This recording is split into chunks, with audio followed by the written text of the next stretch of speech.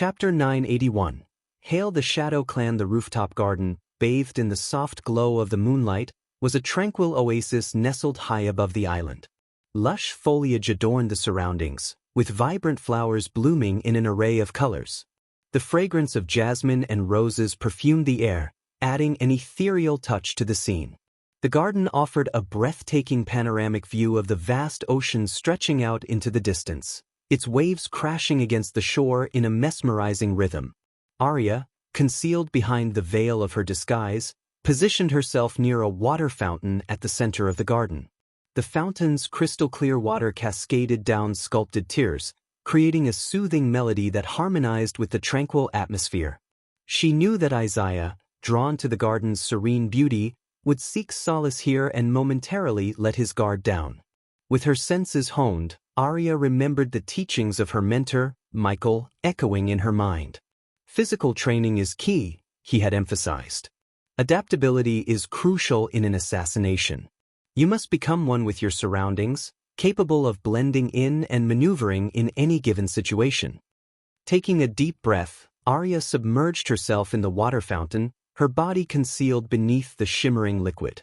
With precise control, she regulated her breathing, silently becoming one with the aquatic haven. She waited, her senses attuned, for the approach of her target. In her mind, she replayed Michael's words. An assassin must adapt swiftly to unforeseen circumstances.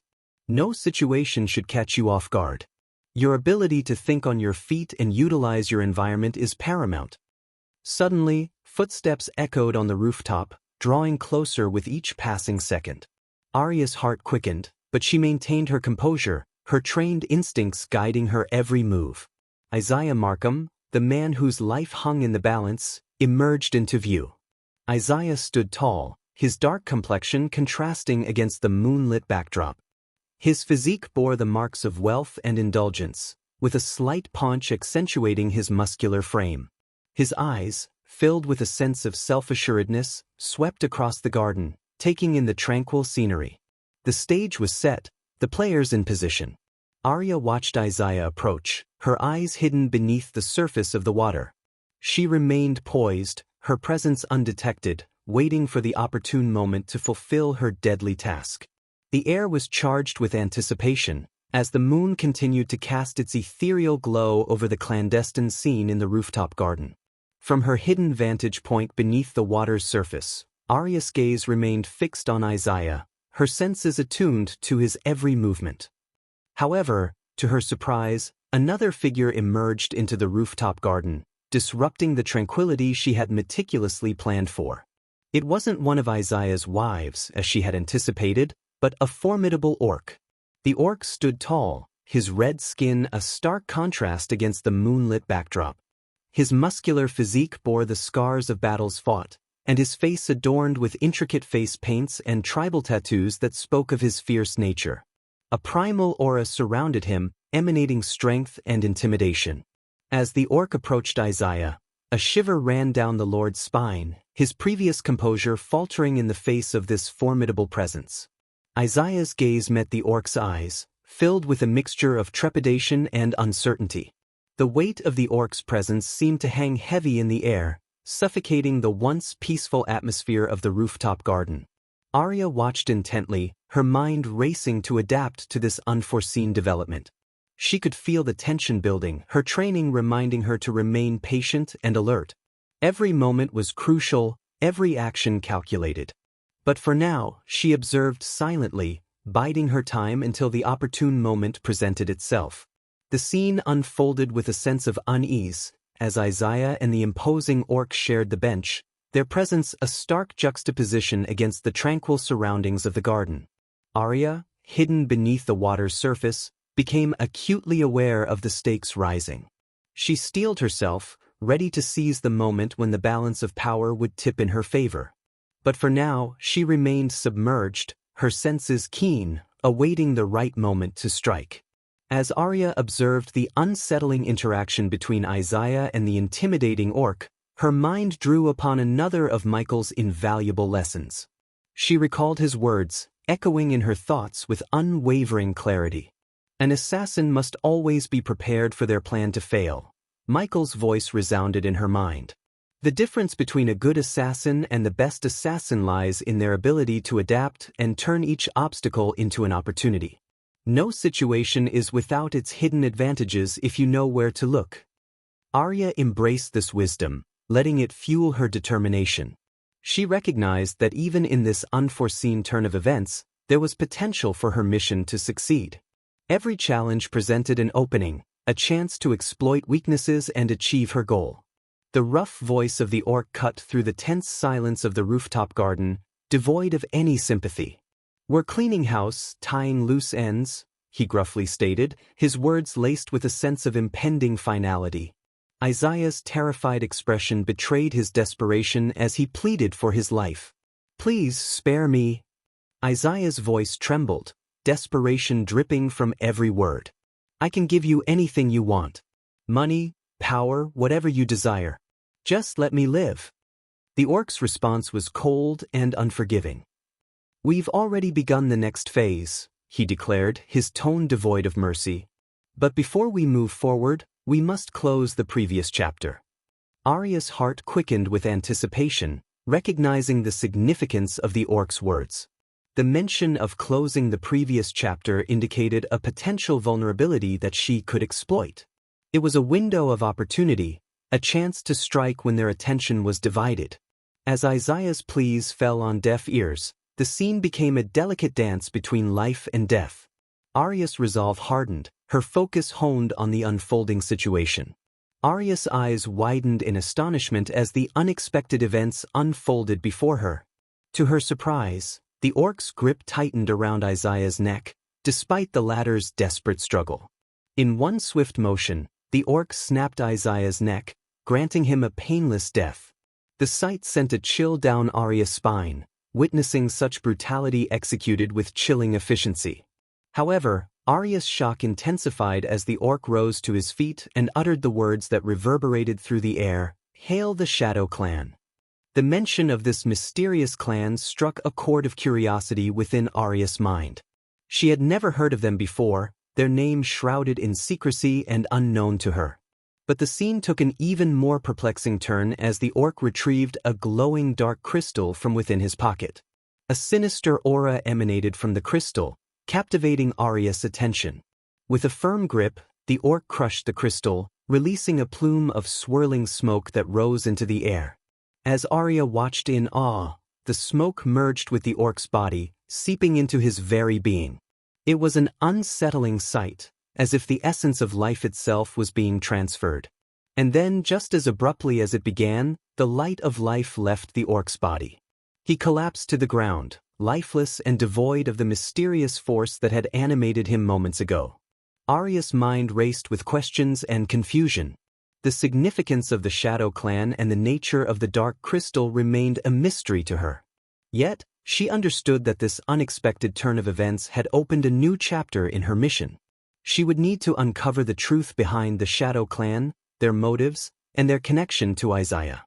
With a renewed sense of purpose, Arya made a silent vow to unravel this enigma, even if it meant delving into the darkest depths of intrigue and danger. The mission had taken an unforeseen turn, but her determination burned brighter than ever.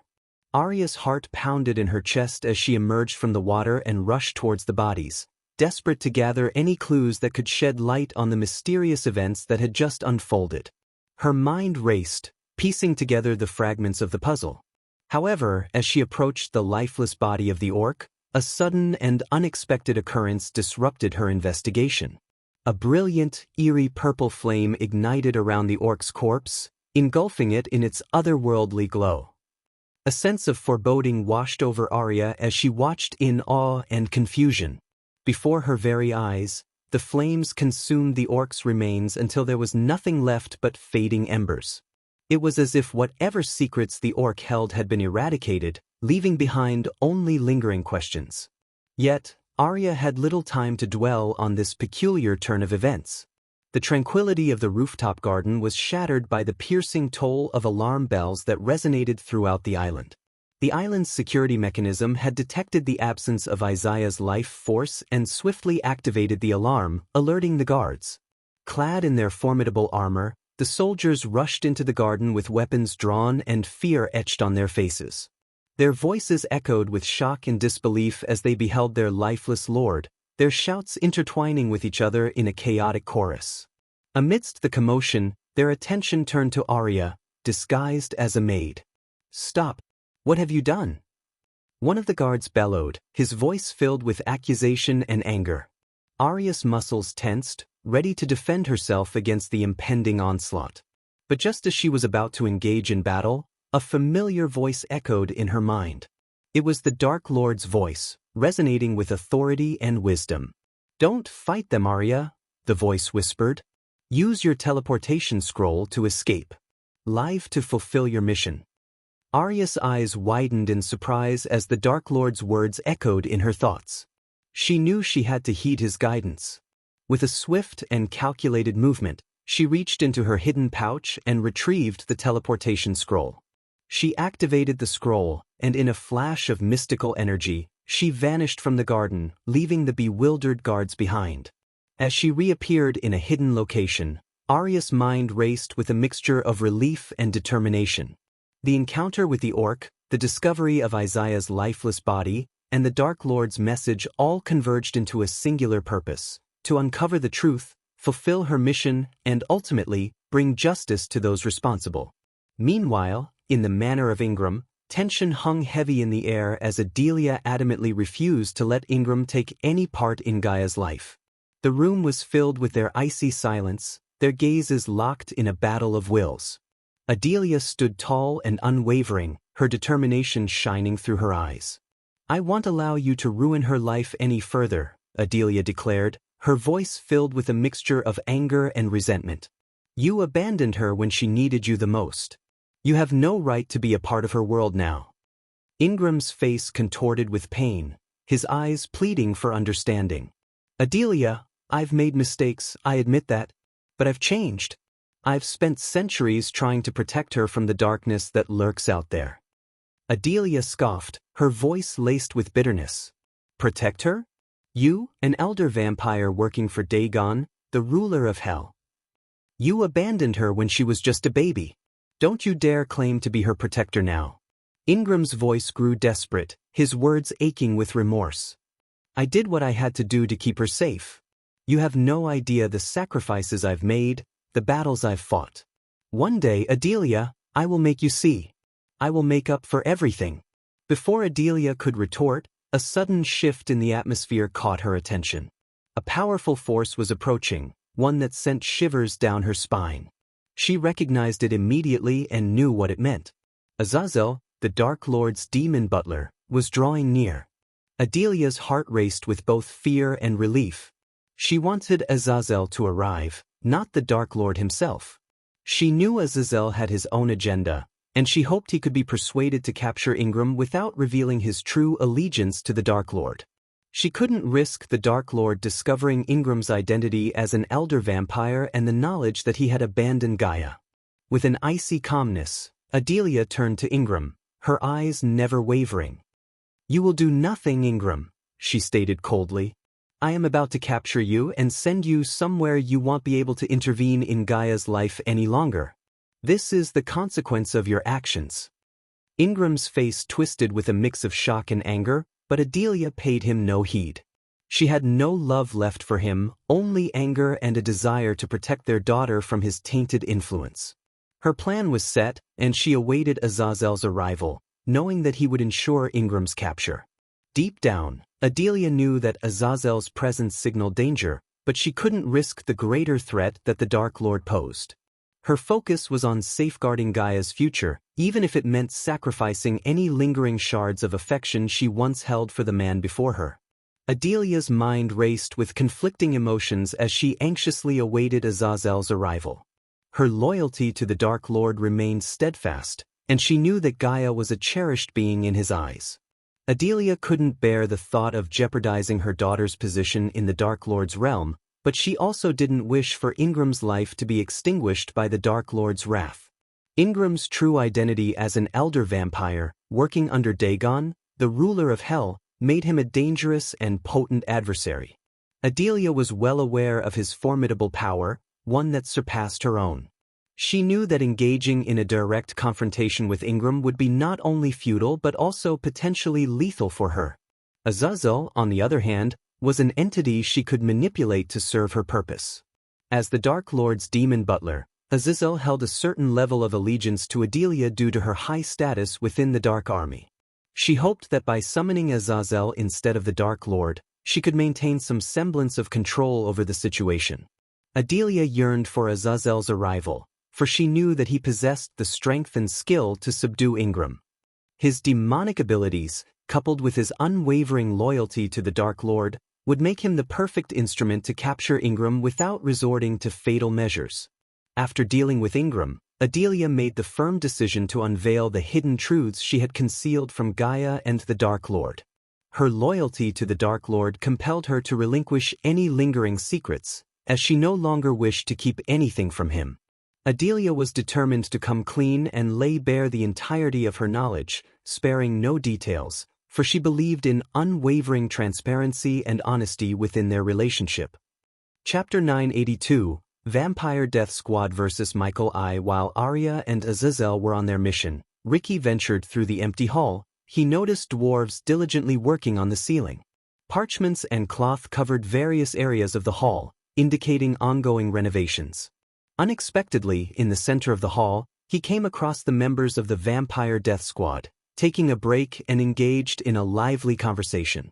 Ricky couldn't help but feel surprised to see all the elite killers gathered in one place. Normally, they trained individually in different locations on the floating mountain. However, fate had brought them together in this moment.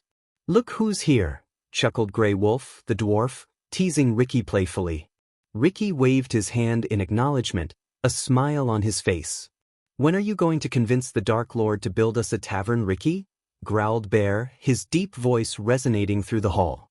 Ricky contemplated for a moment, considering the suggestion. "A tavern, huh? It may not be at the top of my priority list, but perhaps I can find a way to squeeze it in," Ricky replied with a hint of amusement. Just a couple of years ago, if he had encountered these formidable assassins, he would have been trembling with fear. But after serving the Dark Lord for nearly 3 years, Ricky had grown accustomed to facing formidable beings. After all, the Dark Queen would give him a stern reprimand if she ever found out he was scared of someone. Suddenly, Spider called out to Ricky, interrupting his thoughts. He turned his attention towards the alluring blonde vampire. "Hey Ricky," she beckoned, her voice carrying a mixture of intrigue and curiosity. "We're having a friendly bet. Care to join in?" Spider asked, her voice filled with mischief and intrigue. Ricky, intrigued by the proposition, walked towards Spider and the rest of the Vampire Death Squad. The members of the squad couldn't help but grin at Spider's invitation. Meanwhile, the dwarves working on the construction project seemed terrified, fully aware of what the bet entailed. Curiosity piqued, Ricky asked, "What's the bet about?" He couldn't help but notice the seductive smile on Spider's face, and he knew from experience that trouble often followed when an alluring beauty like her was involved. After his recent breakup with Olivia, Ricky had decided to steer clear of such entanglements. "We're betting on who among us would have a better chance of defeating the Dark Lord if he had no cultivation power," Spider revealed, her words hanging in the air. Ricky's eyes widened in shock at the audacity of the wager. However, he quickly frowned considering the nature of the bet. In the Dark Army, conversations like these were commonplace. Even the weakest soldier in the Dark Army harbored the imagination of challenging the higher-ranking members. They were well aware that they would be swiftly defeated if they dared to try, but it didn't stop them from indulging in such fantasies. It was only natural for these elite killers to ponder what would happen if they were to face the Dark Lord on equal terms. Ricky understood that, despite the inherent dangers, such discussions were part of the norm in the Dark Army. "Everyone knows it'd be me," Bear growled in his rough voice, his hand instinctively gripping his trusty axe. His confidence was evident, as he believed he possessed the strength to overcome the Dark Lord. Snake, the expert in poisoning techniques, shook his head and remained aloof from the conversation. He knew his skills lay in stealth and cunning rather than direct confrontation. Besides, being a fox, he was well aware of the vast power gap that separated him from the Dark Lord. Ricky, eager to avoid the discussion altogether, attempted to walk away. However, Spider grabbed hold of his sleeve, preventing his escape. With a seductive tone, she implored him, "Come on, Ricky. Don't be a coward. You can share your thoughts with us. I promise, I won't bite." Ricky glanced at the expectant faces of the Death Squad members, realizing they wouldn't let him off the hook so easily. Reluctantly, he replied, "Well, my answer might not be what you want to hear." Curiosity piqued. White Wolf, an elf, pressed, "What is it, Ricky?" Ricky took a deep breath before responding, "The Dark Lord, obviously. He can overpower any one of you, with or without his cultivation power." The truth hung in the air, a sobering reminder of the Dark Lord's unrivaled might. The Death Squad members exchanged skeptical glances, clearly unconvinced by Ricky's statement. Bear scoffed and retorted, "You underestimate us, Ricky. Without his fancy magic, we have a real shot at taking down the Dark Lord in a head-on fight." White Wolf, the elf, nodded in agreement. "Indeed, Ricky. We've honed our skills and trained relentlessly. We're not to be taken lightly. Even the Dark Lord has his vulnerabilities." Spider, the alluring beauty with seductive charm, couldn't resist joining the conversation. She stepped forward, a confident smirk gracing her lips. "I wouldn't be so quick to dismiss us, Ricky. My swordsmanship might even rival the Dark Lord's own. I've devoted years perfecting my technique, and I have the speed and agility to match his every move." The other members of the Death Squad nodded, their confidence mounting. Each had their own reasons to believe they could best the Dark Lord. Grey Wolf, the dwarf, chimed in, "Don't forget my mastery of close combat. I've taken on opponents twice my size and come out victorious. The Dark Lord won't intimidate me." Bear flexed his bulging muscles and grinned, "And he'll bring the full force of my strength. With one swing of my axe, even the Dark Lord will feel its impact." Ricky raised an eyebrow, still skeptical but intrigued by their unwavering confidence. He realized that they truly believed in their abilities. Despite his doubts, Ricky respected their determination and ambition. "Well," Ricky replied, his tone laced with caution, "I suppose it's good to have such confidence. Just remember, the Dark Lord is not to be underestimated. His experience, skills, and sheer power make him a formidable opponent. But if you're willing to put it to the test, who am I to stand in your way?" The Death Squad members shared triumphant smiles, eagerly anticipating the prospect of proving themselves against the Dark Lord. Their conversation took an exciting turn as they began discussing strategies, training regimens, and hypothetical scenarios where they could face the Dark Lord head-on. Meanwhile, Ricky couldn't help but wonder if their boldness was fueled by genuine belief or perhaps a touch of overconfidence. Only time would tell if their aspirations would lead to triumph or humbling defeat. "Why don't we have a friendly duel then?" A calm voice echoed through the hall, catching the attention of the Death Squad members.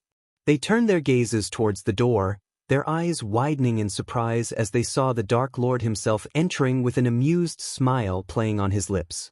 Contrary to Ricky's expectations, the Death Squad members appeared pumped and excited instead of being consumed by fear. Their lack of trepidation, even in the presence of the Dark Lord, surprised Ricky. He understood that these individuals were the most skilled and experienced killers, unfazed by mere intimidation. It took more than that to rattle their composed demeanor. Ricky swiftly bowed as the Dark Lord approached, patting him on the back in a reassuring manner. Michael's gaze shifted towards the Death Squad members, his expression a mix of amusement and curiosity. "I must say, I admire your confidence," the Dark Lord spoke, his voice resonating with power. "And I am obliged to satisfy your thirst for curiosity, am I not?" The Death Squad members exchanged glances, their excitement palpable. It was a rare opportunity to showcase their skills before the very being they had sworn loyalty to. Spider stepped forward, a glint of determination in her eyes. "We would be honored, my lord," she replied, her voice steady and resolute. "To have a chance to test our mettle against you would be the greatest challenge we could ask for." The Dark Lord's smile widened, his gaze shifting from one member to another. He seemed genuinely intrigued by their proposition. This unexpected turn of events had brought an air of exhilaration to the hall, as the prospect of witnessing the clash between the Dark Lord and his elite killers loomed before them. Ricky watched in awe as the stage was set for an extraordinary confrontation. He couldn't help but wonder how this encounter would unfold and what it would reveal about the true extent of the Death Squad's capabilities.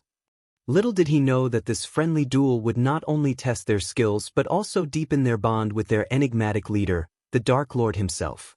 "Go bring Eladir to me, Ricky," commanded Michael, his voice carrying a sense of authority.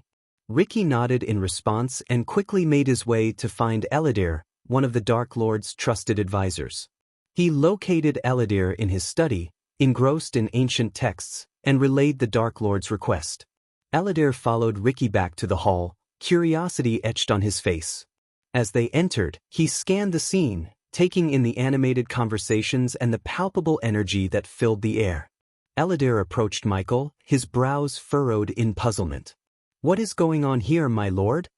Eladir inquired, his voice laced with intrigue. Michael's eyes sparkled with amusement as he explained, "The Death Squad members had an interesting proposition. They wanted to have a friendly duel among themselves, betting on who has the chance to defeat me." Eladir's eyes widened in surprise, his gaze shifting towards the Death Squad members who were now preparing themselves for the impending challenge. It was not every day that the Dark Lord entertained such requests, but he understood the importance of fostering camaraderie and testing their mettle. "I see," Eladir nodded, his interest piqued. "And how do you plan to proceed, my lord?" A mischievous smile danced on Michael's lips as he revealed his plan. "I want you to create an array around the hall, one that will prevent spellcasting. This way, they can engage me on fair grounds without relying on magical abilities." Eladir nodded in understanding, acknowledging the fairness of the arrangement.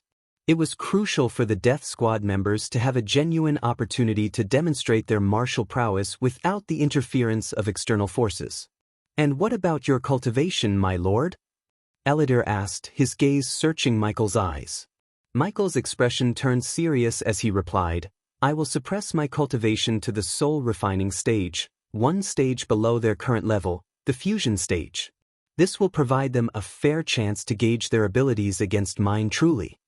Eladir nodded in approval, recognizing the significance of Michael's decision. It showcased not only his respect for the Death Squad members but also his desire to push them to their limits, fostering growth and instilling confidence. As the preparations continued and the array took shape, the hall buzzed with anticipation. The Death Squad members, now aware of the magnitude of this opportunity, stood tall, their expressions filled with determination. They were about to engage in a battle that would test their skills, bond them further as a team, and provide them invaluable insights into their own capabilities. As word spread throughout the floating mountain, the sound of hammers and chisels gradually faded away. The dwarves, who had been tirelessly working on the construction, set their tools aside and gathered around the hall. Excitement and curiosity glimmered in their eyes as they joined the growing crowd, eager to witness the impending duel between the Death Squad members and their formidable Dark Lord. Within the hall, Michael stood at the center, a commanding presence that radiated power and confidence. The Death Squad members had taken their respective positions, their eyes fixed on their enigmatic leader.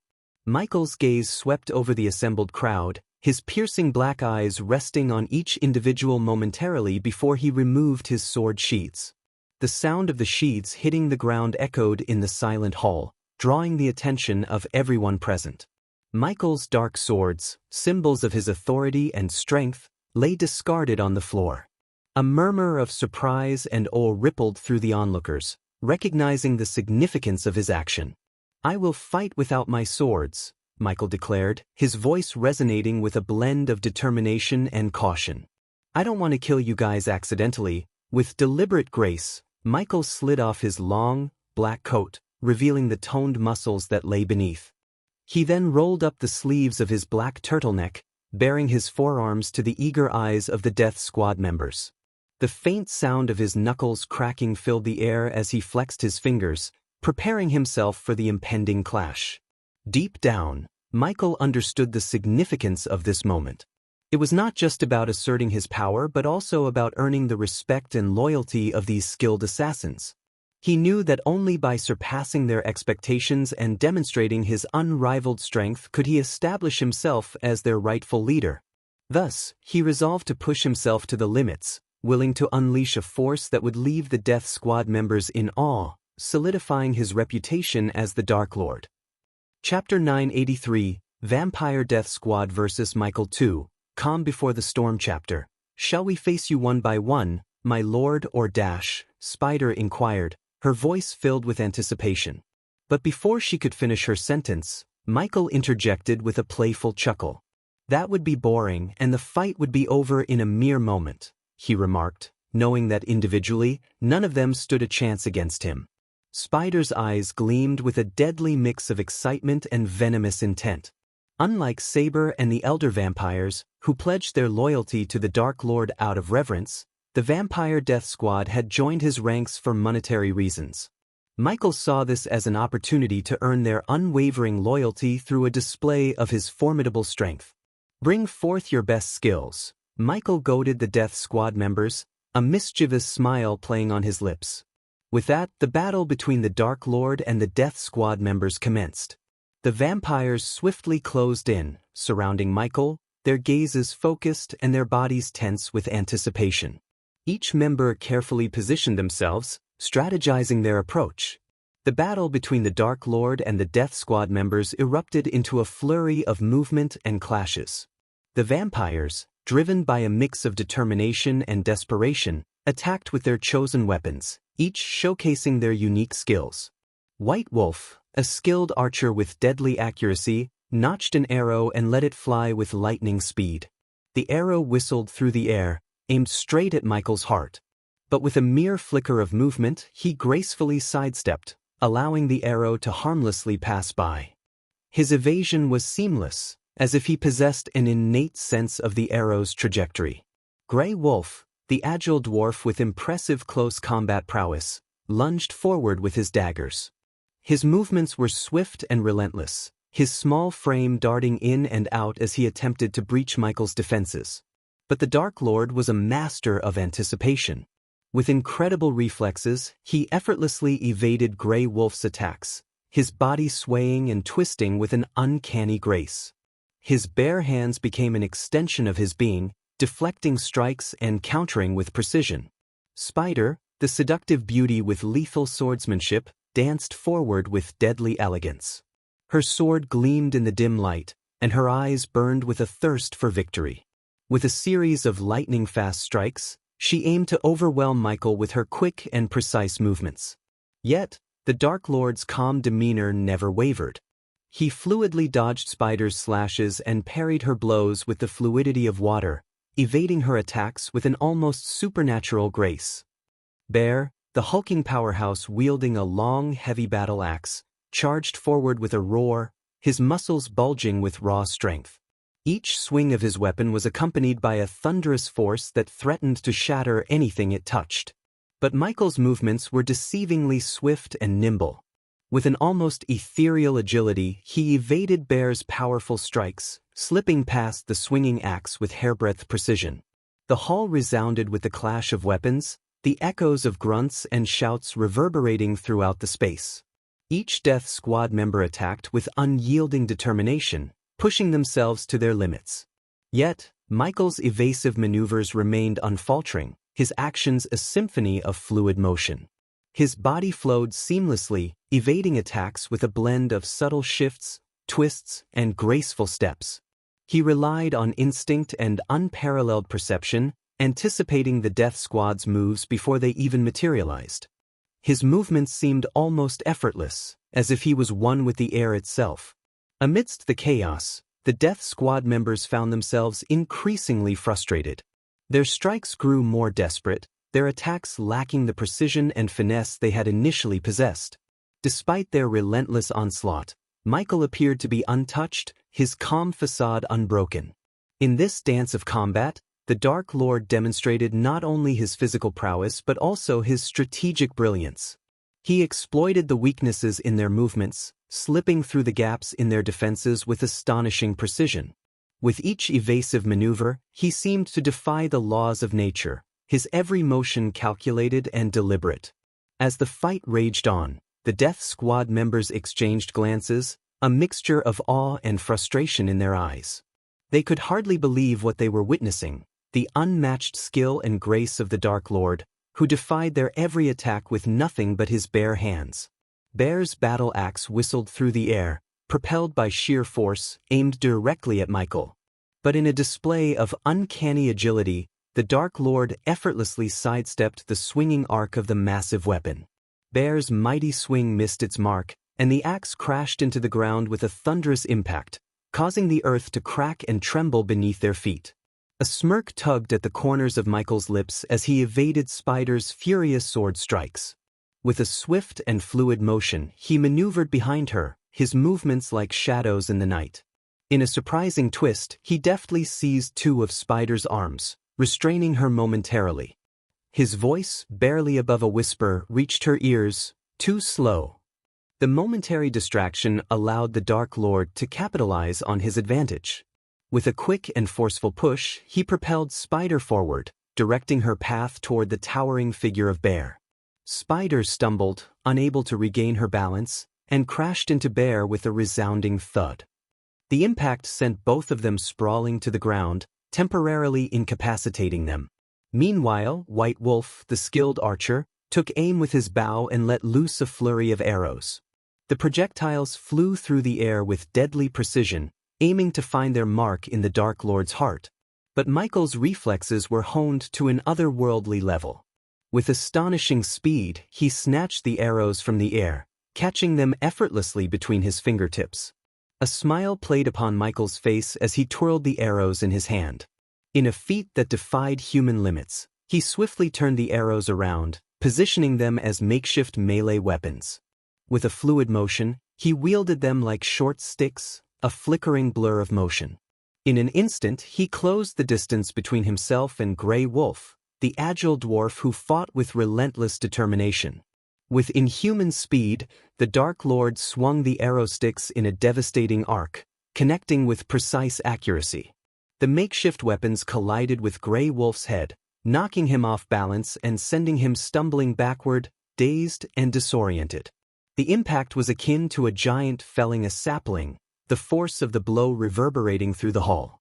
The dwarves, gathered in a tight-knit group, observed the breathtaking battle with wide eyes and hushed whispers. Their comments, filled with astonishment and a touch of dark humor, focused on the appearances of those involved. By the fiery forge. That one with the arrows, he's like a skilled marksman. Can't believe the Dark Lord caught him so effortlessly, exclaimed the dwarf with a bushy red beard, pointing at the archer in awe. Aye, and look at the Dark Lord there, swift as a mountain cat. Dodging Spider's strikes with ease, remarked the stout dwarf with a braided beard, his eyes sparkling with amazement. Did you see that? The Dark Lord grabbed hold of Spider's arms like she was naught but a fly in his web. Too slow indeed, chuckled the dwarf with a wild mop of hair, shaking his head in disbelief. The sound of hearty laughter echoed from the dwarves as they watched the Dark Lord wield the arrow like a makeshift weapon, landing a solid blow on the head of the dwarf warrior. It was a mix of astonishment and amusement, their voices carrying a sense of camaraderie in witnessing such unexpected antics. Look at that! The Dark Lord just knocked that Grey Wolf down like a pup with a toy. Never thought I'd see such a sight, chuckled the dwarf with a massive beard, his laughter rumbling like distant thunder. Hell, look at that! The Dark Lord's given Grey Wolf a proper knock on the noggin with that arrow. I never thought I'd see the day, chuckled another dwarf. I reckon even the vampires must be wonderin' what sort of opponent they've gotten themselves mixed up with. The Dark Lord's got 'em runnin' in circles, added a grey-beard dwarf, a smirk playing on his lips. Who'd have thought the Dark Lord had such moves? He's like a dancer, swaying and spinning through the fight, murmured the dwarf with a braided beard, a mix of awe and amusement in his voice. The dwarves continued to watch, their eyes glued to the mesmerizing spectacle unfolding before them. Their comments, mingled with the sounds of battle, reflected their astonishment and admiration for the Dark Lord's prowess and the relentless assault of the vampire death squad. He's like a whirlwind, that Dark Lord. The vampires can't keep up. Did you see how he cunningly pushed Spider into Bear's path? A true master of strategy. Ah, I never thought I'd say this, but am actually root-in for the Dark Lord. Who would have guessed? Their voices rose and fell in a symphony of astonishment and camaraderie, their commentary a testament to the mesmerizing spectacle that unfolded before their eyes. The battle between the forces of darkness enraptured them, forging an unexpected bond among the dwarves as they marveled at the incredible display of skill and daring. The onlookers could hardly comprehend the spectacle unfolding before their eyes. The Dark Lord's agility, precision, and supernatural speed left them awestruck. The fight continued, a mesmerizing display of skill and power as Michael evaded, countered, and controlled the battlefield. The Vampire Death Squad, momentarily catching their breath, formed a huddle, their faces etched with determination. The battle had reached a critical juncture, and they needed to reassess their strategy to gain an edge against the formidable Dark Lord. Sensing the pause, Michael's eyes gleamed with a mix of confidence and cunning. Listen closely, he spoke with an air of authority, pointing at each member of the Death Squad. Spider, your swordplay is commendable, but your strikes are predictable. Vary your angles and don't underestimate the element of surprise. Turning his gaze to Bear, Michael continued, your strength is unparalleled, Bear, but it can be a double-edged sword. Use your weight and momentum to your advantage, but be mindful of exposing yourself to counterattacks. Grey Wolf, your close combat skills are solid, but you telegraph your moves.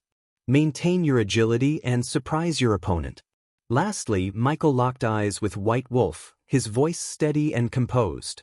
White Wolf, your archery skills are unmatched, but your focus wavers in close quarters.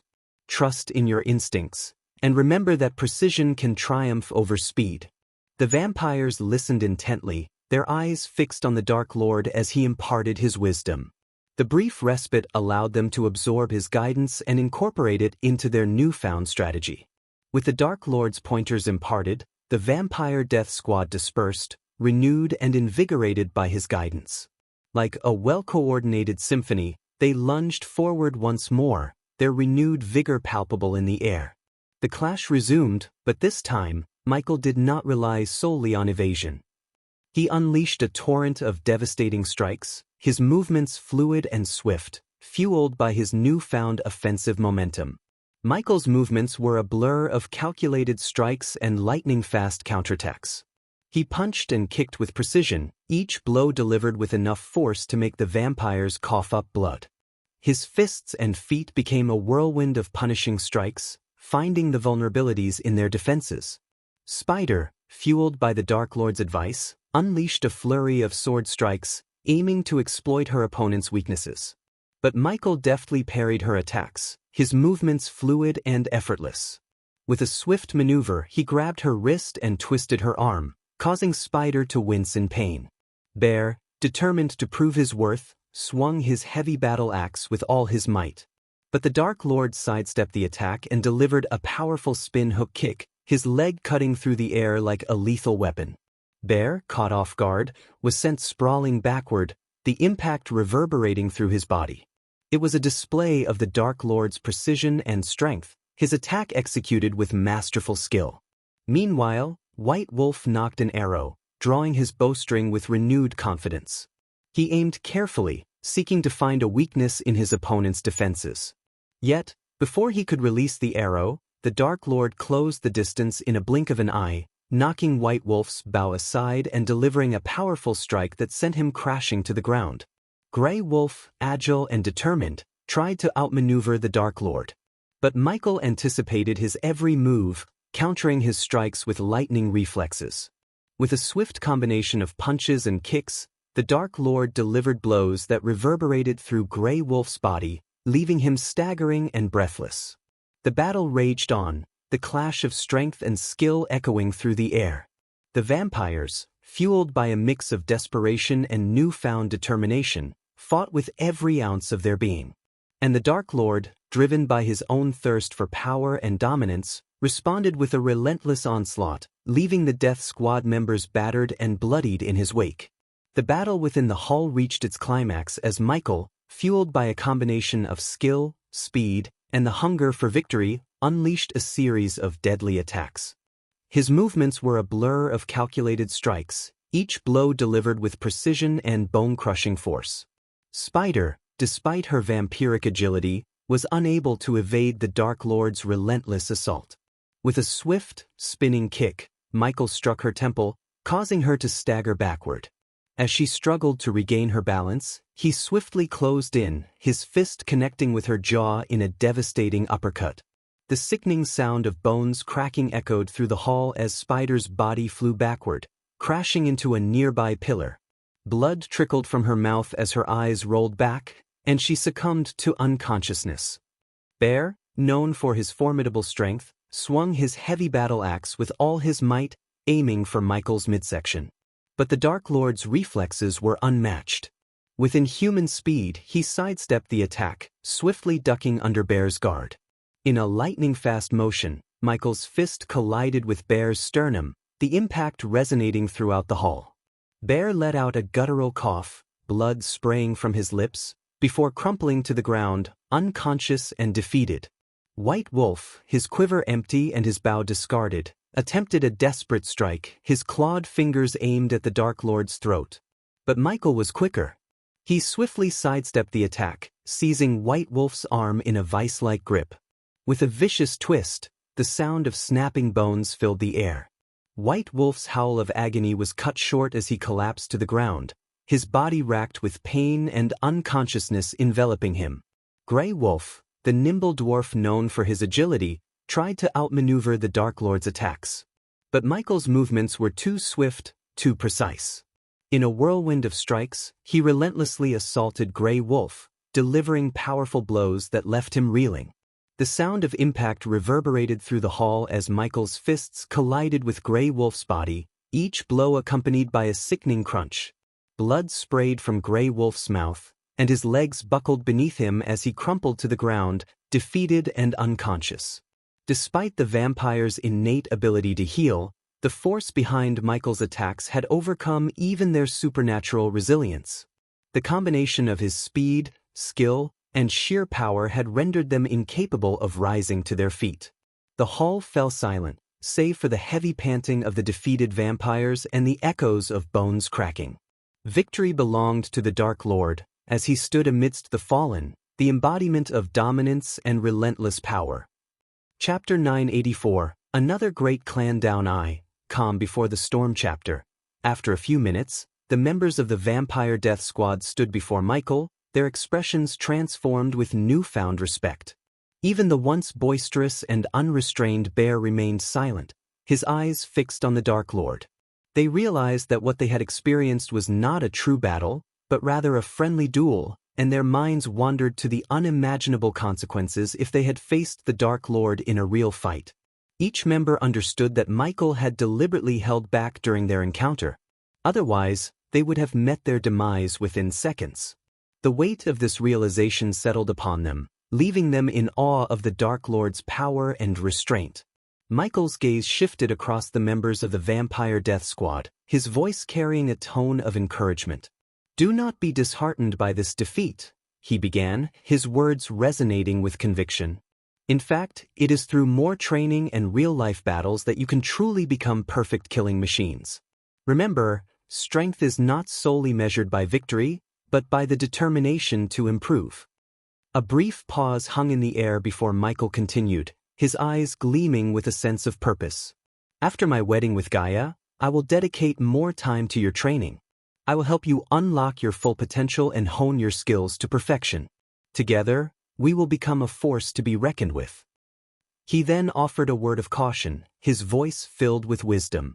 "However, let me remind you that overconfidence can be a deadly flaw. Never allow your confidence to blind you. Stay vigilant, stay focused, and channel your strength with precision." The members of the Vampire Death Squad stood silently, their nods expressing their understanding and gratitude for the Dark Lord's guidance. They knew that under his tutelage, they had the opportunity to transcend their current limitations and become formidable warriors. Saber hovered in the sky above the kingdom of Dalgarum, his gaze fixed upon the sprawling headquarters of the Han Torum clan. The clan's stronghold, nestled in the heart of Ar, boasted an impressive dwarven architecture. Tall and majestic, it was crafted from dark gray stones, lending an air of strength and fortitude to its formidable presence. As nightfall approached, Saber patiently awaited his moment to infiltrate the clan. The dwarves, though lacking in cultivation power compared to other races, compensated for it with their mastery of unique and deadly weapons. The dwarf guards patrolled the clan, their watchful eyes scanning for any signs of intrusion. Hidden from their sight, Saber surveyed the scene from above, taking note of the various weapons carefully positioned around the clan. Each weapon exuded an aura of power and danger, a testament to the dwarves' expertise in forging formidable tools of combat. While Saber possessed the power to swiftly eliminate the dwarf guards and their deadly weapons if given the order, his current mission demanded a different approach. He had been tasked by the Dark Lord to infiltrate the Han Torum clan, reaching the clan heads with a crucial ultimatum. Their fate hung in the balance, for they had just 4 days to make a difficult choice: dismantle their revered clan or face the wrath of the Dark Lord. Saber's objective extended beyond mere destruction. He was to ensure that the clan leaders chose the path of dismantlement, allowing the Dark Lord to recruit the talented dwarves within their ranks secretly. His loyalty bound him to these orders, and he understood the larger strategic implications of such a move. Saber's mission was not solely about sowing chaos and leaving behind a trail of corpses, but rather to manipulate the clan's destiny to align with the Dark Lord's grand designs. As the dwarves continued their patrol around the majestic, dark gray stone-clad clan building, their conversation took a turn towards recent events. The destruction of the Guardian Guild by the Dark Lord became the topic of their discussion, and laughter filled the air. "Did you hear about the Alpha Guardians?" chuckled one dwarf, shaking his head in disbelief. They were supposed to be the epitome of strength, but they didn't stand a chance against the Dark Lord. "Yeah, it's hilarious." Another dwarf joined in, his voice brimming with amusement. That demon butler of his warned them, gave them 2 whole days to dismantle their precious Guardian Guild. And what did they do? Stayed put like a bunch of foolish humans. The dwarves burst into raucous laughter, their hearty guffaws echoing through the night. They couldn't comprehend the audacity of the Guardians, who believed they could actually defeat the Dark Lord. "I bet they thought they were invincible," a dwarf jeered, wiping away tears of mirth. "But look at what happened to Holwick Island. The Dark Lord's spells shattered it into pieces and sent it sinking to the depths. And that ethereal 2-headed dragon he fought," another dwarf chimed in, his voice filled with mockery. "They probably thought it was their savior, but the Dark Lord proved them wrong. He slayed it with ease." The dwarves continued their patrol, relishing in their laughter and the perceived superiority they felt over the fallen guardians. Their taunting remarks painted a picture of arrogance and disdain for those who dared challenge the might of the Dark Lord. As the dwarves reveled in their laughter and mockery, their amusement seemed boundless. Their jokes and banter flowed freely, further fueling their sense of superiority. "Those guardians, I tell ya, they must have rocks for brains," chuckled one dwarf, slapping his knee. "Who in their right mind challenges the Dark Lord and thinks they'll come out on top?"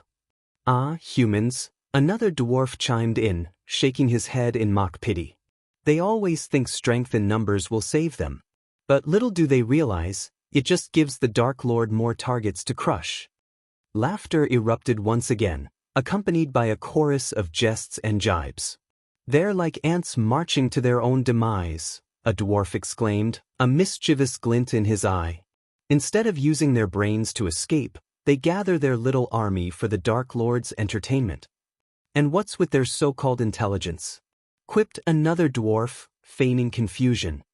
"They claim to be the smartest race, but when it comes to facing the Dark Lord, they're nothing more than bumbling fools." The dwarves shared boisterous laughter, their voices blending in a symphony of amusement.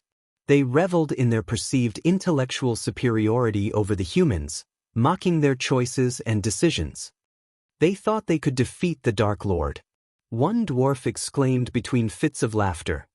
But instead, they became fodder for his power. "It's almost too easy." The jovial banter continued, the dwarves relishing in their own wit and humor, unaware of the looming ultimatum the Dark Lord had sent them to deliver. Saber, perched high above the dwarven clan, carefully observed the patterns of their patrols. He analyzed their routes, noting the areas they frequented and the blind spots they might overlook. It was essential for him to find a gap in their vigilance that would allow him to infiltrate the clan undetected. As his sharp eyes scanned the dwarves below, he discovered a blind spot in their patrol route, a narrow alley tucked between two towering structures. It was a secluded path, hidden from direct view, where the dwarves seldom ventured. Saber realized that this blind spot would be his key to accessing the clan building without raising the guards' suspicions. With stealth and precision, Saber descended from his hidden vantage point and glided towards the designated blind spot. The narrow alley was shrouded in darkness, providing the perfect cover for his clandestine entry. He moved swiftly, his steps soundless, and disappeared into the shadows. Meanwhile, as Saber maneuvered through the hidden alley, a brief moment of uncertainty arose among the patrolling dwarves. One dwarf, a hint of suspicion in his voice, turned to his companion and asked, "Did you feel something strange just now? A presence, perhaps?" His companion, slightly inebriated from a night of revelry, scoffed and brushed off the inquiry. "You've had one too many, my friend," he retorted with a chuckle. "No one would be foolish enough to challenge our clan. It's just your imagination playing tricks on you." The doubtful dwarf shrugged, convinced by his companion's dismissal. They continued their patrol, unaware that a skilled infiltrator had slipped past them and was now lurking within the heart of their clan. Saber, utilizing the blind spot to his advantage, pressed on with his mission, remaining undetected by the oblivious dwarven guards. Saber, hidden in the shadows, couldn't help but chuckle softly at the dwarves' arrogance and mockery towards the humans. "Oh, my dear dwarves," he whispered to himself, "you call them foolish while you struggle to perform your own duties with precision." Inside the majestic clan building, the atmosphere was a testament to the dwarves' meticulous craftsmanship.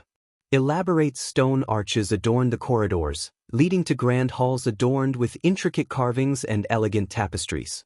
Saber's eyes gleamed with a mix of admiration and determination as he navigated through the labyrinthine structure. His ultimate destination was the power room, the heart of the clan's operations. The dwarves had devised intricate mechanisms powered by the stored energy they absorbed from the sun through specialized grids. Saber knew that by cutting off this source of power, he could plunge the clan into darkness, effectively creating the cover he needed to locate the clan heads. Moving silently and blending seamlessly with the dark corners, Saber made his way through the bustling corridors. The dwarves carried on with their daily routines, unaware of the shadowy figure weaving through their midst. Guards stood watch at strategic points, their eyes scanning for any signs of intrusion, but Saber's supernatural grace and stealth rendered him virtually invisible. Following his mental map of the clan's layout, Saber took advantage of hidden passages and secret stairwells, bypassing guard stations without a hint of detection. The air hummed with the energy of the dwarves' industriousness, yet Saber's presence remained concealed as he drew closer to his destination. Finally, after traversing a series of dimly lit corridors and descending a spiraling staircase, Saber reached the power room. The room was bathed in an eerie glow emanating from the intricate machinery and arrays of energy cells. With deliberate precision, he assessed the mechanisms and identified the crucial power source that needed to be severed. As Saber opened the door to the power room, he was greeted by a sight that left the dwarves inside utterly shocked. Their eyes widened in disbelief, and their voices caught in their throats as they beheld the unexpected intruder standing before them. "By the beards of our ancestors," one dwarf exclaimed, his voice tinged with fear and surprise. "What in hell is going on?" another dwarf stammered, struggling to comprehend the sudden intrusion. However, before they could gather their wits or raise the alarm, Saber sprang into action with inhuman speed and precision. With lightning-fast strikes, he incapacitated each dwarf, rendering them unconscious with swift and powerful blows. The room was filled with the thud of bodies hitting the floor, their futile attempts at resistance halted by the superior prowess of the elder vampire. The dwarves, known for their resilience and tenacity, stood no chance against Saber's supernatural abilities. His movements were a blur of speed and grace as he swiftly neutralized each dwarf with calculated strikes. The clash of his strikes against their bodies reverberated through the room, echoing the dominance of the intruder. Within moments, the power room fell into an eerie silence, disrupted only by the unconscious forms of the dwarves strewn across the floor. Saber stood amidst them, his chest rising and falling with controlled breaths, his eyes scanning the room for any signs of further disturbance. As Saber surveyed the power room, his gaze fell upon the intricate mechanism that powered the entire clan building. Golden tablets adorned the contraption, their engraved runes pulsating with energy. He knew that disabling this mechanism would not only plunge the room into darkness but also cut off the power supply to the entire building. With a resolute expression, Saber approached the mechanism, his movements graceful yet purposeful. He studied the interlocking gears, the delicate wiring, and the intricate channels that carried the energy. In a display of raw strength, he ripped apart a section of the mechanism, causing sparks to shower the room in a mesmerizing display. But disabling the mechanism entirely required more than just brute force. Saber drew upon his ancient knowledge and honed instincts to identify the vulnerable points within the system. With calculated precision, he unleashed a series of powerful punches, targeting specific junctions and conduits, severing their connections with resounding cracks. As each blow landed, the room trembled, echoing the impact of Saber's strikes.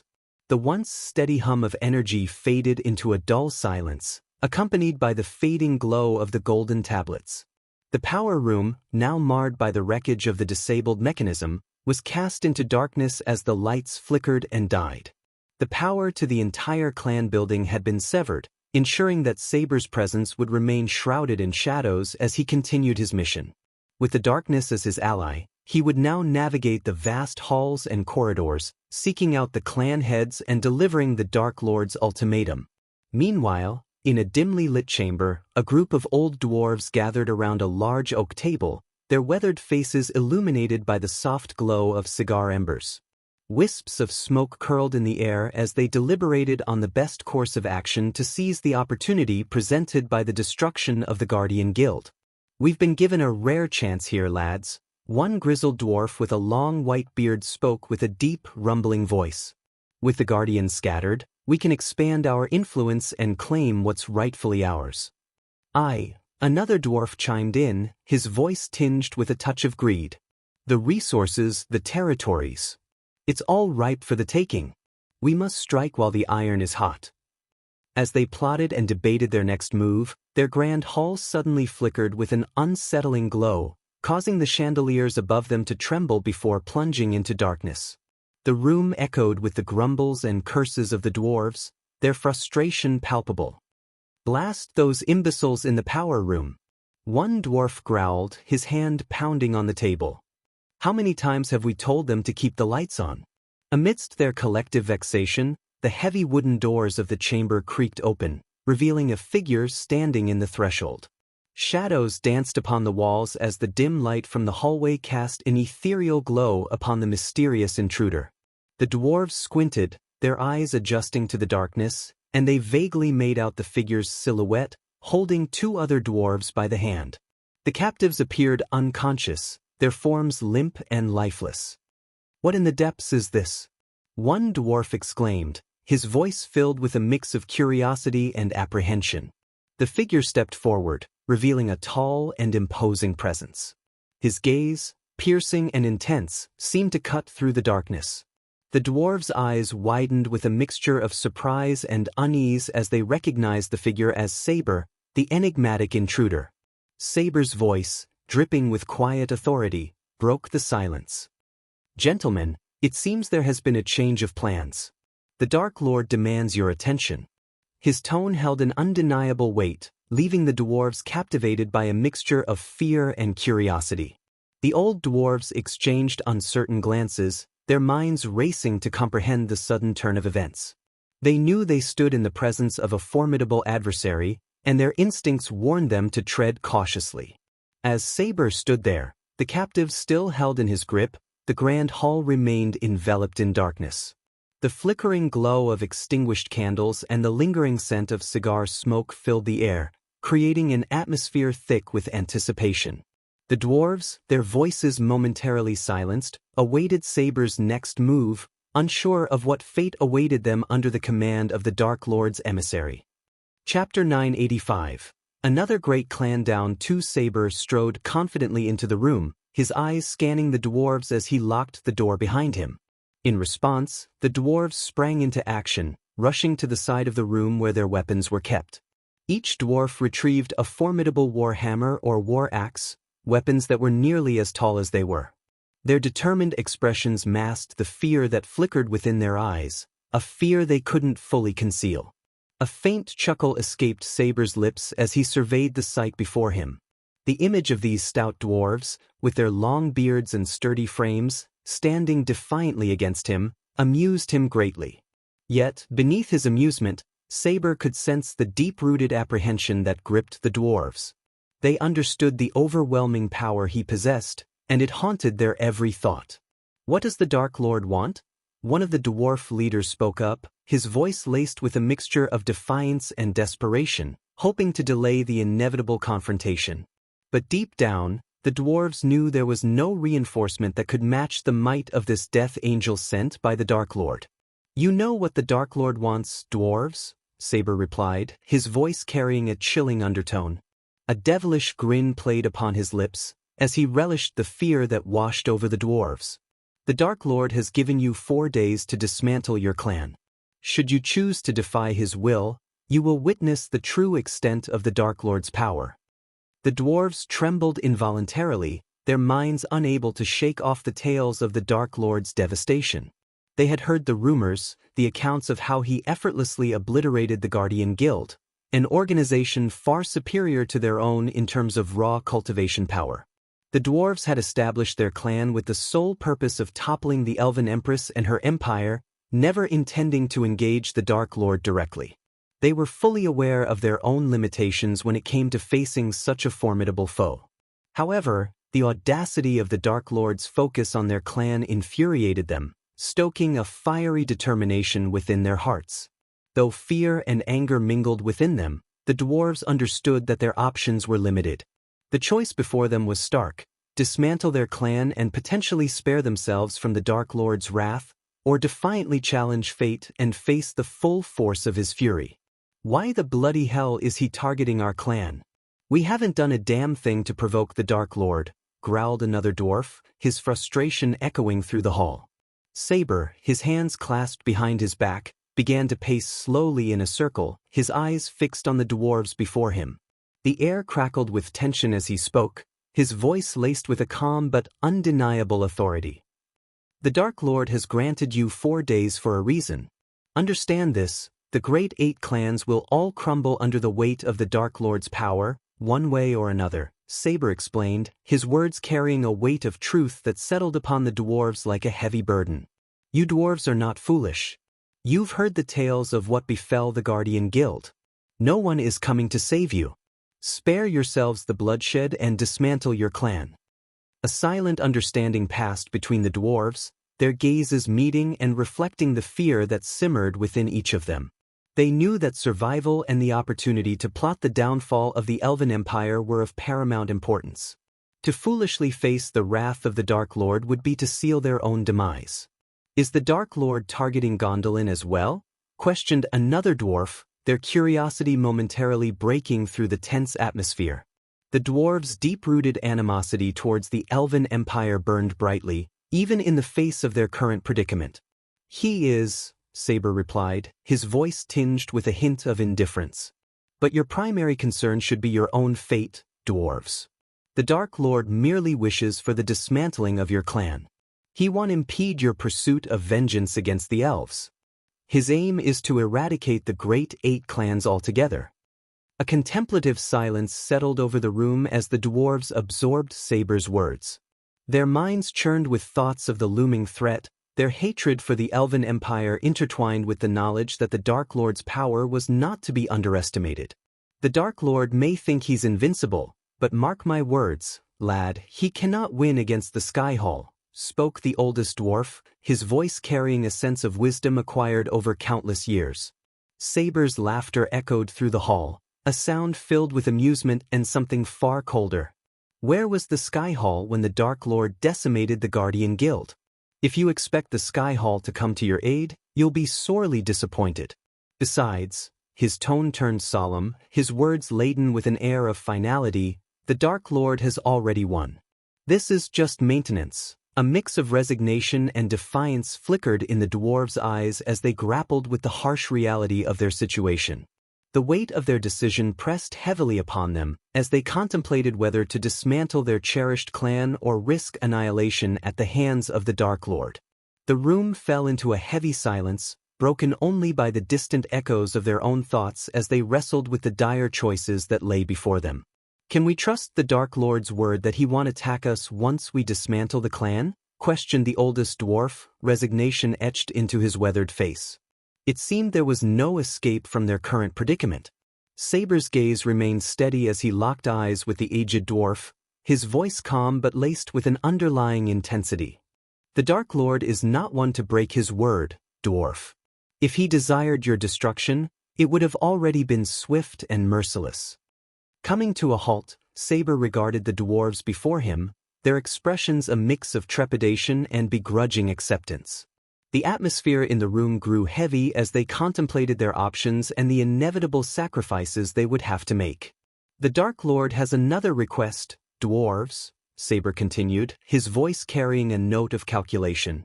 "He seeks access to the abundant mines and metal reserves you possess. He requires the necessary metals to forge armor for his growing army.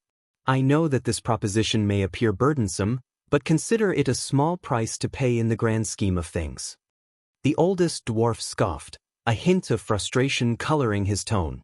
"So, he wants to extort us as well?"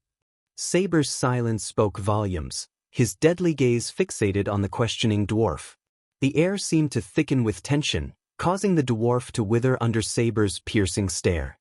The others, realizing the gravity of the situation, exchanged uneasy glances and murmured in agreement. "It seems we have little choice but to comply," another dwarf reluctantly admitted, voicing the sentiment shared by the rest of the clan. "We can't stop you, but for the love of the mountain, don't clean us out entirely," added another dwarf, the frustration in his voice tinged with resignation. Saber's smile returned, though its edges held a touch of menace. Clapping his hands together, he exuded an air of twisted satisfaction. "Now, if you would be so kind as to lead me to your vault, I will gather the necessary metals and leave you to make your fateful decision," Saber proclaimed, his voice carrying a mix of authority and a dark sense of finality. The dwarves led Saber to the center of the grand hall, where a round table stood adorned with various intricate carvings. Each dwarf removed a unique ring from their fingers, placing it carefully into a hollowed-out space in front of their seat. As the rings settled into their designated places, a brilliant glow emitted from each one, casting a radiant light across the room. To the astonishment of the dwarves, the round table split open with a low rumble, revealing a hidden staircase leading downward into the depths of the earth. The steps were hewn from sturdy stone, illuminated by soft torchlight that flickered eerily in the dimly lit underground path. With trepidation mingling with a glimmer of hope, the dwarves embarked on the descent, Saber following closely behind. His presence brought a modicum of reassurance as he spoke in a steady voice, attempting to calm their anxieties.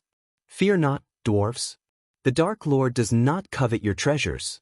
His focus lies on the metals needed for his army's armors and swords," Saber explained, his tone carrying a note of sincerity. The dwarves exchanged glances, their curiosity piqued as they navigated the winding path. One of the dwarves, his voice laden with concern, broke the silence. "We've heard rumors, tales of the Dark Lord taking many of our kin and forcing them to build his grand castle. Are these rumors true?" Saber's laughter rang through the cavernous space, bouncing off the stone walls. "Slaves, you say? Oh, how the rumors can twist and turn. Let me enlighten you, my dear dwarves.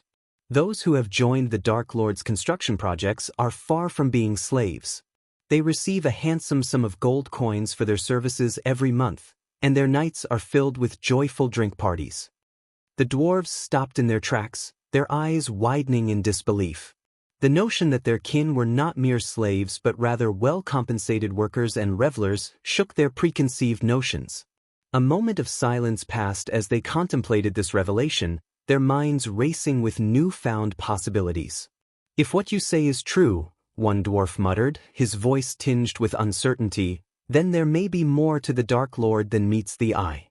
Saber nodded, a knowing smile playing upon his lips. "Indeed, dwarves. The Dark Lord's intentions may not align with what you've been led to believe. But for now, let us focus on the path ahead. We have metals to collect and decisions to make." The dwarves' curiosity burned brightly as they continued their descent, their questions still lingering in the air. Finally, unable to contain their inquisitiveness any longer, one of the dwarves spoke up. "Why is the Dark Lord going against the Sky Hall and the Great Eight Clans? What is his end game?" The dwarf asked, his voice tinged with a mix of curiosity and concern. Saber, his eyes gleaming with a hint of understanding, turned to face the dwarf. "The Dark Lord is not so different from you dwarves, seeking revenge against the elves who stripped you of your cultivation power," he answered. "It was the Sky Hall and the Great Eight Clans who instigated the conflict with the Dark Lord. He is merely defending himself and seeking justice." The dwarves exchanged knowing glances, a flicker of recognition dancing in their eyes. They had long carried the weight of their grievances against the elves, their desire for retribution simmering within their hearts. The revelation that the Dark Lord shared a similar motivation resonated with them on a deep level. Their descent through the underground path came to an end as they reached a massive iron vault, standing tall and imposing before them. The dwarves approached it with reverence, their hands moving in a rhythmic pattern as they tapped on the door. With each tap, the vault responded, its mechanisms whirring and clanking until, at last, it swung open with a mighty creak. The sight that met their eyes was nothing short of breathtaking. The vault revealed its hidden treasures, glistening in the dim light. Gold and silver coins, precious gems, and magnificent artifacts adorned the shelves and gleamed from within ornate chests. The glimmer of the treasures cast a mesmerizing light upon Saber's face, illuminating the longing and determination etched upon his features. Chapter 986, Trista, Vampire Beauty. Meanwhile, Trista, the red-haired and alluring elder vampire, had arrived at the hidden island on the far side of the Azer continent. As she approached, the mist-shrouded island emerged from the depths of the vast ocean, revealing its mysterious and enigmatic presence. The island stood as a solitary fortress, its rugged cliffs jutting out defiantly against the crashing waves. Thick vegetation covered the land, intertwining with ancient ruins that spoke of a forgotten era. The air hung heavy with an otherworldly atmosphere, as if the island held secrets that yearned to be unraveled. Above the island, a couple of airships floated and hovered, their sails adorned with the golden insignia of the Guardian Guild, a bold G that symbolized protection and order. Trista's lips curled into a mocking smirk as she observed the oblivious guardians aboard the airships, unaware of the fate that had befallen their once revered guild. "Little do they know," Trista snickered to herself, her voice filled with derision. "Their precious Guardian Guild is no more. Soon, they shall join their fallen comrades in the realm of the dead." With a graceful motion, Trista took to the air, effortlessly soaring above the island without the need for wings. Her eyes scanned the landscape below, alert for any potential dangers that might lie in wait. As she flew, Trista's keen senses detected a gathering of guardians near a group of miners. Intrigued, she descended closer, her crimson gaze fixated on the conversation unfolding among the guardians on the hovering ship. "I can't wait to return home," said a tall, muscular guardian with a scruffy beard, his armor gleaming in the sunlight. "This waiting game is getting boring. We need some action." A younger guardian, donning a sleek silver armor, nodded in agreement. "I heard rumors that the higher-ups are hiding something from us. And did you hear about the miner who killed himself? It's all because of this strange energy deposit they want us to unearth. It's driving people mad." Trista listened intently, her interest piqued. The mention of a powerful energy deposit and its effect on the miners intrigued her. The guardians themselves were unaware of the true nature of the task they had been assigned. With her crimson lips curling into a sly smile, Trista decided to delve deeper into this mystery. The unsuspecting guardians had unwittingly provided her with valuable information, and she intended to make the most of it. Hovering on the outskirts of the island, hidden amidst the mist, Trista plotted her next move. She knew that the strongest guardian on the island was merely at the soul-refining stage, a stage below her own cultivation level, the fusion stage. This knowledge only fueled her confidence, knowing that she held a significant advantage. Trista's sudden landing on the deck sent shockwaves of panic and chaos through the unsuspecting guardians. Startled by her unexpected presence, they stumbled back, their eyes wide with disbelief and fear. The air crackled with tension as they beheld the seductive smile playing upon her lips, her eyes glistening with a cold, deadly intent. "Hello, boys," Trista greeted them, her voice laced with a hint of amusement. As her lips curled back, revealing her fangs, a collective gasp escaped the guardians. "Vampire," they whispered, their voices filled with both dread and awe. With a sly smile, Trista reassured them, her tone dripping with wicked charm. "Fear not, my dear guardians. I promise to make your deaths as painless as possible." The guardians hesitated, caught between the realization of facing a formidable opponent and the reluctance to surrender without a fight. Before they could come to a decision, Trista sprang into action, her movements a blur of grace and lethal precision. She descended upon them with a frenzy of unleashed power, tearing through their defenses like a predator unleashed upon its prey. Blood splattered across the deck as she rent apart their feeble resistance, each strike a symphony of destruction. Necks snapped with bone-chilling finality, their bodies crumpling lifelessly in her wake. The deck became a macabre tableau of carnage, strewn with the broken forms of once proud guardians. Trista stood amidst the wreckage, her red hair tumbling around her, drenched in the blood of her fallen foes. Her eyes gleamed with a mixture of triumph and hunger, her fangs stained crimson. Silence descended upon the deck, punctuated only by the soft lapping of waves against the airship. The guardians, who had dared to challenge the darkness, now lay defeated, their hopes shattered and their lives extinguished. As Trista reveled in her victory, her smile vanished abruptly when a slight pain seared through her shoulder. An arrow had found its mark, penetrating her flesh. The wound did not deter her, but it ignited a cold fury within her. Slowly turning, Trista fixed her gaze upon the guardian who had managed to escape her initial onslaught. The sheer intensity of her killing intent radiated from her eyes, causing a wave of terror to wash over the guardian. His hands trembled as he notched another arrow, infused with golden arch energy. Desperation fueled his actions as he unleashed the arrow, hoping to halt the relentless vampire. But Trista was far from an easy prey. With lightning-quick reflexes, she snatched the arrow out of the air, her grip tightening around the shaft until it splintered in her grasp.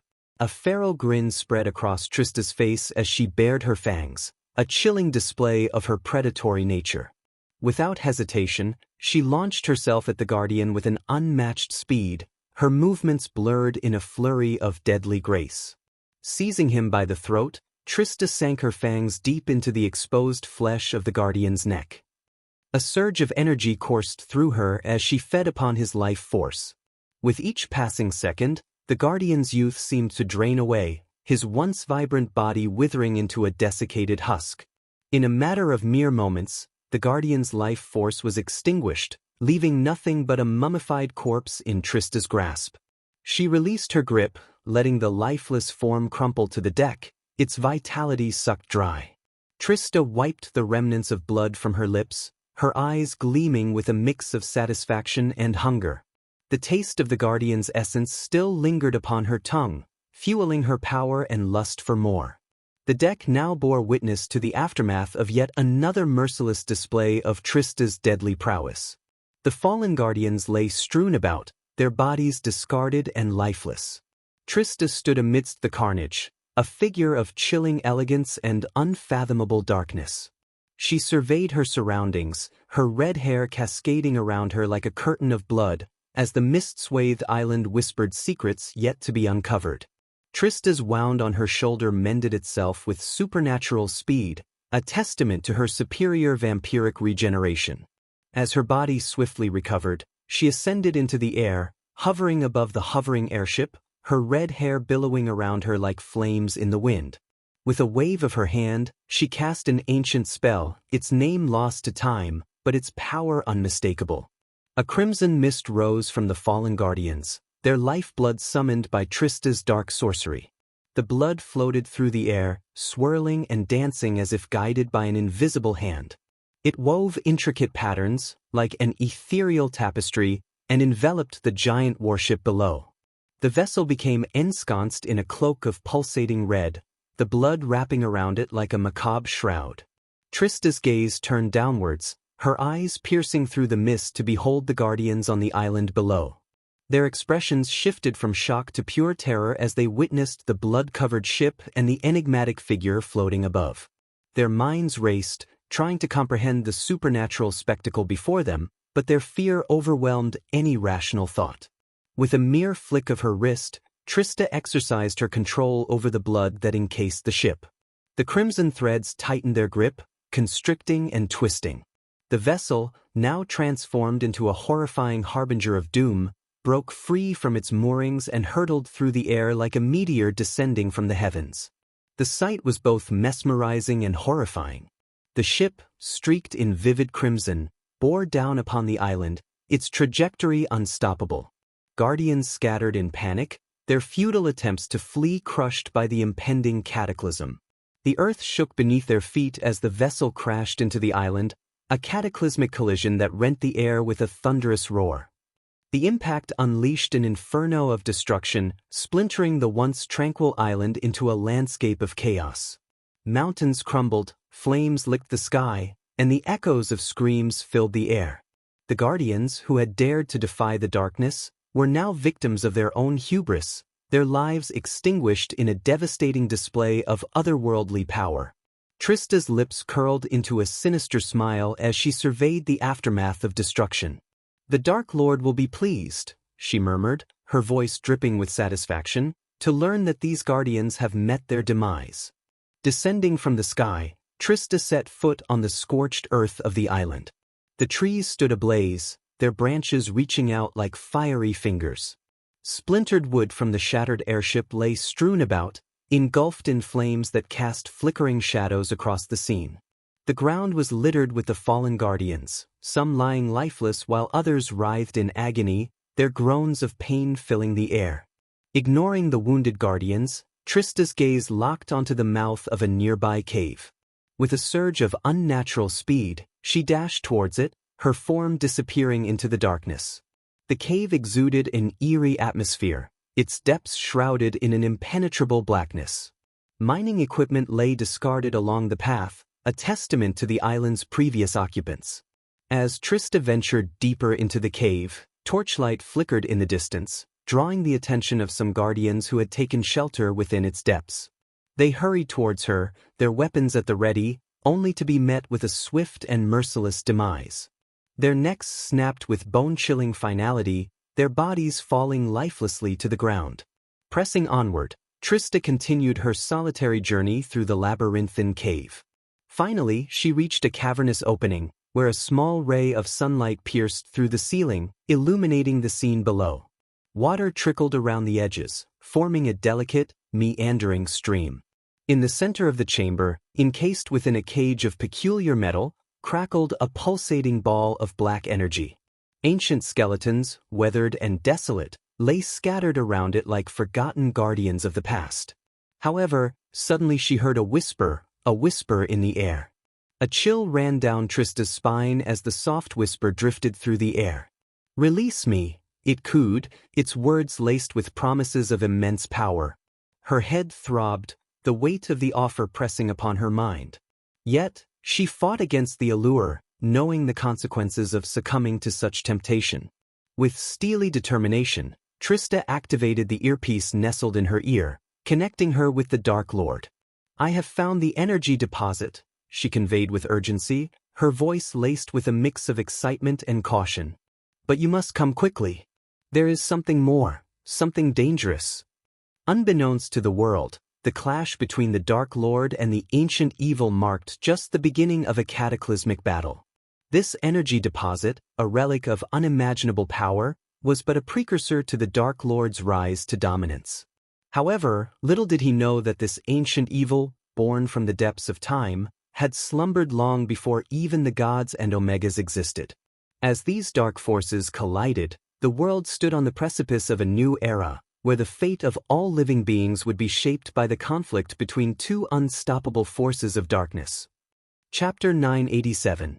Michael joins the ancient Dark Queen. An hour later, Michael arrived at the cave, drawn by Trista's urgent call. As he stepped into the dimly lit cavern, a sense of foreboding washed over him, for the atmosphere was heavy with an overwhelming presence of dark energy. His eyes widened in surprise as he realized the magnitude of the evil lurking within the cave. "Trista," Michael said, his voice laced with a mixture of admiration and concern. "You have done well. It is time for you to leave this place." Trista, her red hair slightly disheveled and her eyes still gleaming with the remnants of her earlier bloodlust, nodded in acknowledgement. She understood the gravity of the situation and trusted Michael's judgment. Reluctantly, she turned and made her way toward the cave's entrance, leaving Michael to face the ancient evil alone. As Trista departed, Michael's presence seemed to repel the malevolent energy that permeated the air. It was as if he possessed an innate immunity to the darkness that filled the cave. Though he could feel its weight pressing upon him, his resolve remained unyielding. With a steady gaze, Michael took a step forward, ready to confront the ancient evil that dwelled within. The lattice whispering voice, now colder and filled with anger, resonated through the cave. "Break the iron shield and release me," it demanded, its tone laced with a sense of urgency and menace. "Or face the consequences." Michael, undeterred by the threatening voice, scoffed and let out a mocking chuckle. "You cannot threaten nor tempt me," he declared, his voice firm and unwavering. "I know of your origins, and how could you call yourself a queen when you are scattered and caged like this?" The voice grew more furious, echoing with a mixture of rage and frustration. "You puny human. You have no idea who you are talking to. I am the queen of all." Michael remained resolute, his eyes gleaming with a hint of defiance. "Your claims of power may have been true in the distant past, but now you are nothing more than a shadow of your former self. Your time has passed, and you shall remain sealed within this cage." To Michael's surprise, standing before him were the remnants of Mugashuka's master and the self-proclaimed ancient being known as the Queen. During his travels through different universes, he had come across tales of the Queen, a threat that loomed over all existence. However, Michael had chosen to disregard her, for her soul had been fragmented and scattered across countless dimensions. Though her forces tirelessly sought to reunite her soul fragments and restore her power, it would take many years. Michael had more immediate concerns to attend to, and he knew he lacked the strength to face even one of the Queen's generals, let alone the Queen herself. Finding himself alone with this remnant of the Queen, Michael saw an opportunity to manipulate the situation to his advantage. With a calm demeanor and a hint of amusement, he proposed, "Since we find ourselves in this isolated space, why don't we engage in a conversation and discover that we may share more in common than you realize?" The Queen's anger flared, her ancient presence seething with hostility. "You, a mere ant, dare to suggest such a thing? I should end your existence for your audacity," she retorted, her voice dripping with contempt. A sly smile played across Michael's lips as he further provoked the ancient being. "Listen to yourself. You, who now yearns for the help of a mere ant to escape this cage. It seems you find yourself in this situation because you were too much of a bitch on your time," he taunted, purposefully igniting the Queen's fury. The Queen's rage intensified, her anger fueling her desire for revenge. But Michael remained unfazed, his demeanor unyielding and nonchalant. In this encounter, the balance of power tilted in his favor, and he reveled in his ability to manipulate and undermine the ancient being before him. "You should know that your General Mugashuku has sought my assistance in locating the dark energy crystals, which I suspect contain fragments of your own soul," Michael stated, his voice laced with a calculated confidence. The Queen's anger appeared to simmer down slightly upon hearing these words. Seizing the opportunity presented by the momentary lull, Michael continued to sway the queen's disposition. In his mind, he weighed the possibility of joining forces with her, recognizing the potential for increased strength. Furthermore, he harbored a certain empathy for the queen, as the world had labeled him as evil and dark, much like they had her. Until he could ascertain her true nature, he saw no harm in utilizing her power to his own advantage. Besides, even if he were convinced of her malevolence, he knew that his options were limited. It was a matter of utilizing her and her forces to further his own goals. Very well, human. But let there be no mistake about who you are conversing with. While one fragment of my soul may be confined within this cage before you, countless others are not. Any of them possess the power to obliterate your very existence, the queen warned, her voice laced with a chilling authority. Understood, Michael responded, his tone tinged with a confident arrogance. You see, I am a god. Granted, perhaps a lesser deity compared to your esteemed presence, but a god nevertheless. The world and those who hold power in it brand those who possess great strength or wield unfamiliar powers as evil and dark. They labeled me as such and banished me to another universe. Do you now see why I suggested we might share something in common? With his words hanging in the air, Michael observed the queen, awaiting her response. The balance between their potential alliance and the inherent dangers of their association swayed delicately, leaving their future intertwined with uncertainty. Weaklings indeed fear power, while gods revel in it, crushing those who are beneath them. The feeble-minded call what they fear evil and dark. Regrettably, these pathetic fools have been allowed to grow and flourish, the queen replied, her tone dripping with disdain. Yes, never underestimate the power of stupidity when it gathers in great numbers.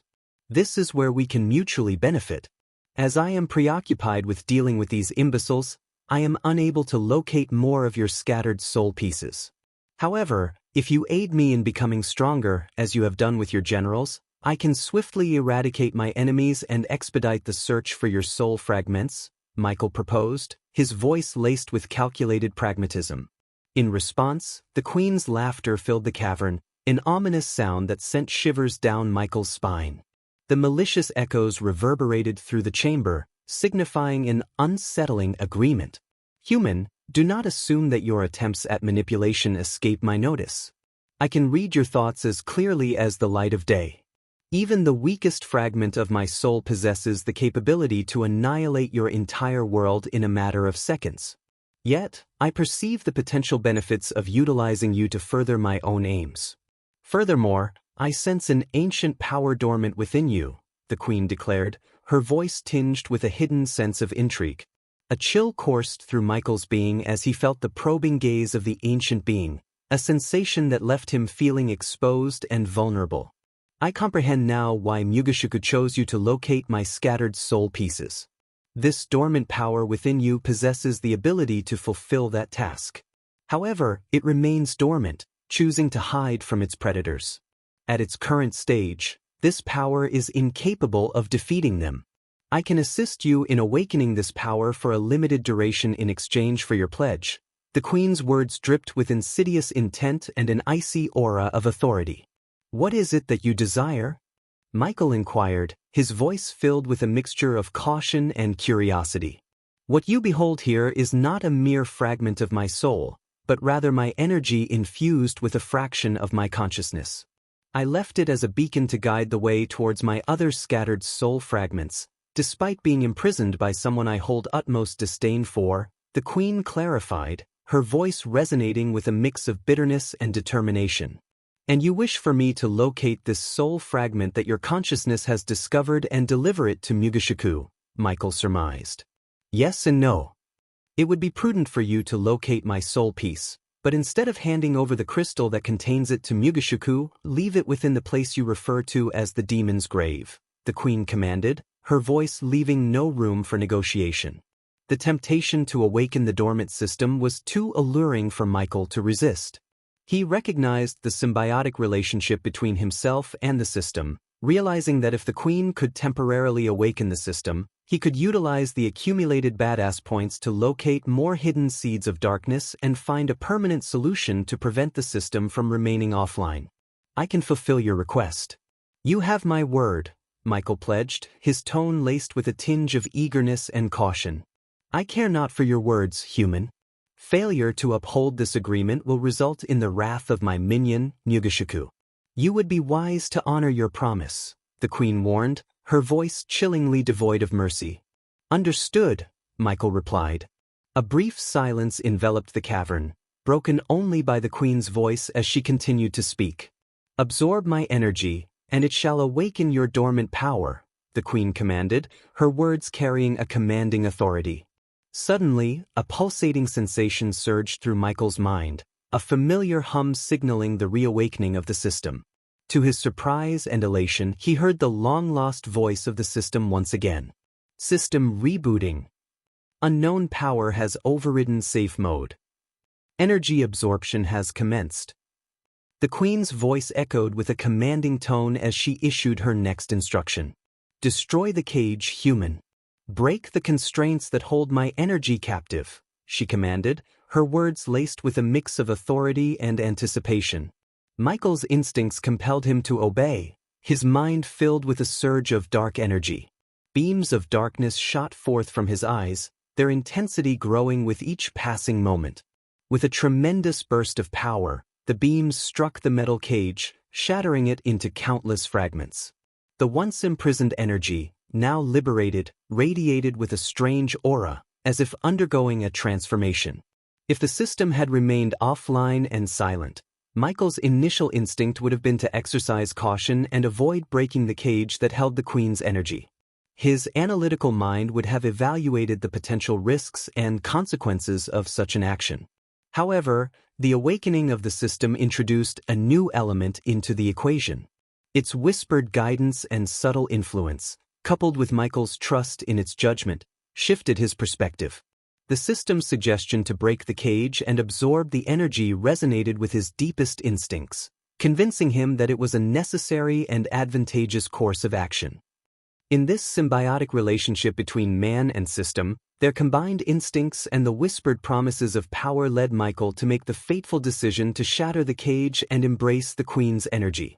As the shattered fragments of the cage fell to the ground, the released energy began to manifest itself in a peculiar manner. It swirled and twisted, coalescing into intricate patterns and symbols that danced in the air around Michael. The energy seemed to be drawn towards him, and a powerful force drew it inward. Within Michael's being, the system that had lain dormant for what felt like an eternity greedily absorbed the newfound energy. It crackled and surged, merging with the dark sliver of energy that had once been the queen's.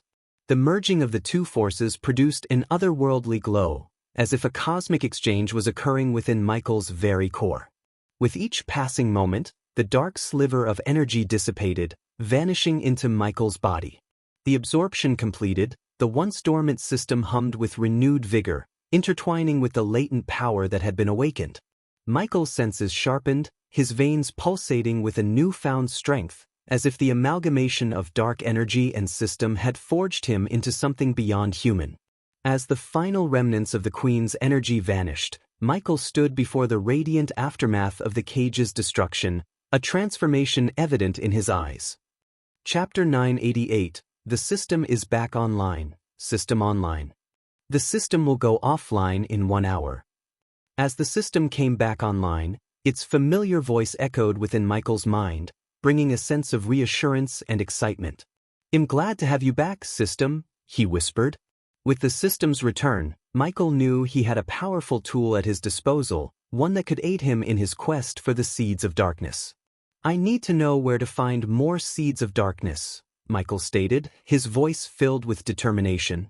The system's response was swift and concise. To locate all the seeds of darkness, a total of 5 million badass points is required. Once the points are paid, I will provide you with a comprehensive map containing their locations. Michael paused for a moment, considering the significance of the task at hand. He had worked tirelessly to accumulate his badass points, and now they would be put to the ultimate test. With a resolute nod, he replied, "Agreed, points deducted." Transfer complete. Map containing the locations of the Seeds of Darkness has been added to your system storage. A surge of satisfaction coursed through Michael's veins as he felt the weight of the task ahead.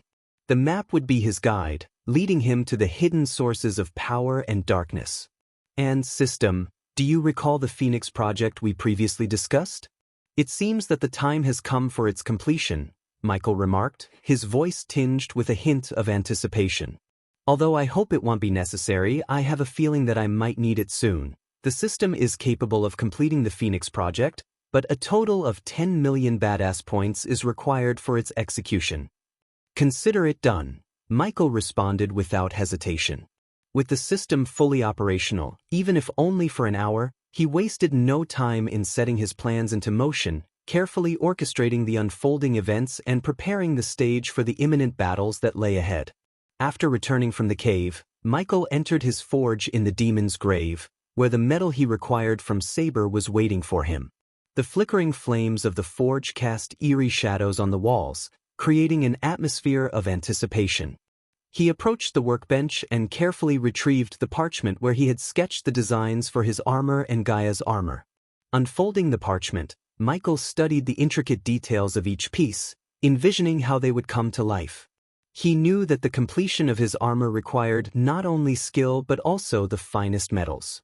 With the system back online, it had provided him with a comprehensive list of suitable metals, thanks to the information he had received from Saber. However, as he reviewed the list, Michael realized that his priorities had shifted. He had spent a significant amount of his accumulated badass points on life-saving backup plans and crucial resources that were more important than obtaining the Dark Ore for his armor. The cost of acquiring the Dark Ore through badass points exceeded the remaining points he possessed.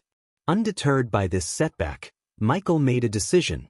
He would proceed with forging his armor using the worldly metals available to him, knowing that the expertise of a skilled blacksmith like himself could still create a formidable piece of equipment. He would reserve the option to upgrade the armor with the Dark Ore in the future once he had accumulated the necessary points or discovered alternative means of obtaining it. With resolute determination, Michael began gathering the required materials, carefully selecting the metals that possessed the desired properties and strength.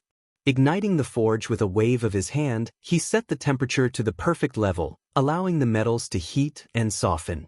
As the flames danced and the heat intensified, Michael wielded his hammer with practiced precision, shaping the metals according to the design he had sketched. Each strike echoed through the forge, resonating with his unwavering determination.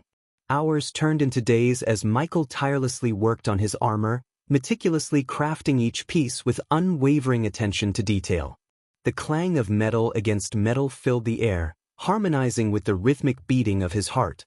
With every strike, he poured his essence into the creation, infusing the armor with his dark energy. Throughout the forging process, thoughts of Gaia lingered in Michael's mind. He knew he had to fashion armor worthy of his soon-to-be wife, a reflection of her strength and beauty. He took a moment to sketch the design for Gaia's armor, ensuring that it complemented his own while also capturing her essence. After a long day of forging, Eladir entered the forge, his eyes filled with concern. He couldn't help but worry about Michael, who seemed completely engrossed in his work, oblivious to the impending wedding day. As Eladir stepped into the dimly lit forge, his gaze fell upon two tall figures shrouded in dark cloth, piquing his curiosity. "My lord, your wedding is tomorrow. You should get some rest and prepare for the big day," Eladir gently reminded Michael, hoping to draw his attention away from the forge. Michael's face lit up with excitement as he turned to face Eladir. With anticipation in his voice, he exclaimed, "Ah, Eladir, you've arrived at the perfect time." As Eladir's eyes fell upon the draped figures, Michael approached them, his movements filled with a sense of pride and accomplishment. Slowly and deliberately, he removed the black cloth, revealing the two awe-inspiring armors he had forged. The first armor, crafted according to Michael's sketch, emanated an intimidating presence. The chest plate, adorned with a fearsome skull, had crimson eyes that seemed to exude an aura of menacing power. Gone was the need for a mask, as the armor covered Michael's entire body from neck to toe. Metallic wings, seamlessly integrated into the armor structure, caught the light with a reflective gleam, hinting at their immense strength. These wings bestowed upon him the ability to defy gravity, enabling him to navigate treacherous environments such as the perilous demon's grave. The armor incorporated various powerful tools, including the APD Mark III grappling hook and the versatile Olympus. A spraying mechanism on his palm provided him with the means to release potent toxins and poisons when necessary. What delighted him most, however, was the ingenious face cloak system he had devised. With a simple activation, a menacing skull mask concealed his face, offering protection in underwater settings or when he required additional shielding for his head. Majestic capes billowed regally when the wings were closed, and sword sheaths adorned his back, allowing easy access to his trusted blades. Strategically placed slots around his waist were designed to hold an array of gadgets and tools, ensuring he was prepared for any battle that lay ahead. Besides Michael's armor stood Gaia's counterpart, an identical ensemble with slight alterations to accommodate her feminine form. The breastplate was meticulously shaped to fit her curves, while an intricate engraving of a cobra graced the center of the skull emblem. The armor, predominantly black, featured silver and red linings along the edges, accentuating its dark allure. Just like Michael's, Gaia's armor possessed the metallic black wings that promised flight and freedom. The surface of the armor shimmered, its sheen reflecting the forge's flickering flames, while an air of terror emanated from its terrifying appearance. Eladir stood in awe, beholding the magnificent armors that Michael had created. The craftsmanship, attention to detail, and sheer power exuded from them left him speechless.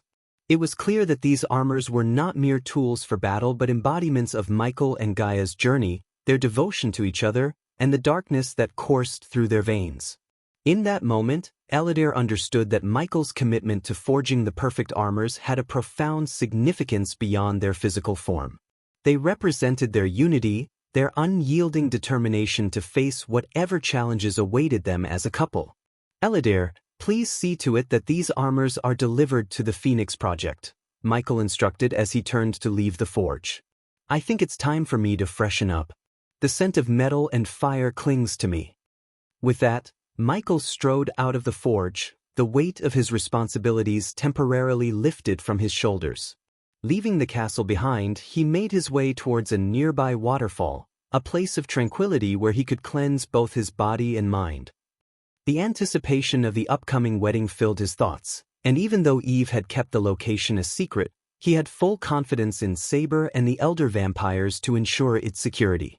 As the cascading water enveloped him, washing away the remnants of soot and sweat, Michael allowed himself a moment of respite. The cool mist embraced him, rejuvenating his spirit and sharpening his focus. Being the Dark Lord, the most formidable entity in the world, he knew that his presence alone was often enough to deter any potential threats. Yet, he remained vigilant, understanding the importance of the occasion and the need for meticulous preparations. As the water fell gracefully around him, Michael contemplated the path he had walked, the battles fought, and the sacrifices made to reach this momentous day. He couldn't help but feel a surge of gratitude for the loyal comrades who had stood by his side, each playing an integral role in his journey. Their unwavering support had brought him to the precipice of this joyous union with Gaia, and for that he was truly grateful. Emerging from the waterfall, his body refreshed and his mind clear, Michael made his way back to the castle. As he approached, he could sense the energy and excitement building in the air. The grandeur of the occasion was palpable, and he was ready to embrace the celebration of love that awaited him. With his armor forged, his subordinates handling the necessary arrangements, and his heart filled with anticipation, Michael stepped into the castle, ready to embark on the next chapter of his extraordinary life. While Michael was preparing for his big day, Dagon stepped into the temple of the god of darkness in the realm of gods. A foreboding atmosphere enveloped him. The chamber was shrouded in darkness, lit only by a few candles that burned with an eerie blue light. Shadows danced along the ancient stone walls, casting twisted silhouettes upon the cold floor. At the far end of the temple stood a colossal statue, a depiction of the god of darkness himself, Michael. The temple's worshippers, devout followers of the god of darkness, lay scattered and unconscious, felled by Dagon's minions who had swiftly subdued them. Silence hung heavy in the air, broken only by Dagon's echoing footsteps as he advanced toward the towering statue. As he reached the base, Dagon extended his hand, his fingertips grazing the cool surface of the obsidian figure. To his astonishment, the statue quivered beneath his touch as if infused with a surge of life. A hidden compartment, previously concealed beneath the statue's feet, creaked open, revealing a small black box made of a mysterious, shimmering metal. A golden light radiated from within, casting an ethereal glow upon Dagon's face. "Graces of gods," Dagon mumbled in awe, his eyes fixed on the radiant box. With trembling hands, he carefully lifted the precious artifact from its resting place. His gaze flickered up to meet the unyielding gaze of the statue above him, his lips curling into a wicked grin. "Let the battle begin," Dagon declared, his voice laced with anticipation. With a decisive motion, he opened the black box, and a flurry of sparkling lights burst forth, darting through the air before vanishing into the shadows beyond the temple's boundaries. Chapter 989. The big wedding. The long-awaited day had finally arrived. The island, bathed in the ethereal glow of 3 dazzling moons, exuded an enchanting aura. Lush green grass, meticulously pruned and shimmering under the moonlight, stretched out as far as the eye could see. Delicate petals of black roses adorned the pathways, leading to a grand altar adorned with obsidian pillars and silver draperies that billowed gently in the breeze. The island had been transformed into a realm of dark elegance, where nature and artistry melded seamlessly.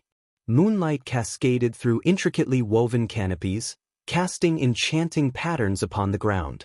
Crystal chandeliers, suspended from ancient trees, twinkled with 1,000 iridescent lights, creating an otherworldly ambience. Floral arrangements of black orchids, crimson lilies, and dark calla lilies mingled with rare thorny vines, forming a tapestry of contrasting beauty. Candles flickered in ornate holders, casting a soft, mesmerizing glow upon the faces of the guests. A majestic arch, adorned with intertwining vines and delicate silver chains, framed the couple's ceremonial space. At its pinnacle, a magnificent black opal, glowing with an inner fire, stood as a symbol of eternal union.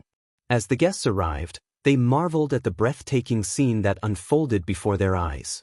They found their seats upon silver-padded chairs, their backs adorned with midnight blue satin bows.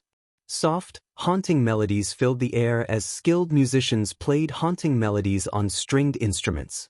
From the edges of the island, the sapphire waves of the dark sea lapped gently against the shore, harmonizing with the symphony of love and celebration. The sky above was an artist's canvas, painted with countless stars that twinkled in harmony with the moons, creating a celestial canopy overhead. All around, a sense of joy and anticipation hung in the air, as friends, allies, and dignitaries gathered to witness the union of the Dark Lord and his beloved. This was a moment that transcended darkness, a moment of unity and newfound hope that would forever be etched in the annals of their world. On the edge of the island, 3 magnificent portals had been meticulously constructed. The first, larger and adorned with swirling obsidian patterns, awaited the arrival of the Dark Lord himself. The second, adorned with delicate silver and gold filigree, stood ready for the radiant entrance of the bride, Gaia. The third, for the esteemed guests, shimmered with a translucent energy, inviting them to step into the realm of enchantment. Only the closest friends and family of the Dark Lord and Gaia had received the honor of an invitation. As the portals hummed with power, a sense of anticipation rippled through the air. The array of arrays and protective runes, intricately etched into the ground around the island, glowed softly, serving as both a decorative element and a security measure. Among the first to emerge from the guest portal was Cindy, her eyes sparkling with excitement. She was accompanied by Claire, a striking beauty with cascading blonde hair, who guided her gently towards their designated seating. Raylene, Cindy's mother, exuded elegance as she walked gracefully alongside them, her presence commanding attention and respect. Saber, a trusted ally and confidant of the Dark Lord, strode with a dignified AI. Tiberius, a formidable warrior with a quiet strength, stood tall and proud, his attire a perfect blend of regality and power. Dalar, the imposing orc, his rough exterior softened by a touch of sophistication, made his way towards the seating area with a determined stride. Each guest, dressed in their finest attire, showcased a unique blend of elegance and individuality. They moved with grace and purpose, their footsteps punctuated by the gentle rustle of rich fabrics. Laughter and whispers filled the air as old friends greeted one another, their anticipation growing with each passing moment. As they took their seats, the island became a tapestry of colors and personalities, a gathering of those closest to the Dark Lord and Gaia. The stage was set, the scene beautifully orchestrated, as they awaited the arrival of the Dark Lord and his radiant bride.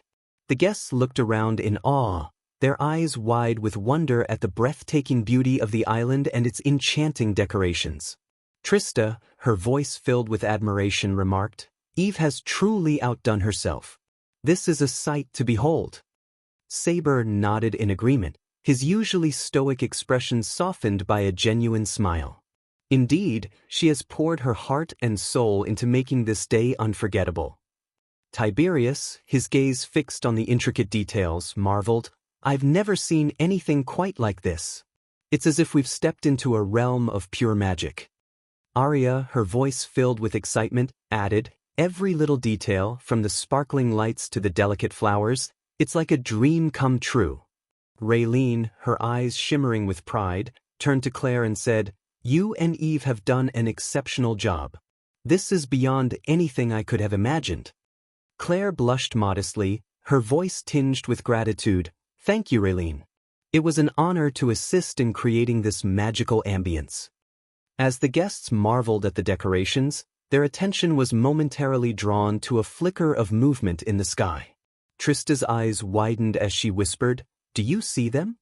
Saber nodded, his voice barely audible. The Vampire Death Squad members, concealed from prying eyes. They're the Dark Lord's last line of defense, vigilant and prepared for any unexpected turn of events. Gibson, Corey, Titus, Optimus, and Ricky exchanged impressed glances, their voices filled with awe. "Such attention to detail and thoughtfulness," Gibson remarked. "Indeed," Corey agreed, "it's clear that no expense was spared in creating this grand spectacle." Titus added, "The Dark Lord and Gaia truly deserve nothing but the best on their special day." Optimus, his voice filled with admiration, stated, "I'm honored to be part of this celebration. It's like stepping into a fairy tale." Ricky nodded, his eyes reflecting the shimmering lights surrounding them. "I couldn't agree more. This island and the atmosphere, it's simply magical." As the guests continued to explore the enchanting setting, their expressions mirrored a shared sentiment of amazement and gratitude. This was a momentous occasion, a testament to love and unity, where every detail had been carefully crafted to create a truly unforgettable experience. Cindy, her eyes sparkling with excitement, tugged at Raylene's sleeve and exclaimed, "Mommy, Ghost and Gaia are going to look so beautiful as husband and wife. I want a wedding like this when I grow up." Her innocence and enthusiasm brought smiles to everyone's faces. Claire, unable to contain her amusement, knelt down to Cindy's eye level and teasingly remarked, "Well, Cindy, we'll have to find you the perfect Prince Charming when the time comes." Trista playfully joined in, adding, "But we won't let you get married just yet. You're too young." Gibson, Corey, Titus, Optimus, and Ricky chuckled at the adorable exchange, their laughter blending with the gentle waves crashing against the shore. Gibson ruffled Cindy's hair affectionately, saying, "You have plenty of time, little one. Enjoy being a child for now." Cindy pouted playfully, crossing her arms and retorting, "But it's so pretty. I want a big wedding with flowers and lights just like Ghost and Gaia's." Her determination and enthusiasm brought warmth to their hearts. Raylene, her voice filled with love and amusement, hugged Cindy tightly. "One day, sweetheart, you'll have the wedding of your dreams. But for now, let's enjoy this beautiful celebration and make wonderful memories together." As the guests laughed and shared in the joyful banter, the innocence of Cindy's wishes reminded them of the preciousness of youth and the magic of love. They cherished this moment, knowing that it would be a memory to hold dear for years to come. When the anticipation reached its peak, the atmosphere crackled with excitement. The portal designated for the Dark Lord shimmered with an ethereal glow, drawing everyone's attention. Dark flames danced along the edges of the portal, casting a mesmerizing play of shadows. And then, with an air of regal grace, the Dark Lord stepped through the portal, accompanied by the ever-loyal Eladir. Gasps of astonishment escaped from the lips of the guests as they laid eyes upon their enigmatic leader. Dressed in a tuxedo that perfectly blended the elegance of the modern world with the medieval flair of their realm, the Dark Lord was a vision of dashing allure. The ensemble consisted of a tailored black coat with intricate silver embroidery along the edges, highlighting his commanding presence. The coat cascaded down to his knees, accentuating his lean physique and regal stature. Beneath the coat, he wore a crisp white shirt, its collar adorned with a black silk cravat elegantly tied in a knot. His pants were a deep shade of charcoal, tailored to perfection, while his black leather boots added a touch of rugged sophistication. But it was the Dark Lord's transformation that truly left everyone stunned. He had shaved his stubble beard, revealing a chiseled jawline, and his shoulder-length black hair was carefully pruned, framing his face with a captivating allure. His piercing eyes held a glimmer of both power and vulnerability, captivating the hearts of all who beheld him. As whispers of awe and admiration spread through the guests, a collective realization washed over them. The Dark Lord, their feared and revered leader, was not only a formidable force but also a man of breathtaking handsomeness. The contrast of his dark aura with his striking appearance created an irresistible magnetism, leaving everyone mesmerized. In that moment, the beauty of the island and the grandeur of the wedding faded into the background. All eyes were fixed upon the Dark Lord, their hearts quickening at the sight of this unexpected and captivating transformation. Whispers of admiration and disbelief floated through the guests, their voices tinged with awe and astonishment. "Have you ever seen him look so handsome?" Trista murmured, her eyes never leaving the Dark Lord. Arya nodded in agreement, a dreamy smile playing on her lips. "I've always known he was powerful, but this is something else entirely. He's positively enchanting." Raylene, unable to contain her amazement, leaned in closer to Claire. "Is it even possible for someone to be that attractive? Gaia is a lucky woman." Claire chuckled softly, her eyes twinkling with mischief. "I think every woman in this room is feeling a little jealous right now. Who could resist such a lure?" Cindy tugged on Saber's sleeve, her eyes wide with wonder. "Ghost looks like a prince from a fairy tale. He's so handsome, Saber. I want a wedding just like this." Saber ruffled Cindy's hair affectionately, a playful glint in his eyes. "Well, little one, make sure your wedding is just as magical. But remember, we won't let anyone steal you away from us so easily." Gibson, standing nearby, chimed in with a smirk. "Sorry, Cindy, but you're stuck with us. No one else can match up to your awesomeness." The guests laughed, the joyous sound filling the air as they reveled in the enchanting atmosphere and the captivating presence of their Dark Lord. Each conversation, filled with admiration and playful banter, echoed the unanimous sentiment. The Dark Lord was a vision of unparalleled handsomeness, capturing the hearts of all who beheld him. Time seemed to stand still as the portal of the bride shimmered with a radiant golden light. Anticipation filled the air, and all eyes turned toward the glowing portal. Through the ethereal haze, Gaia emerged, a vision of exquisite beauty. Gasps of admiration escaped the lips of the guests as they beheld her. Gaia's flowing black hair cascaded down her shoulders, complementing her flawless complexion and accentuating her striking features. Her eyes sparkled with a mixture of excitement and love, while her elegant posture exuded grace and confidence. Gaia wore a gown that seemed to have been woven from moonlight itself. The dress hugged her curves delicately, before cascading into layers of ethereal white fabric that trailed behind her. The bodice was adorned with intricate silver embroidery, shimmering like stardust, and delicate lace sleeves draped gracefully over her arms. The gown's neckline dipped modestly, accentuating her collarbones and drawing attention to the radiant smile that graced her lips. The guests were captivated, their breaths held in awe, as Gaia glided down the aisle, her every step a testament to her beauty. Michael stood at the altar, his heart racing, his eyes fixed on his radiant bride. For a moment he was rendered speechless, his gaze locked with hers.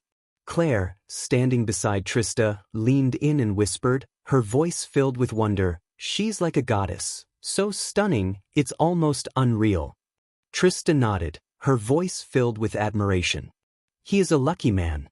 She's the epitome of elegance and beauty." Saber, his eyes never leaving Gaia, leaned towards Raylene. "Look at her, Raylene. She's like a celestial being. I've never seen a bride more radiant." Raylene, her voice filled with emotion, replied, "She's the perfect match for our Dark Lord. They are truly meant for each other." Adelia, with a proud and gentle expression, walked alongside her daughter down the aisle. Vidora, perched gracefully on Adelia's shoulder, seemed to radiate a sense of calm and wisdom, her presence adding a touch of enchantment to the scene. All eyes were fixed on Gaia and Michael, their gazes locked, as if the world around them had faded into insignificance. The guests watched in awe as the bride and her mother made their way towards the awaiting Dark Lord. Gaia's every step exuded grace and elegance, her eyes sparkling with anticipation and happiness. The soft rustle of her wedding dress seemed to harmonize with the gentle breeze, lending an ethereal quality to her movement. Adelia, her face beaming with motherly pride, guided Gaia with a gentle touch, offering both support and love. Michael stood at the altar, his eyes never leaving his bride. A sense of wonder and admiration filled his gaze as he took in the vision before him. In that moment, it was as if time stood still, and the world existed solely for their union. The guests observed this tender exchange, their hearts swelling with joy for the couple. Whispers of awe and appreciation rippled through the crowd as they witnessed the profound connection between Gaia and Michael. Claire, her voice filled with emotion, turned to Arya beside her. "Look at them, Arya. They are meant to be together. Such love and devotion." Arya nodded, her eyes misty with tears of happiness. "Yes, Claire. It's as if they were destined to find each other. They look absolutely mesmerized by one another." The atmosphere was charged with a mixture of anticipation, love, and enchantment. As Gaia drew closer to Michael, the air seemed to shimmer with the palpable energy of their union. It was a moment of profound beauty and significance, one that would forever be etched in the memories of all who bore witness to their love. Chapter 990. Husband and wife Eladir, resplendent in his ceremonial attire, stepped onto the altar, his presence commanding attention. He took his position, ready to officiate the union of Gaia and Michael, a smile of warmth and genuine happiness adorning his face. Gaia's eyes never left Michael, her heart swelling with a mixture of awe and love. In her eyes, he was the epitome of strength, grace, and regal charm. She marveled at how handsomely he wore his tuxedo, the subtle hints of medieval flair adding a touch of mystique to his already captivating presence. As she stood before him, Gaia couldn't help but feel overwhelmed by the beauty of the moment. The island, adorned with exquisite decorations, seemed to come alive with vibrant colors and delicate details, creating a picturesque backdrop for their union. The soft glow of the three moons cast a magical radiance over the scene, enhancing its ethereal quality. In Gaia's eyes, Michael was not just a Dark Lord, he was her beloved, her partner, and the man who had captured her heart. She had never imagined meeting someone like him, someone who saw beyond her titles and embraced her for who she truly was. His love and devotion made her feel cherished and valued, like a queen in his presence.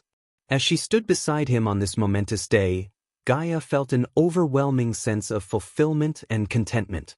This was the happiest moment of her entire life, a culmination of their journey and the beginning of a new chapter filled with love, adventure, and shared destiny. As Eladir began the ceremony, Gaia's gaze remained locked with Michael's. Their eyes spoke volumes, expressing a depth of connection and understanding that surpassed words. In that moment, surrounded by loved ones and embraced by the enchanting ambience, Gaia knew that she had found her true happiness. She was ready to embark on this extraordinary journey with Michael, hand in hand, for all eternity.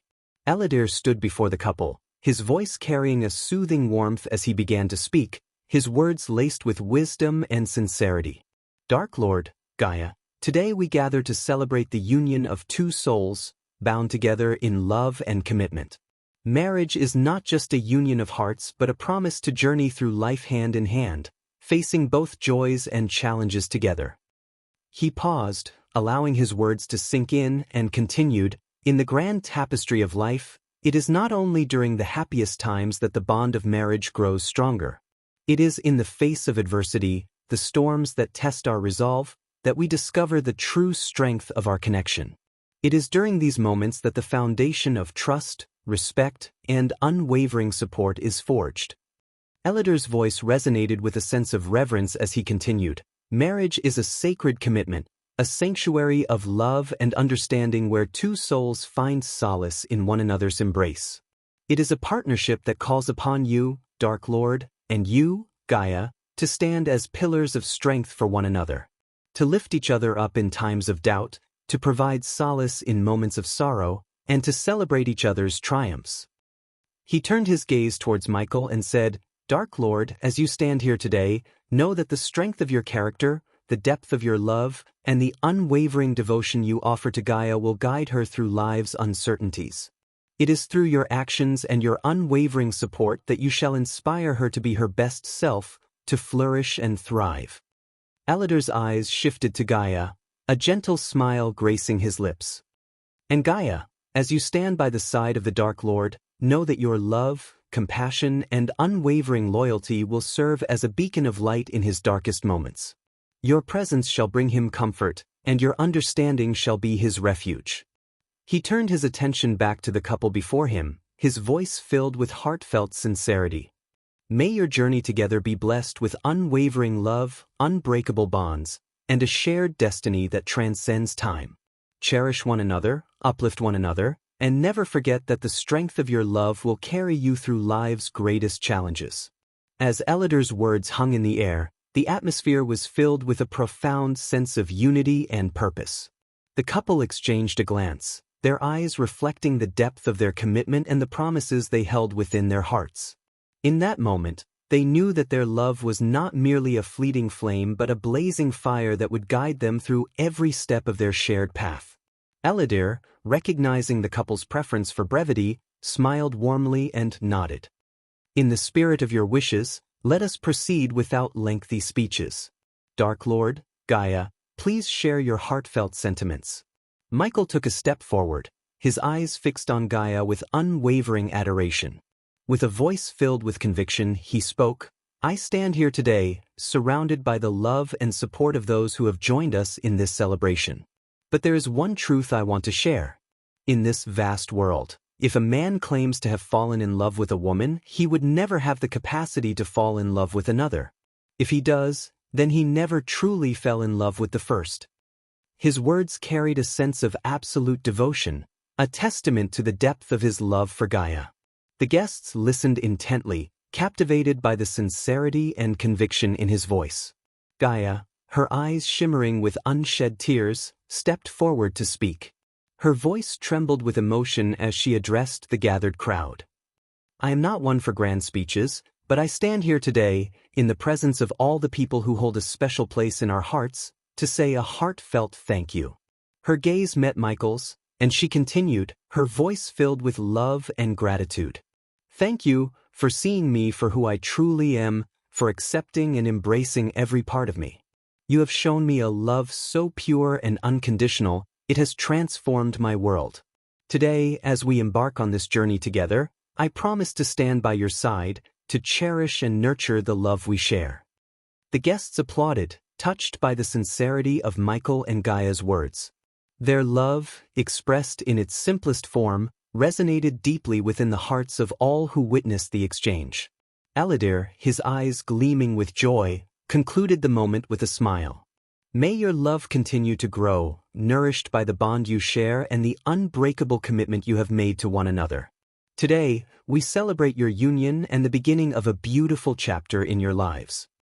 Ellider, his voice filled with warmth and joy, turned to Gaia and asked, Gaia, do you accept him as your husband, to love, honor, and cherish him in both joyful and challenging times? Gaia, her eyes sparkling with love and happiness, nodded fervently. "Yes, with all my heart." Eladir then turned to Michael and asked, "Do you accept Gaia as your wife, to love, honor, and protect her in both joyful and challenging times?" Michael's voice resonated with unwavering certainty. "Yes, with all that I am." With a radiant smile, Eladir declared, "By the power vested in me, I now pronounce you husband and wife." As the guests erupted into applause, Eladir presented the wedding rings, a symbol of their eternal commitment. Gently, Michael and Gaia took each other's hands, slipping the rings onto their fingers, a gesture of love and unity. Eladir's voice filled the air once more. "You may now seal your vows with a kiss." Time seemed to stand still as Michael and Gaia leaned in, their lips meeting in a tender and passionate embrace. The guests rose to their feet, showering the newlyweds with flowers and applause. Joy and celebration filled the air, mingling with laughter and cheers. Amidst the vibrant display of affection and admiration, the couple stood embraced, their hearts overflowing with love and gratitude. The moment marked the beginning of their shared journey, a union blessed by the love of those who surrounded them. As the petals of countless flowers danced around them, Michael and Gaia reveled in the euphoria of their union, knowing that their love had triumphed and that their souls had found their perfect match. They were now husband and wife, ready to face the future hand in hand, with the unwavering support of their loved ones by their side. The celebration continued in full swing as the enchanting melodies played by Ricky, Daniel, and the talented vampires filled the air. The infectious rhythm beckoned the guests to the dance floor, where laughter and joy echoed through every step. Gaia and Michael, their eyes locked with love and mirth, swayed together, their bodies moving in perfect harmony. The aroma of delectable delicacies wafted through the air, drawing everyone towards the feast prepared by Raylene. The tables were adorned with an array of mouth-watering dishes, each one a masterpiece in its own right. Succulent roasted meats, accompanied by a medley of herbs and spices, delighted the senses. Colorful salads burst with freshness and flavor, while platters of exquisite pastries tempted even the most disciplined palates. Guests gathered around, savoring the culinary delights, their taste buds tingling with pleasure. Raylene's culinary expertise was evident in every bite, as her creations showcased a perfect balance of flavors and textures. Laughter and compliments filled the air as each dish was savored, and the sound of clinking glasses and toasts resonated throughout the night. Amidst the festivities, Cindy, with her infectious energy, twirled and danced amongst the ladies, filling the atmosphere with her youthful enthusiasm. Saber, Delar, Raylene, Claire, and Eve, their usual stoic demeanor forgotten, joined in the merriment, their smiles lighting up the night.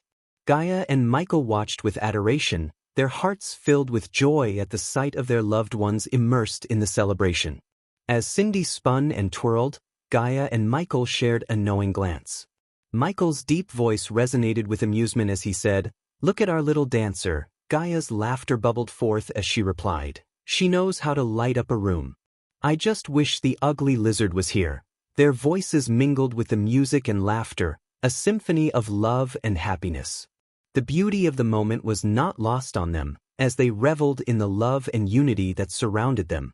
The wedding, a celebration of their love, had become a joyous occasion for all, a testament to the bonds forged through friendship and shared experiences. As the night unfolded, the dance floor became a whirlwind of movement, with guests of all ages and backgrounds joining in the festivities. The once reserved vampires allowed themselves to be carried away by the rhythm, their graceful movements intertwining with those of their human counterparts. Amidst the delight and joy that filled the air, unbeknownst to the guests, a different presence loomed in the distant realm of gods. The god of war, a powerful and enigmatic deity, had taken notice of the momentous occasion taking place on the small island. Only the passage of time held the answer to the god's intentions. Would he choose to grace the wedding with his presence, bestowing his blessings upon the union of Gaia and Michael? Or would his wrath be unleashed, throwing the joyous celebration into chaos and upheaval? As the music played and the laughter resonated, the guests reveled in their happiness, unaware of the potential storm brewing in the realm of gods. Destiny would unfold in due course, And only then would the true nature of the god of war's intentions be revealed. For now, the island remained a haven of joy and celebration, a sanctuary where love and unity reigned supreme. Time, the ever-watchful observer, would soon reveal whether the god of war's presence would bring blessings or unleash the tempest of his wrath upon the unsuspecting wedding party. Chapter 991, War God of the Pantheon. While Michael's marriage celebration was going on full swing, in the realm of gods, where chaos and rumors of Dagon's return swirled, a towering figure commanded attention. This godly being was Rudra, the war god, a sight to behold.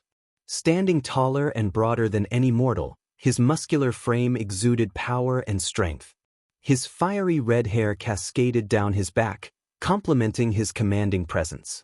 Adorned in gleaming golden armor, Rudra's arms were protected, while his sculpted chest and well-defined abs were proudly displayed. His shoulders bore the weight of majestic lion heads, intricately crafted and attached to his shoulder plates, symbolizing his ferocity and dominance. Atop a hill, on a bed of gold, Rudra reclined, a goblet of wine in his hand. The setting sun painted the sky in hues of orange and gold, casting a warm glow upon the god's features. His aura resonated with divine power, radiating an aura of authority and awe-inspiring might. The mountaintop where Rudra found solace was strewn with fragments of stone, remnants of golems that had met their demise during his relentless training. Each shattered piece bore testament to the god's formidable strength and unwavering dedication to his craft. In this tranquil moment, Rudra, the embodiment of war and battle, found respite. The world outside may have been plagued by chaos and rumors, but here, on his golden throne, he could bask in the glory of his own divinity. As Rudra reveled in his pocket dimension, an intrusive light pierced through the serenity. Annoyance etched upon his features. He shook his head disapprovingly, disrupted from his cherished moment of relaxation. Gradually, the luminous glow transformed into the ethereal figure of a woman with radiant golden hair. "Seraphine, I don't recall extending an invitation to my domain," Rudra asserted with a commanding voice that resonated like thunder. "We have discovered the graces of the gods trapped in the mortal realm, Rudra," Seraphine disclosed, her tone carrying a mixture of astonishment and concern. Unfazed by Seraphine's news, Rudra exhibited no emotions, except for his irritation at having his peaceful time disturbed by the goddess of information.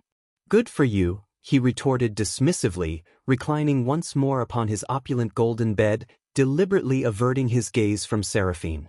"They were imprisoned within the temple of the god of darkness, and Dagon has released them," Seraphine divulged. The moment Rudra heard the names God of Darkness and Dagon, his nonchalant facade dissipated, replaced by a flicker of excitement as he lifted his gaze to meet Seraphine's expectant eyes. Amused, Rudra contemplated the revelation.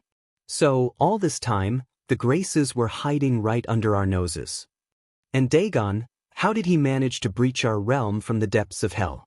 I can only imagine the frenzy the Pantheon must be in," he mused, flexing his formidable godly muscles.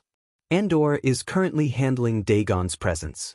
The Pantheon requests that you ensure Dagon's swift return to the depths of hell," Seraphine conveyed, prompting a chuckle from Rudra. "Andor? That guy always complicates matters for the sake of appearing like a master strategist. All he does is waste time and lays around all day. Hold on a moment, you mentioned Dagon freeing the graces from the Dark God's temple. Didn't you inform me that Dagon was unable to breach our realm through the protective barrier surrounding the mortal realm?" Rudra inquired. Seraphine sighed wearily, continuing with her explanation. "Somehow, Dagon managed to momentarily enter our realm and unleash the graces. I am now certain he is amassing his forces within the realm between. As a fallen god, Dagon possesses the ability to transcend the barrier erected by the Dark God. The only hindrance preventing his full incursion into our realm is the artifacts that bind him to hell. Andor leads the Skyhall army against Dagon's Hellwalkers. However, Andor cannot unleash his full power without leaving that damn castle. So, you expect me to venture into the realm between and join forces with Andor's mortal army?" Rudra questioned, his tone dripping with disdain at the mere suggestion put forth by Seraphine. Let me make this clear, Rudra. Dagon is unable to escape hell until his hell walkers break the artifacts within the realm between. Andor is confined to his castle, unable to enter the realm of gods, and we are unable to step into the mortal realm until the barrier created by the Dark God is dismantled. The Pantheon desires the Dark God's current incarnation to break the remaining 3 seals, allowing us to breach the barrier and confront Dagon directly in hell. Do you understand? Seraphine explained, simplifying the intricate situation. It seems straightforward enough. Although I'm certain the Pantheon and Andor have concocted an elaborate plan to make themselves appear as masters of the universe, pulling off intricate strategies and such, Rudra chuckled at the thought of the Pantheon's machinations. Things are not as simple as they may appear, Rudra. Perhaps for you, the war god who charges into battle with sheer brute force and no need for elaborate plans, Seraphine remarked with a serious tone. I always have a plan, Seraphine. It's called power. Overwhelming power surpasses strategies any day, Rudra stated confidently, rising from his golden bed to face Seraphine.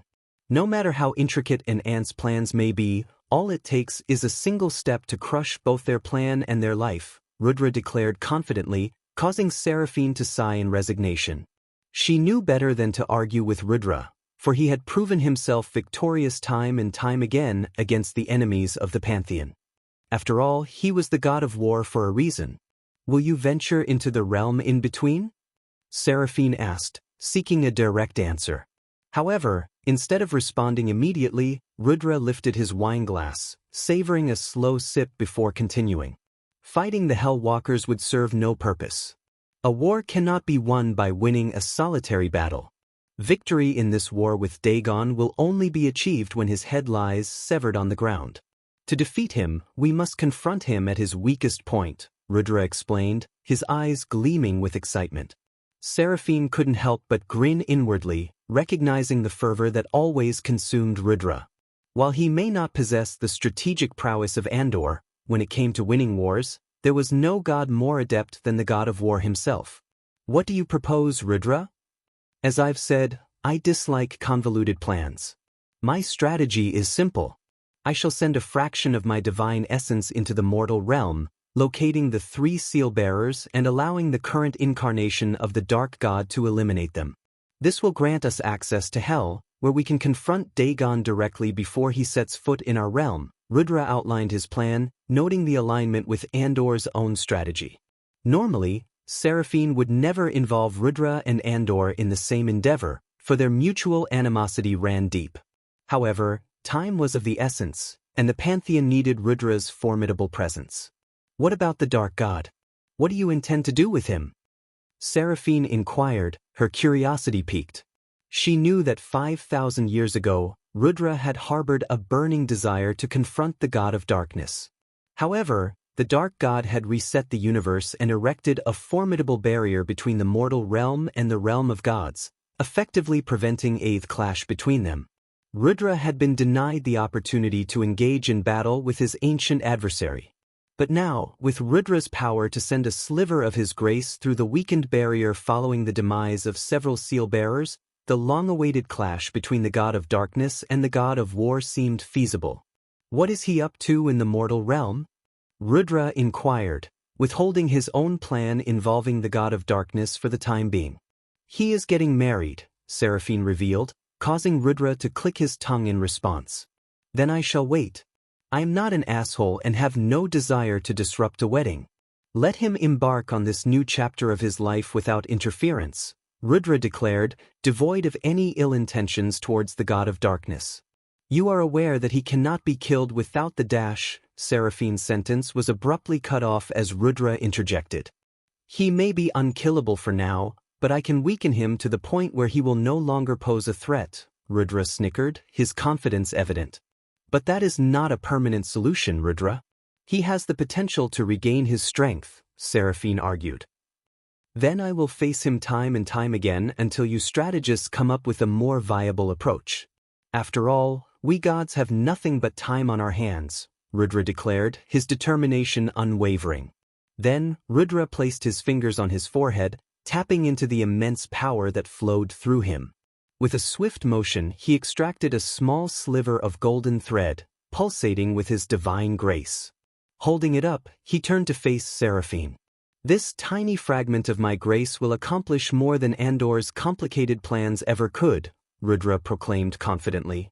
With a flick of his wrist, he released the sliver of grace, watching as it disappeared into the vast expanse of the golden sky, making its way toward the mortal realm. Seraphine raised an eyebrow, her curiosity piqued. "But Rudra, your grace requires a mortal vessel in the mortal realm. How do you plan to accomplish that?" Rudra grinned mischievously, his eyes gleaming with unspoken knowledge. "Fear not, Seraphine. I still have devoted worshippers in the mortal realm who would gladly offer their physical bodies for the manifestation of my grace. They shall be the vessels through which my power will flow." Seraphine nodded, realizing the extent of Rudra's connection to his followers. She understood that their unwavering devotion would provide the conduits necessary for his divine grace to manifest in the mortal realm. In the vast tapestry of the divine realm, each god was a protagonist in their own story, with their own trials, triumphs, and quests. The god of darkness, the god of war, the god of time and space, and the fallen god Dagon all played their roles, guided by the invisible hand of fate. Their choices, desires, and motivations wove together, bringing them into conflict and forging alliances that remained hidden from the rest of the realm of gods. Among them, it was the god of darkness who found common ground with Dagon, the fallen god. Together, they formed an unexpected alliance that threatened the delicate balance of power. The true motives of Dagon's rebellion and the intricate relationship between the god of darkness and Dagon remained concealed, awaiting a time when the threads of fate would be pulled, unraveling the mysteries of their intertwined stories. As the sliver of grace continued its journey, Rudra and Seraphine stood in the realm of gods, contemplating the imminent events that would unfold. The fate of both realms hung in the balance, and Rudra's bold plan would set into motion a series of events that could change the course of their existence. Chapter 992, War God crashes the wedding. As the wedding celebration of Michael and Gaia reached its peak, the atmosphere was filled with joy, laughter, and the infectious rhythm of music. The guests danced and reveled in the happiness of the occasion, their hearts light and carefree.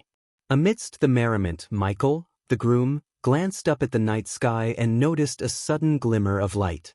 It caught his attention, and an uneasy feeling settled in the pit of his stomach. Sensing something amiss, he discreetly activated the earpiece hidden beneath his neatly tailored suit. "Spider, I've spotted a strange light in the sky. Check it out discreetly and report back," Michael whispered urgently, ensuring that Gaia remained unaware of his concerns. Before the Vampire Death Squad could acknowledge his command, the glimmer of light in the sky rapidly intensified, closing the distance with astonishing speed.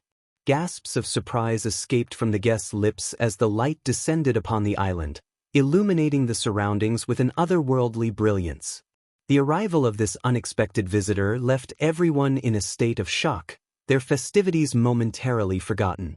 Wide-eyed and speechless, they watched as the radiant figure emerged from the light, its ethereal presence captivating their attention. The air crackled with a sense of anticipation, as if the world itself held its breath in awe of this extraordinary arrival.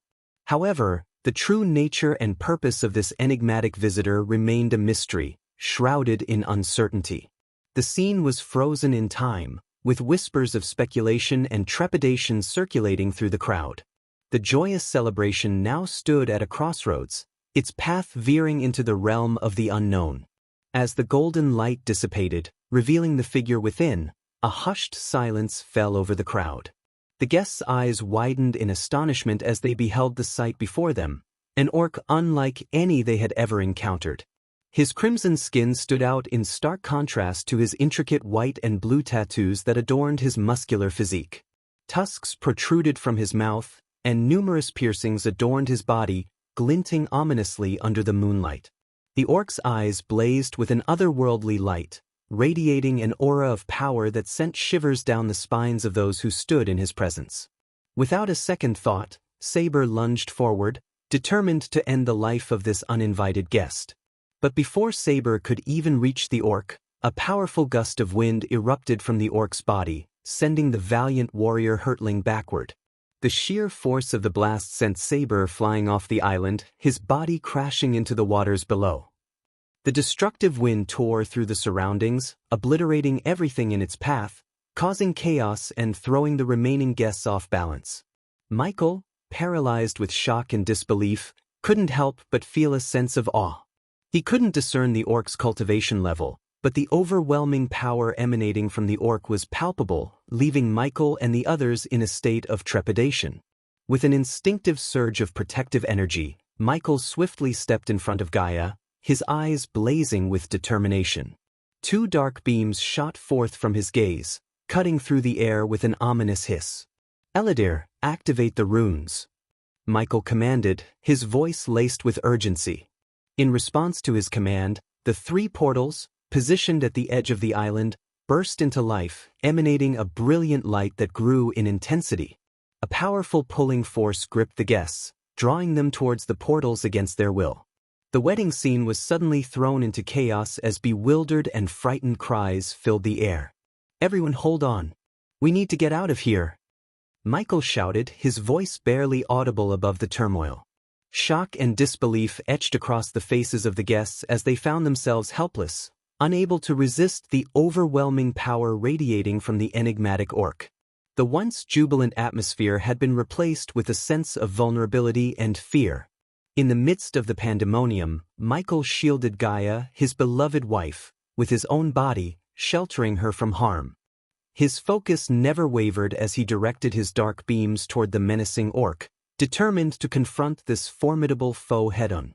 The once joyous wedding scene was abruptly thrown into chaos as the power radiating from the orc engulfed the island. Gasps of astonishment filled the air as guests stumbled backward, their faces etched with shock and disbelief. "What the hell is happening?" Trista exclaimed, her voice trembling with fear. Tiberius, wide-eyed and bewildered, looked around in disbelief. "Who is this? Why can't I move?" Arya, her hands shaking, whispered in disbelief, "This power, it's overwhelming. We're completely powerless." Claire, her voice quivering, managed to utter, "Take Cindy and run to the portal." Gibson tightened his grip on Cindy's hand, his voice filled with urgency. "Stay close, Cindy. We need to find safety." Corey, his expression a mix of awe and fear, muttered, "This power, it's beyond anything I've ever witnessed." Optimus, his usually calm demeanor shattered, exclaimed, "No ordinary foe." "Who is this orc?" The guests, overwhelmed by the immense power radiating from the orc, looked to Michael with a mixture of hope and desperation, realizing that their only chance lay in the strength and determination of the bride and groom. The fate of the wedding celebration hung precariously in the balance as the battle between light and darkness loomed ominously overhead. The once serene wedding scene transformed into a chaotic spectacle as the power radiating from the orc overwhelmed the island. The orc's imposing presence left everyone stunned and paralyzed with fear. The very atmosphere crackled with an otherworldly energy, causing hair to stand on end and sending shivers down the spines of those present. The orc's red-skinned visage, adorned with intricate tattoos and piercings, exuded an aura of dominance and malevolence. His glowing eyes bore into the crowd, relishing the fear that danced across their faces. Michael, shielding Gaia with his body, unleashed his dark beams upon the orc, hoping to subdue the intruder. The beams of darkness struck the orc's head, but to the shock of everyone, nothing happened. The orc remained unfazed, a smug smirk etched upon his lips, defying the powerful onslaught with disdain. Gaia, realizing the urgency of the situation, summoned her celestial bow and a quiver of ethereal arrows materialized by her side. Determination replaced the fear in her eyes as she stepped forward, ready to confront the menacing intruder. The bride, radiating a blend of grace and strength, prepared herself for the battle that now threatened to overshadow her wedding day. Amidst the chaos, guests stumbled and scrambled for cover, their movements hindered by the overpowering presence of the orc. Their attempts to rally against the intruder proved futile as the force emanating from the orc left them weak and powerless, their limbs heavy as if burdened by invisible chains. The once immaculate wedding venue now bore the scars of the chaotic upheaval. Tables and decorations lay in disarray, tossed aside by the gusts of wind that erupted from the orc's very being.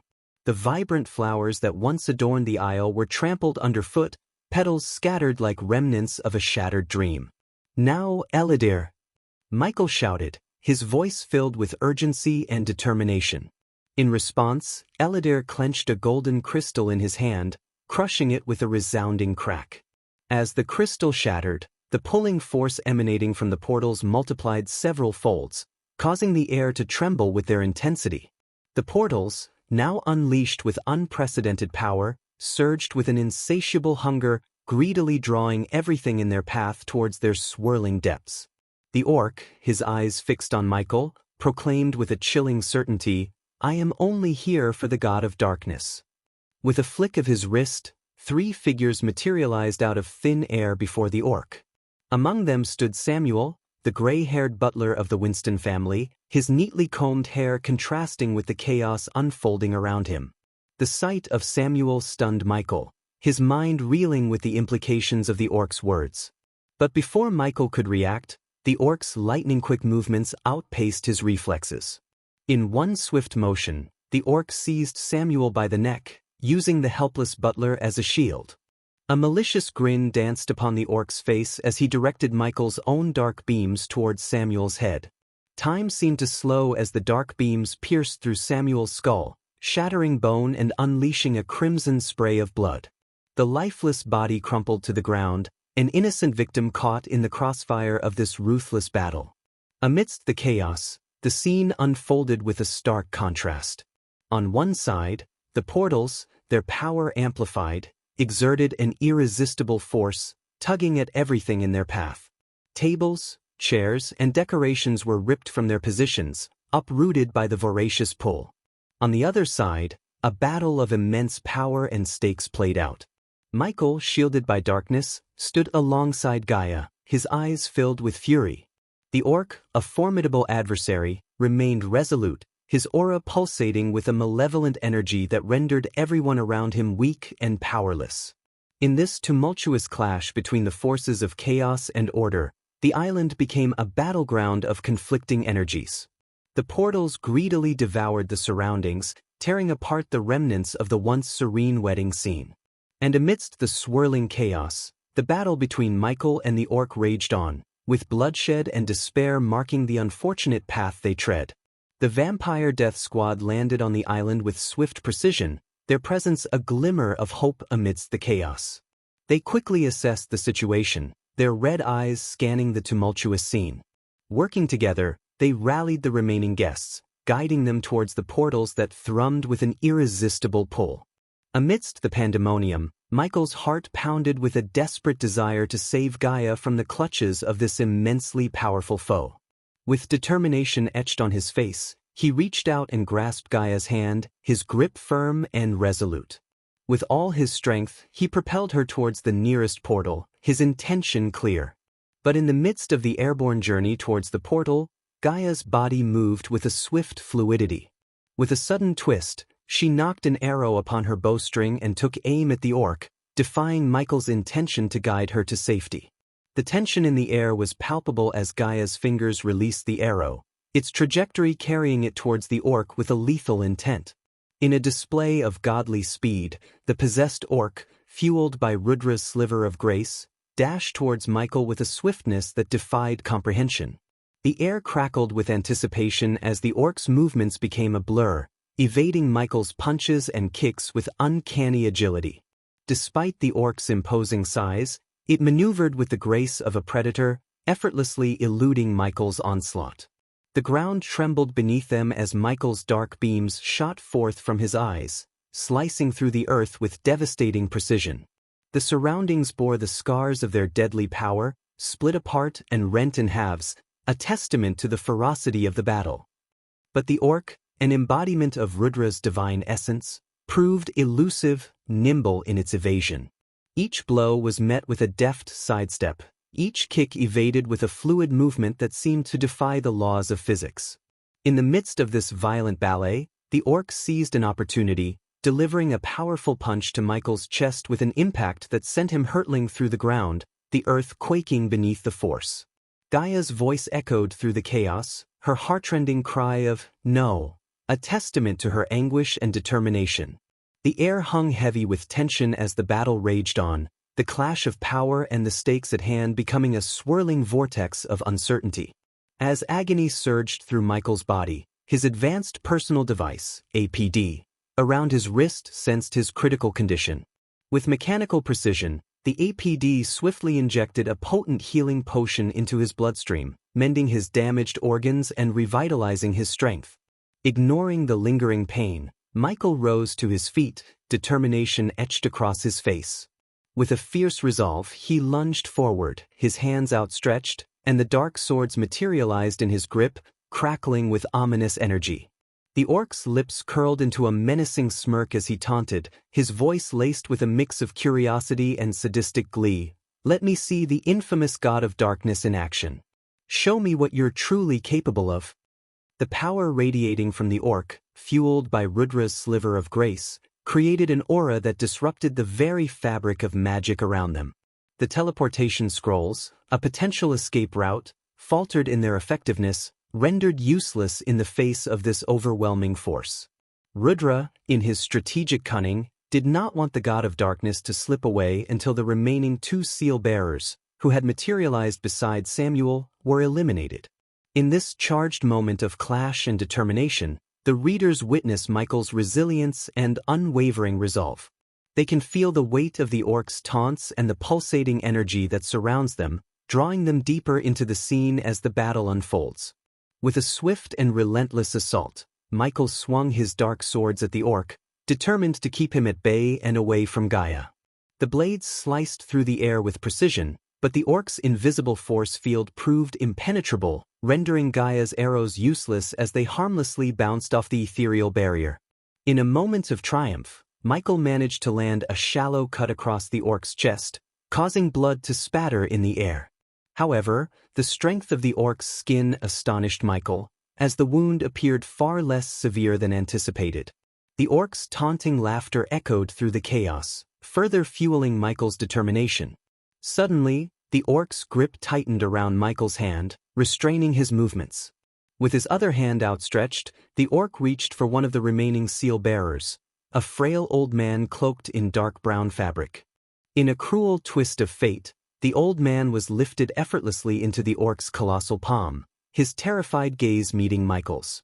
As the orc's power overpowered Michael's resistance, he helplessly watched as his own hand, guided by the orc's malevolent will, slashed across the seal-bearer's head. Blood erupted, painting a macabre scene of horror as the head was severed, the lifeless eyes staring into nothingness. The orc's triumphant voice reverberated through the chaotic battleground, chilling the air. 2 down, 1 to go. Overwhelmed by the orc's otherworldly strength, Michael felt as though he was battling a force beyond comprehension. Every move he made seemed feeble in comparison, as if pitted against an unstoppable entity.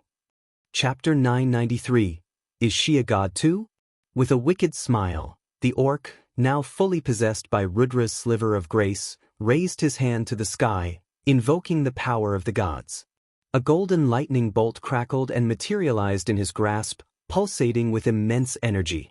With a swift motion, he plunged the bolt deep into the ground, unleashing a cataclysmic explosion of raw power. The force of the explosion sent shockwaves rippling through the island, shattering the surroundings and throwing everyone into disarray. Gaia, caught in the midst of the chaos, plummeted from the sky, crashing violently onto the ground. Her vision blurred, a mixture of pain and disorientation gripping her as she struggled to regain her bearings. Through her hazy vision, Gaia glimpsed the orc, his speed unfathomable, closing in on Michael. The air crackled with malevolence as dark flames erupted from Michael's body, consuming everything in their path. The searing heat licked at the surroundings, devouring the once vibrant landscape in a dance of destruction. Gaia's heart pounded in her chest as she watched in horror, her voice lost amidst the chaos. The scene unfolded before her eyes with vivid intensity, each detail etched into her memory: the orc's savage charge, Michael engulfed in those dark, merciless flames. The dark flames roared with an insatiable hunger, engulfing the grassland surrounding Michael and Gaia. The intense heat radiated from the flames, raising the temperature to unbearable levels. The orc, its skin melting and bubbling under the scorching onslaught, seemed unfazed by the agony it should have been experiencing. Instead, a sinister snicker escaped its deformed mouth as it extended its hand towards the last remaining seal-bearer. The young man in white robes cried out in terror as the orc's hand closed around him, the searing heat of the dark flames seeping into his very being. His anguished screams pierced the air, a haunting testament to the merciless fate that awaited him. The dark flames consumed him relentlessly, reducing his form to a pile of hot ash, leaving nothing but remnants of his existence. As the life force of the third seal-bearer was extinguished, a sudden rumble echoed through the sky. For a fleeting moment, a crack tore open the sky, a glimpse into a realm beyond mortal comprehension. The crack shimmered with an otherworldly light, hinting at the immense power and consequence tied to the seal-bearer's demise. However, as quickly as it appeared, the crack closed, leaving behind only a sense of foreboding and uncertainty. The orc stood tall, its form grotesquely transformed as its skin melted away, revealing the raw skeletal structure beneath. In this macabre state, the orc raised its hands, bony fingers extended towards Michael. Countless golden lightning bolts crackled to life, surging forth with malevolent intent. Michael, recognizing the imminent danger, summoned a responsive shield around him. The shield, translucent and glowing with a vibrant blue hue, materialized just in time to intercept the incoming lightning bolts. However, the power behind the orc's attack proved overwhelming, as the bolts shattered the shield like fragile glass, penetrating through to strike Michael. Agony seared through Michael's body as the lightning coursed through his veins. Blood tainted the corners of his lips as he coughed it up, his strength waning with each passing moment. Paralysis gripped his limbs, rendering him helpless against the orc's relentless assault. With a chilling smirk, the orc raised its hand, exerting a force that pulled Michael closer. His feet dragged across the ground as he was lifted effortlessly by his neck, suspended in the grip of his merciless adversary. The acrid scent of burning grass mingled with the sickening odor of charred flesh, filling the air with a haunting reminder of the devastation surrounding them. The metallic tang of blood lingered, a testament to the violence that had unfolded on the island. As the orc's skin continued to melt away, revealing the gruesome sight of its skull, a grim and horrifying visage emerged. Its eye sockets held an otherworldly glow, and the lack of flesh on its face heightened the eeriness of its presence. Disappointment laced the orc's voice as it shook its skull-like head. "Not impressed," it uttered, its voice laden with mockery. The grip around Michael's neck tightened, constricting his airway and leaving him gasping for precious breaths.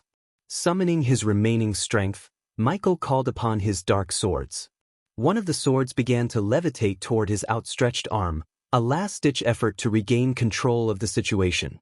However, the orc, swift and cunning, swatted the sword aside, redirecting its trajectory towards Gaia. The hilt of the sword struck Gaia with a resounding thud, knocking her unconscious before she could even rise to her feet.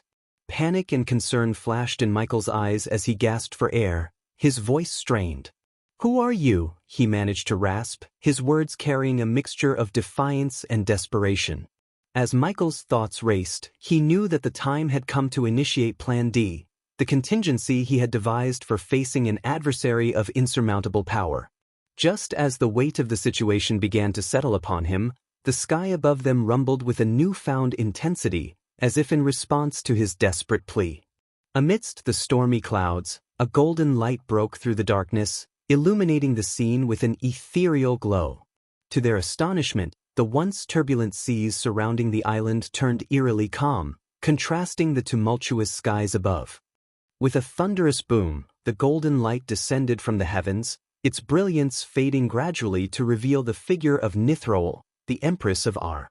Her golden locks billowed around her like a halo, and she stood adorned in intricately crafted golden armor that covered her from neck to toe.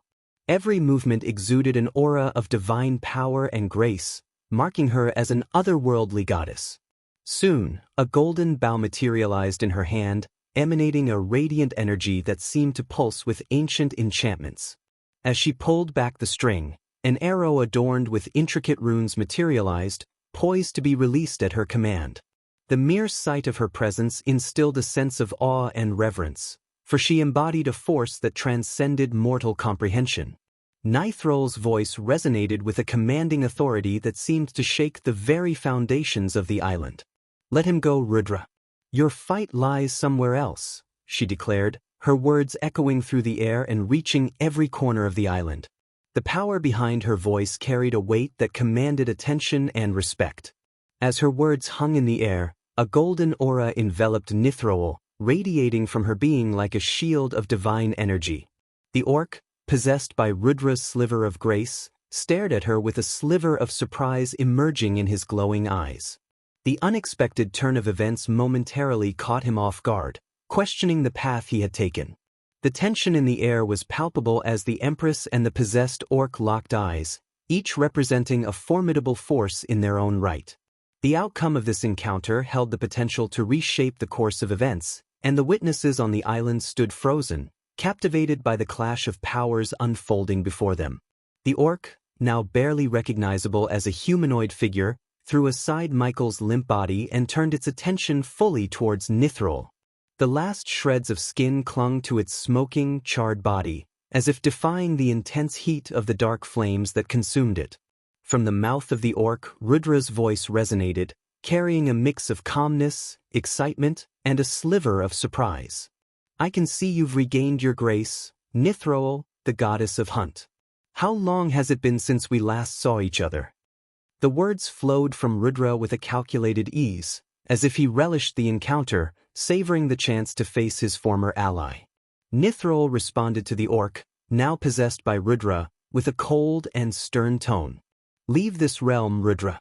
You have no right to be here," she stated, her voice devoid of any warmth or sympathy. Her gaze remained fixed upon the deteriorating figure before her. Rudra's voice, still emanating from the orc, grew even calmer and more playful.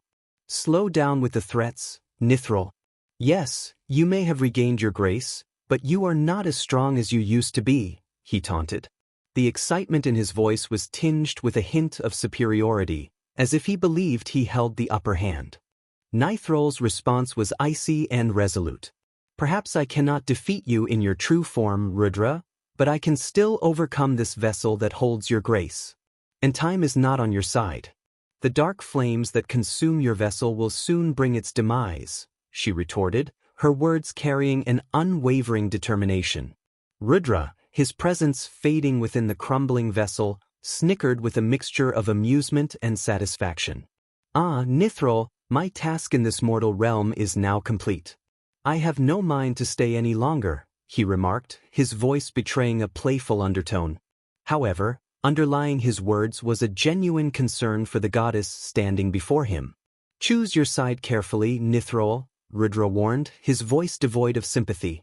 "You wouldn't want to lose your grace once again." His words carried a subtle caution, a reminder of the consequences she might face if she aligned herself against the Pantheon. Nithrol, her gaze unwavering, met Rudra's gaze with determination. "I have made my choice, Rudra," she declared with unwavering resolve. "I have left the Pantheon and chosen to remain in the mortal realm. You needn't worry about me." Her response carried a resolute conviction, a statement that she had made her stand and was prepared to face the consequences of her decision. Though Rudra's concern for her was not evident in his voice, there was a flicker of admiration in his gaze, acknowledging the strength of her resolve. As the possessed orc's body crumbled to the ground, consumed by dark flames and reduced to a heap of smoldering ash, a golden light emerged from within. It shimmered and danced in the air, casting a soft glow upon the chaotic scene. Nithrol, her gaze fixed upon the dissipating light, watched as it slowly ascended towards the heavens, leaving the mortal realm behind. With a faint sigh of relief, she knew that Rudra's sliver of grace had departed, returning to its rightful place. The once vibrant wedding decorations now lay in ruins, charred and scattered across the grassy ground. The once jubilant atmosphere had been replaced by an eerie stillness, broken only by the soft crackling of smoldering embers. The bride and groom, their bodies sprawled motionless, were a stark contrast to the beauty they had exuded moments ago. Nithroel stepped cautiously over the remnants of shattered pillars and torn fabrics, her footsteps leaving imprints in the ash-covered ground. She approached the unconscious couple, her expression a mixture of concern and determination. With a gentle touch, she checked their pulses and found them to be faint but steady. A sense of relief washed over her as she realized that their lives had been spared in the midst of the chaos. Surveying the scene, Nithroel knew that there was much work to be done. The aftermath of this tumultuous encounter would not be easily forgotten. As Michael's consciousness slowly returned, he rose to his feet, his gaze immediately fixating on Gaia, lying unconscious nearby. With a mix of relief and concern etched on his face, he quickly made his way to her side, gently cradling her in his arms. Nithroel watched this intimate moment, understanding the depth of their connection and the strength it brought them. She respected their need for a moment of solace, a respite from the turmoil they had endured. But she also knew that there were questions to be answered, decisions to be made. As Michael's eyes met Nithroel's, she could see the weight of the recent events reflected in his gaze. The god of darkness, his presence formidable, acknowledged her with a nod, a silent recognition of the necessity to speak. Nithroel's voice, calm yet resolute, broke the silence. "We have much to discuss," she declared, her tone carrying a weight of urgency and purpose. Chapter 994. Finally learning about Andor. As the wind howled and the darkened sky hinted at an impending storm, Michael and Gaia stood alongside Nithroel on the edge of the mountain where their paths had first crossed.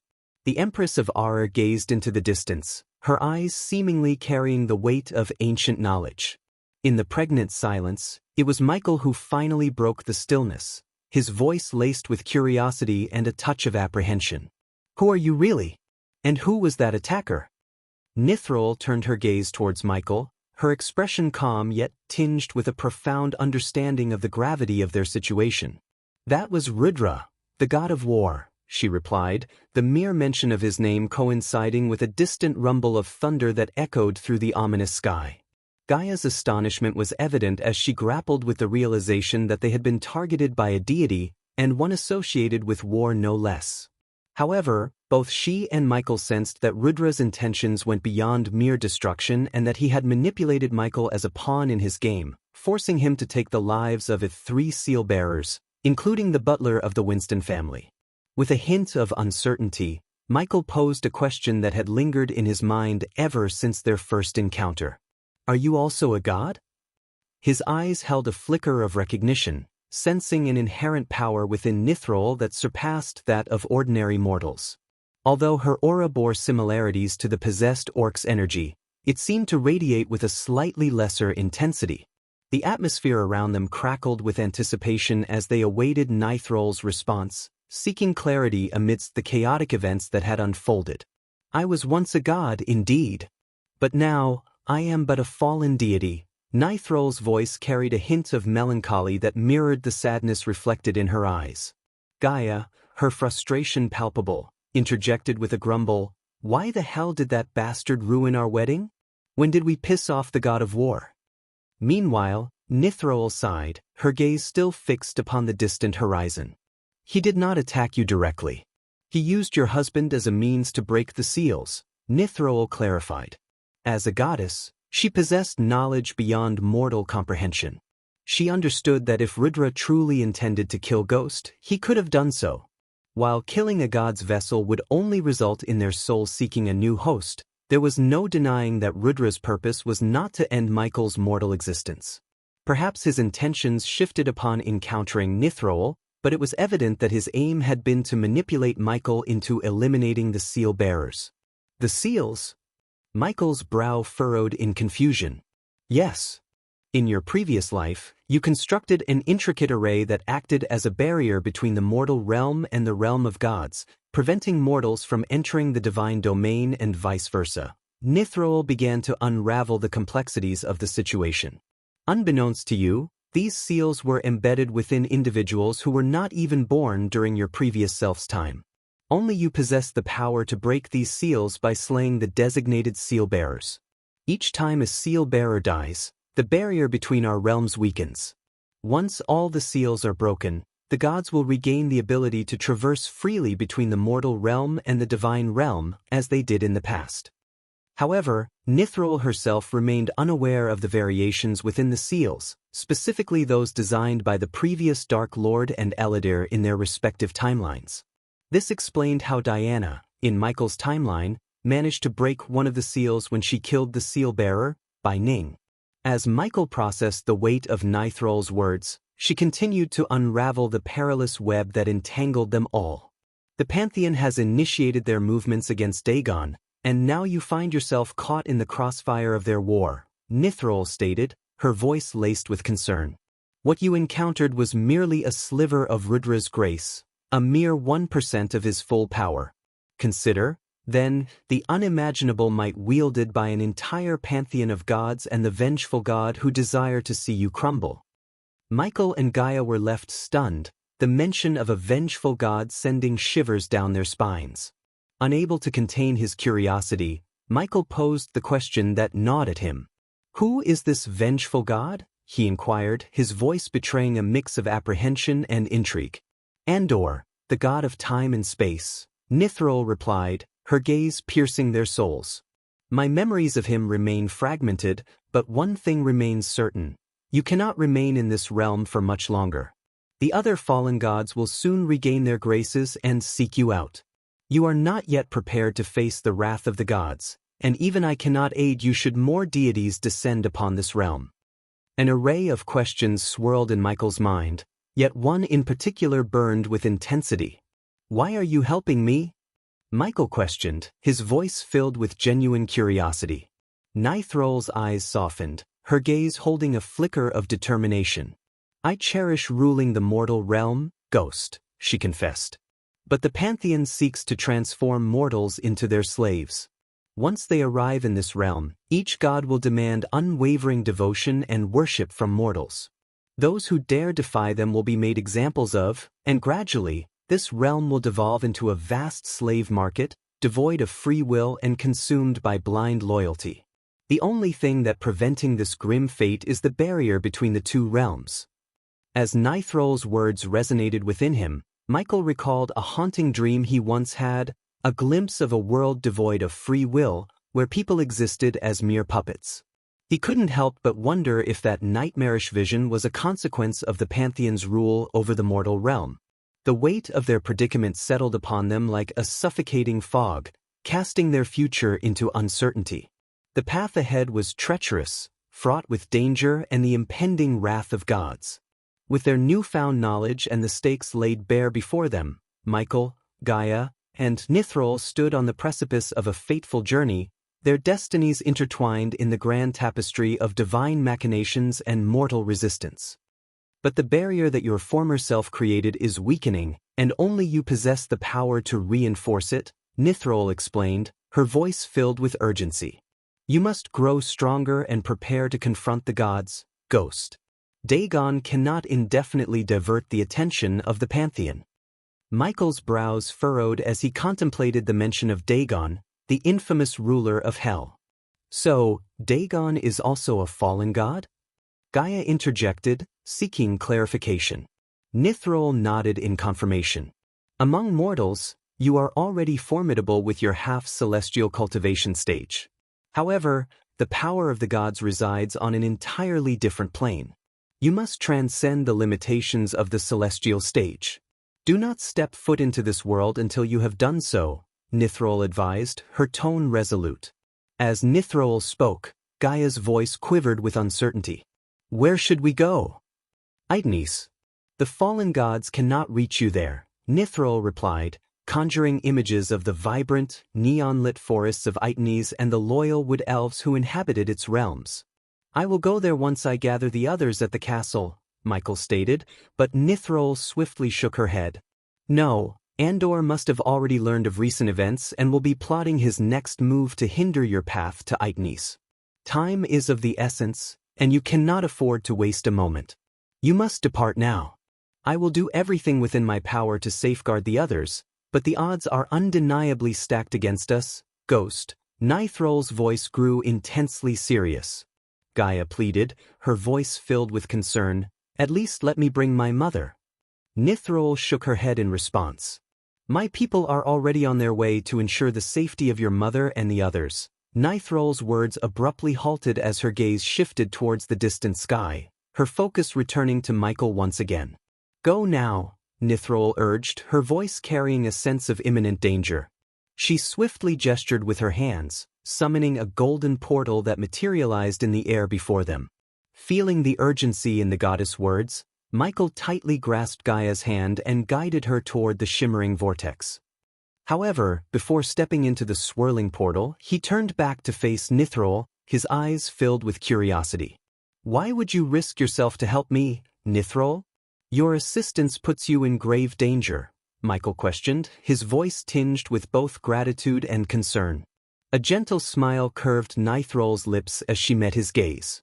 By aligning myself with you, Ghost, I stand a chance of maintaining my dominion over the mortal realm. If the Pantheon emerges victorious, we all suffer the consequences, she replied, her tone resolute. Raising her hand, Nithrol unleashed a sudden gust of wind, propelling Michael and Gaia forward, propelling them forcefully into the awaiting portal. The ethereal gateway closed behind them, leaving Nithrol behind. In that fleeting moment, as Michael and Gaia disappeared into the unknown, Nithrol stood tall, her golden hair dancing in the wind. With unwavering determination, she prepared to face the oncoming storm, knowing that her alliance with Michael carried the weight of both their destinies and the fate of the mortal realm itself. With a swift and fluid motion, Nithrol summoned her golden bow, a gleaming masterpiece crafted with intricate detail. Her grip tightened around the polished wood as she notched an arrow, its tip adorned with ancient runes of power. Drawing the bowstring back, she took aim at the distant sky, her eyes locked onto the approaching figures of the fallen gods. A surge of divine energy coursed through her, heightening her senses and honing her focus. The arrow she released soared through the air, defying mortal limitations as it streaked across the vast expanse with unerring accuracy. It traversed a tremendous distance, seemingly defying both time and space. As the arrow cut through the air, a tempest began to brew, dark clouds rolling in to amplify the brewing chaos. Thunder rumbled in the heavens, their ominous roars echoing through the land. Nature itself seemed to respond to Nithrol's presence, lending its power to her as she prepared to face the fallen gods. Standing tall and resolute, the Empress of Ar remained steadfast in the face of imminent danger.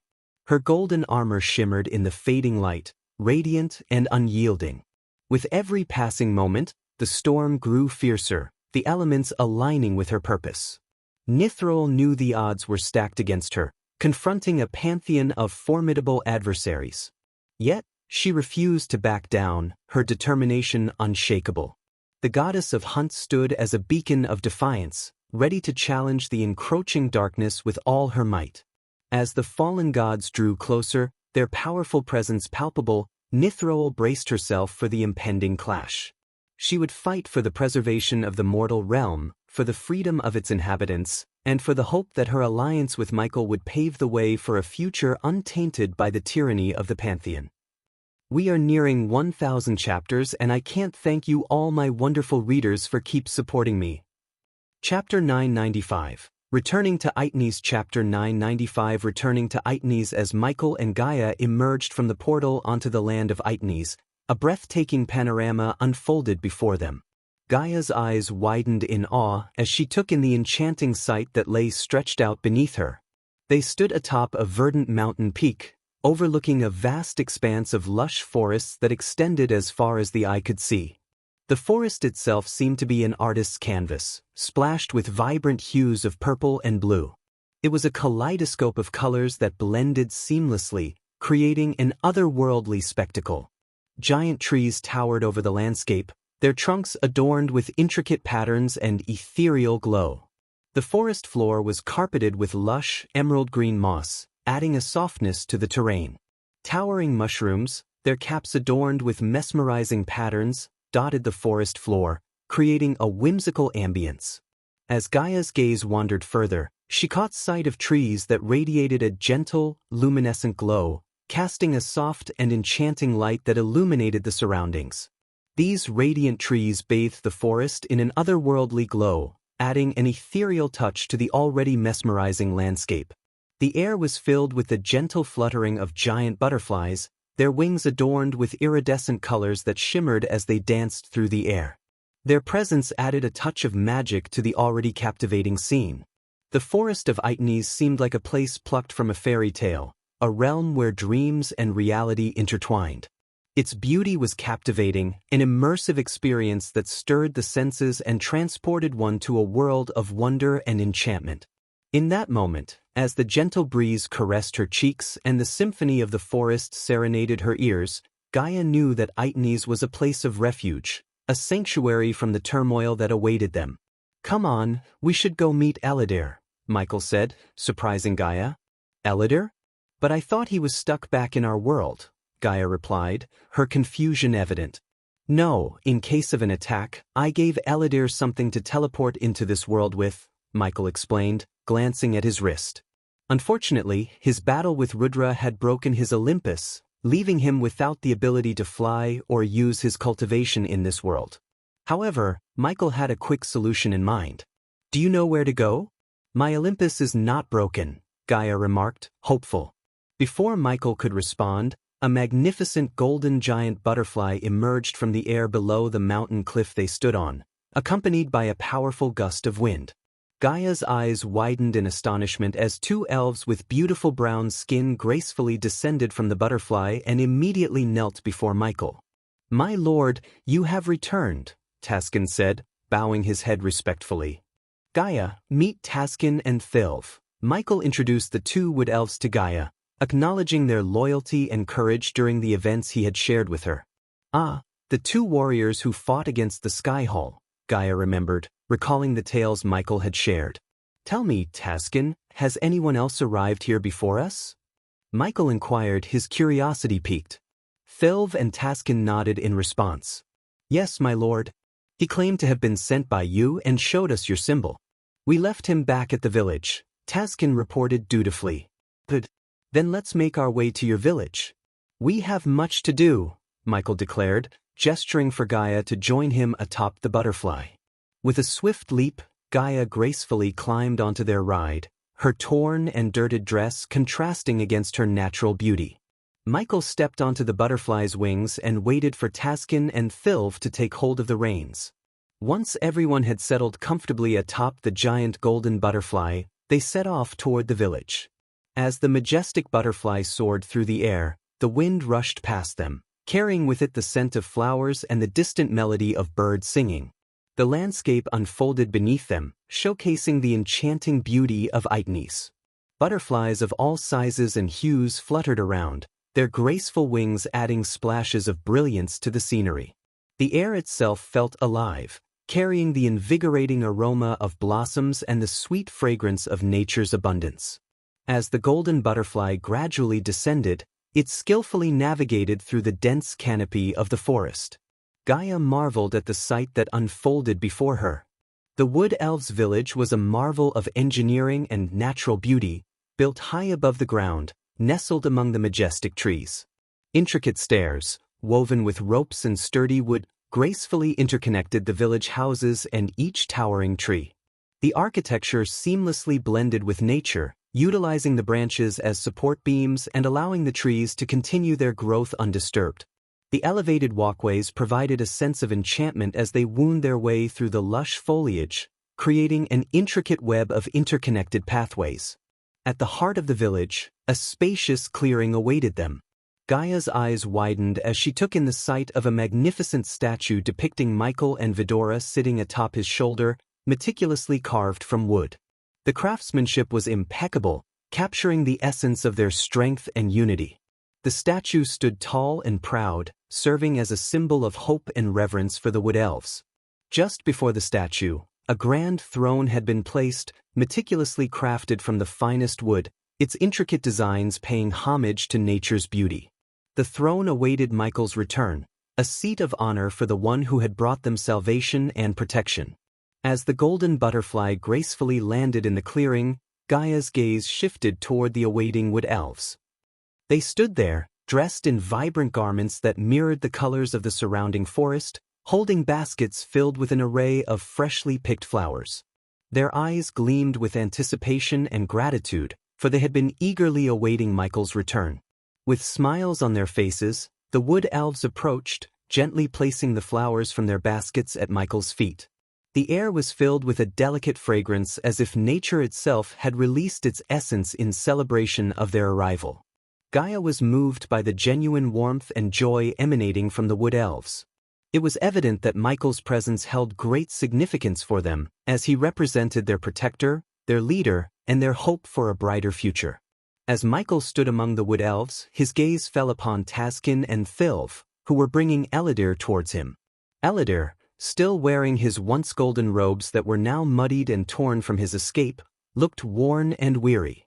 He had journeyed through the portal, passing through the forge in Demon's Grave and utilizing a special teleportation scroll that Michael had provided. The three of them, Michael, Eladir, and Gaia, wore solemn expressions, their minds still reeling from the events that had transpired during their wedding.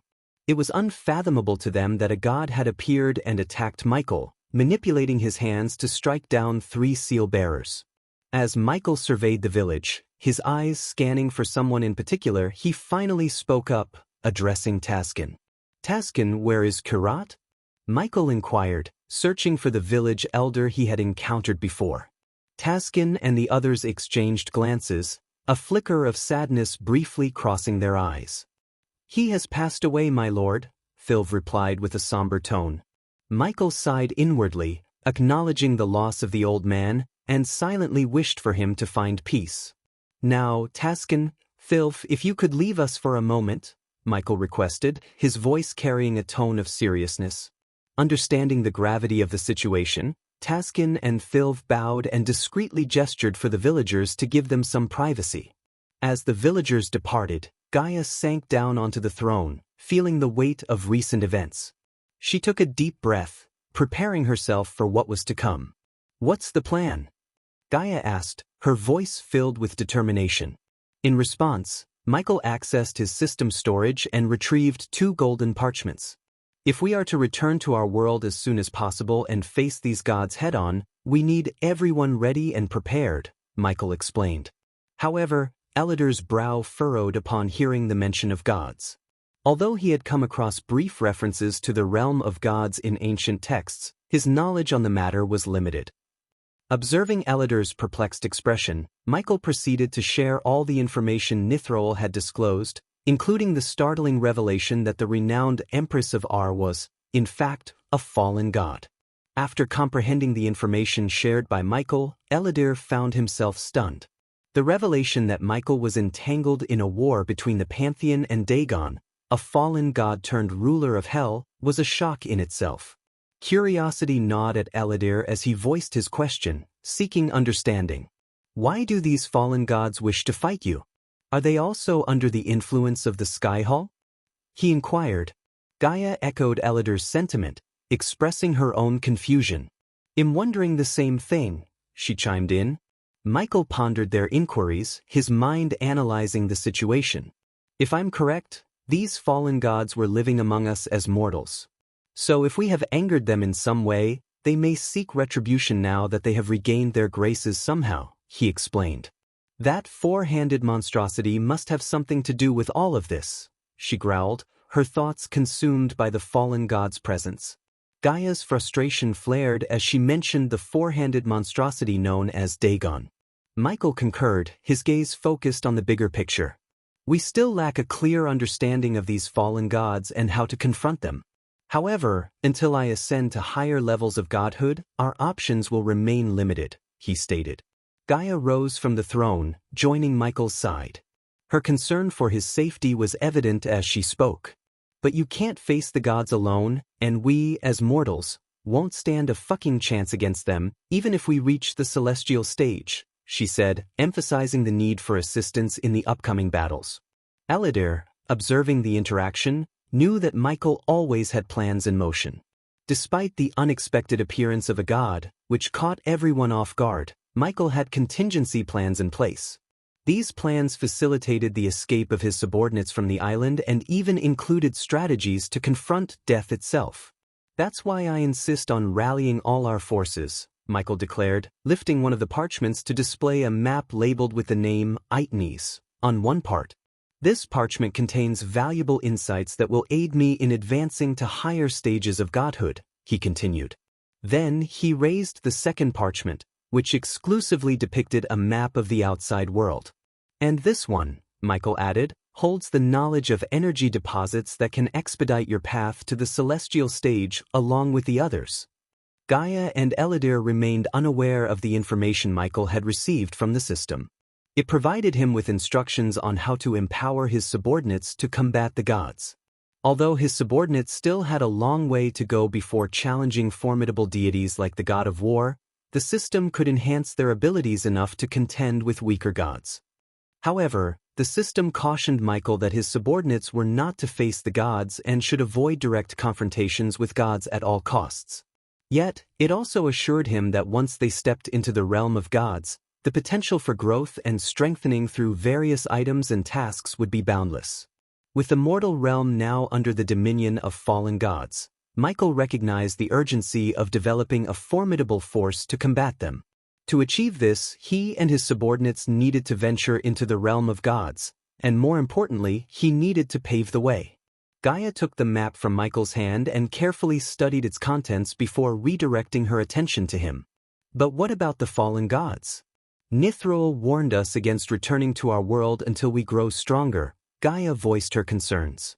"You won't be able to grow stronger while being stuck in this world," Michael replied. Curiosity tinged Gaia's question as she sought clarification. "So, what are you suggesting we do?" she inquired. Michael took a moment to gather his thoughts before responding. "You need to return to our world, maintain a low profile, and search for these energy deposits. Utilize them to enhance your own strength while evading any encounters with the fallen gods. Soon, I will acquire a means to conceal your presence from them temporarily," he explained.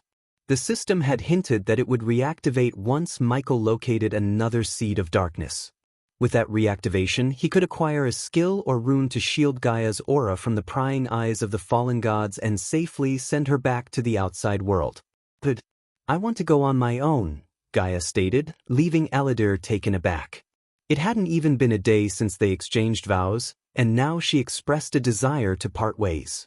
Eladir's face darkened, his emotions entwined with confusion and concern.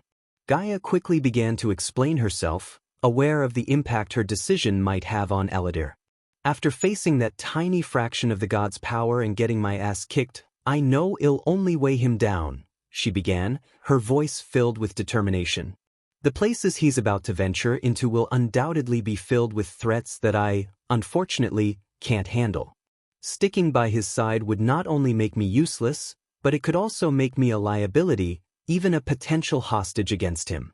However, if I return to the outside world, I can make a tangible difference and provide real assistance. As much as I hate leaving his side, it's our best option at this moment. Time is precious, and every minute we waste is a minute our enemies have to grow stronger," Gaia concluded, her conviction shining through her words. Michael let out a sigh of relief, grateful that Gaia understood the situation so well. He knew that sending her off alone carried its own risks, but he also recognized the greater peril involved in obtaining the seeds of darkness.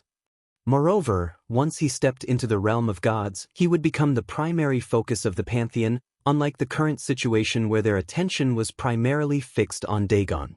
In due time, if Gaia hadn't attained sufficient strength to battle the gods, she could be used against him, placing her life in even greater danger.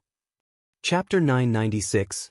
Andor's plan has failed. In the midst of the unexpected turn of events, Michael saw an opportunity to transform the situation into something advantageous, as he had always done. After explaining his plan to Eladir and Gaia, he led them into an empty cabin where Eladir had been kept upon his arrival. As Gaia entered the dimly lit room, her eyes widened in shock and surprise at the sight that greeted her, two majestic suits of armor standing before her.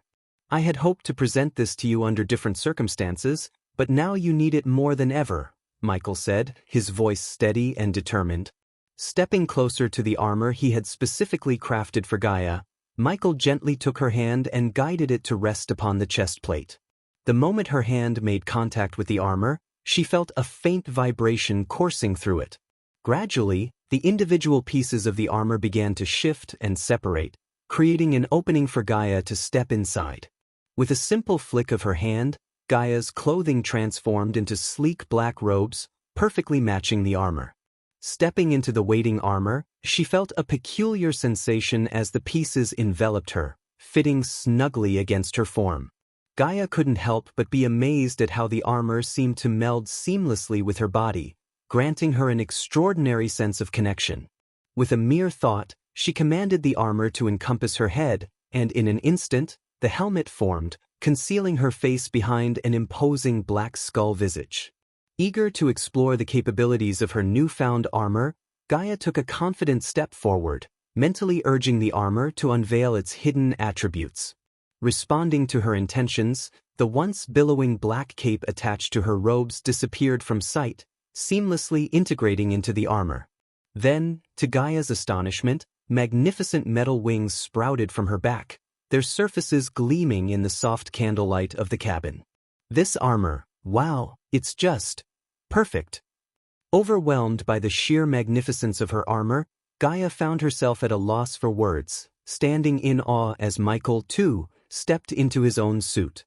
The armor embraced him seamlessly, fitting him perfectly as he moved forward, testing its functionality with clenched fists. With a swift motion of his hand, Michael summoned his dark swords, which effortlessly slid into the scabbards integrated into the back of his armor.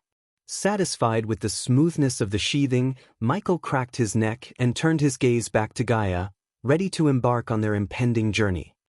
"Let's go. We'll be setting off soon," Michael announced. With Gaia trailing behind him in her newfound armor, Michael exited the cabin with a plan to become the god he was meant to be. Michael stood at the center of the clearing, his voice resonating like thunder as he called out for Thilv and Taskin.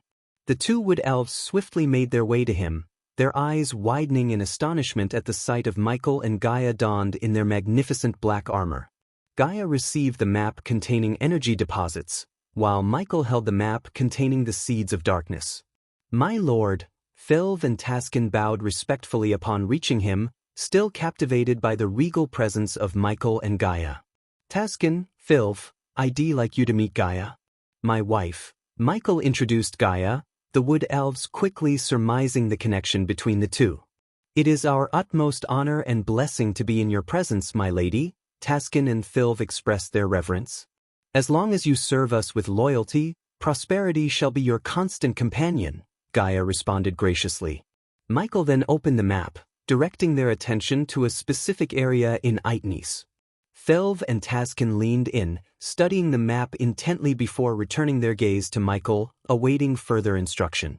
"My lord, if you permit, we have something to show you," Taskin spoke, to which Michael nodded in agreement. The two wood elves hurried to their houses and returned with a large leaf, serving as a makeshift parchment. They presented a map drawn on the dried blue leaf, which surprised Michael. "After your departure, my lord, we expanded our scouting range and meticulously mapped the surroundings. The location you mentioned houses a Sky Hall outpost, and according to messengers from the mountain tribe," Taskin began explaining. "Fucking assholes," Gaia interjected, her disdain for the Sky Hall soldiers evident. "Do you have any knowledge of their activities in that area?" Eladir inquired. "No, my lord. The place is heavily fortified, and any attempt to infiltrate would result in certain slaughter," Taskin confessed. Michael had hoped to obtain a seed of darkness without engaging in combat against the Sky Hall soldiers. However, with the realization that Sky Hall forces surrounded the nearest seed of darkness, he had no alternative but to confront them head-on. "Thatum, how many of these outposts have you discovered in your world?" Gaia asked. "To date, we have encountered 15 outposts, my lady.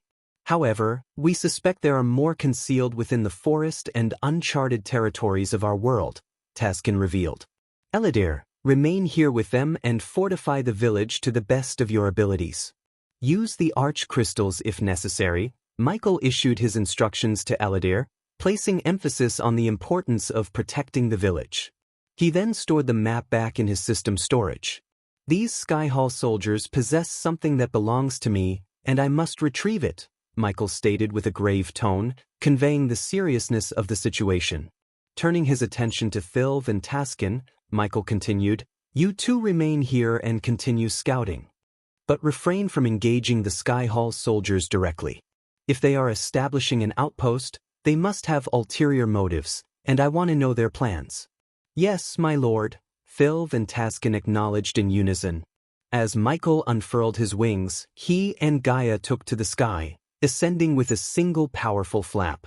Another flap propelled them forward, soaring towards the Sky Hall outpost. During the flight, Michael's thoughts were consumed by Nithrol's words, particularly the mention of Andor, the god of time and space. It was apparent that Andor harbored a deep-seated grudge against Michael, likely due to the previous Dark Lord's grievous actions. Michael couldn't help but question why Andor had yet to launch a direct attack against him. Perhaps Andor had already struck, but Michael had failed to recognize it. The presence of the Shadow Force working against him further fueled his suspicion of Andor's involvement. Regardless, Michael understood the importance of familiarizing himself with the gods, especially Andor, as it was a vital first step towards defeating his adversaries. Back on Andor's castle, resting upon his throne in deep contemplation, a profound frown etched upon his face, Andor observed the events unfolding on the island where the god of darkness, his sworn enemy, had held his wedding, only to be interrupted by Rudra, the god of war, his another enemy. Damn it! Andor's hand struck the armrest of his throne in an outburst of anger. As he pondered the motives behind Rudra's actions, the ethereal form of Seraphine materialized before him, her appearance seemingly too coincidental to be unrelated to the events that had transpired. The air in the castle turned icy, and Andor's gaze grew colder, radiating a palpable sense of murderous intent. "What have you done, Seraphine?" Andor's voice reverberated throughout the castle walls, laced with a chilling disdain. "We have done what should have been done long ago, Andor. The barrier has weakened, allowing the Pantheon to send their armies to confront Dagon in his realm of hell, where he holds dominion." Andor's voice resonated with a frigid and merciless tone, tinged with bitter sarcasm and anger towards the Pantheon's perceived foolishness. "Your Sky Hall army shall face the Hellwalkers in the realm in between, while the Pantheon's forces confront Dagon in hell. Although we had not anticipated Dagon unleashing the Graces, it has inadvertently worked in our favor. With the aid of the fallen gods, we can crush the Hellwalkers and eradicate any remaining influence of the Dark Lord in the mortal realm," Seraphine explained. However, as the goddess of information, a sense of unease gnawed at her, for everything seemed unnaturally smooth and advantageous, raising suspicions deep within her. "And have you ever questioned why Dagon released the Graces, despite knowing the consequences it would bring upon him?" Andor's voice grew colder still, his desire to remain seated upon his throne waning as he fought against the urge to obliterate everything in his sight. "Do you comprehend why I have not commanded my minions to gather all the seal-bearers and forced the Dark Lord to slay them? Did you truly believe that the Dark Lord had not considered the possibility of us amassing the seal-bearers, allowing his own reincarnation to eliminate them and shatter the barrier? Do you believe it to be that simple?" Seraphine offered no response as Andor pounded the throne once more before rising to his feet, his anger and frustration simmering beneath the surface. "Tell me, Serpahine, did you know Rudra was going to crash the wedding and make the Dark Lord kill the 3 seal-bearers on the same time?" Andor's question hung in the air, punctuated by a heavy silence that enveloped them. After a brief moment, Seraphine nodded, confirming his suspicion. "Yes," she responded softly.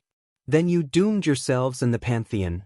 Andor's laughter echoed through the chamber, tinged with a mix of anger and frustration. "What do you mean?" "Enough with the secrecy, Andor. If you possess additional knowledge regarding the barrier, you must share it with us," Seraphine growled, her own frustration boiling over from being kept in the dark by Andor. "I remain secretive because I know that you and the rest of the Pantheon would only interfere with my plans. However, I never expected you to be so foolish as to seek the assistance of Rudra, a mindless brute," Andor shouted, his voice reverberating through the halls as the castle trembled beneath his fury. He must have orchestrated it all, foreseeing this outcome, Andor muttered, his fists clenched tightly as he brooded upon the god of darkness and his intricate schemes. I established the Sky Hall to serve as his primary adversary, the ultimate nemesis in his life. Prior to your imbecilic revelation of the god's existence, he believed that the Sky Hall was his sole enemy. He would have annihilated them and lived blissfully ignorant of the realm of gods. During that time, we could have sought a permanent means to eliminate him, or better yet, allowed Noah, his own brother, to be his executioner. And if Noah had failed, we could have struck him down when he was weakened. The opportunities were limitless when he believed he had no adversaries. A lion is most vulnerable when its hunger is sated. Andor's voice reverberated with anger as he explained the intricacies of his thwarted plans. The Pantheon and Seraphine had underestimated the god of darkness, and their short-sightedness had ruined everything. In their eyes, Dagon posed the greatest threat, unaware of the imminent danger the god of darkness represented to the Pantheon. But now, he is once again on the prowl. He now knows that there exists a realm beyond mortals, a realm of gods. He is aware of the existence of other gods apart from his own brother. And thanks to Rudra's assault on his wedding, he now sees the gods and the Pantheon as his enemies.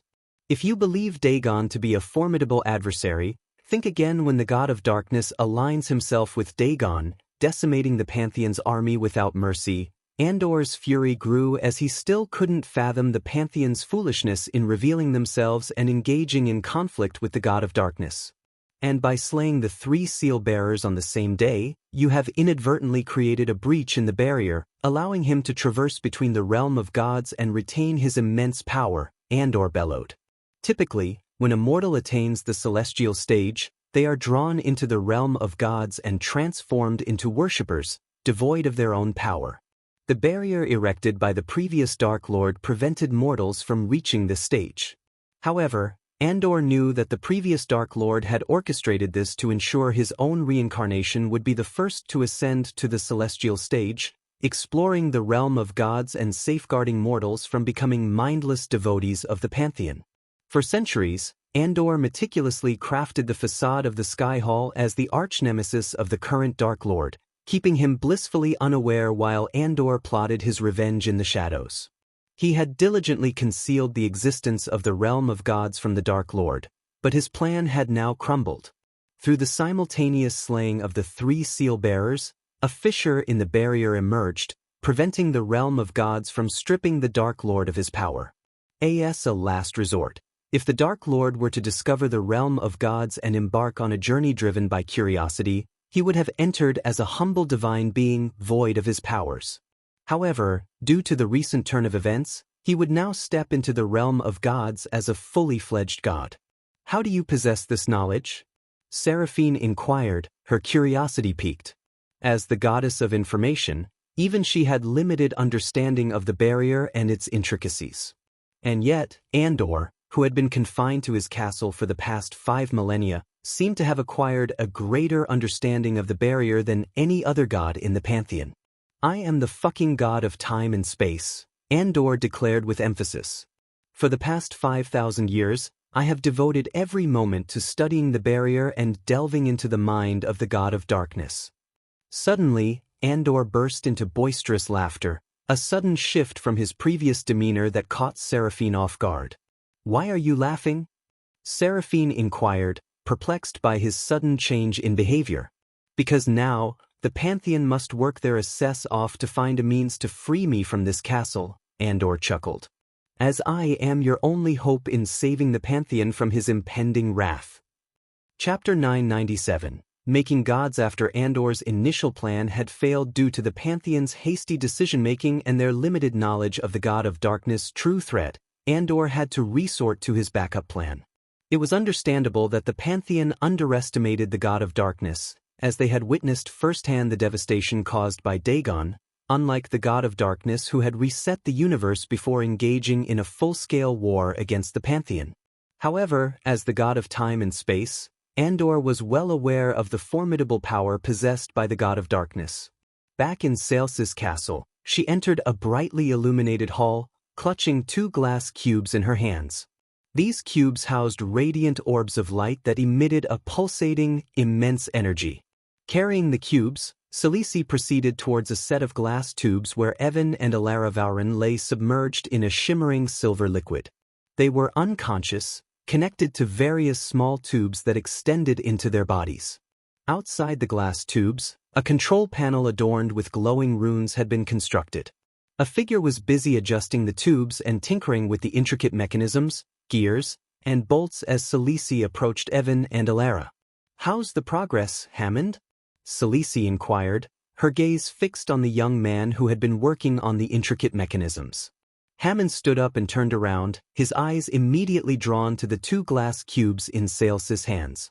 He instinctively reached out towards the pulsating energy, but Celici swiftly intervened, preventing him from touching the glass cubes. Hammond snapped out of his daze, appearing stunned. "They are indeed," Celici confirmed, acknowledging Hammond's unspoken question. However, she restrained him from making contact with the cubes. Hammond seemed taken aback by the realization. "They are prepared, my lady. I just need a few moments to calibrate the energy valves.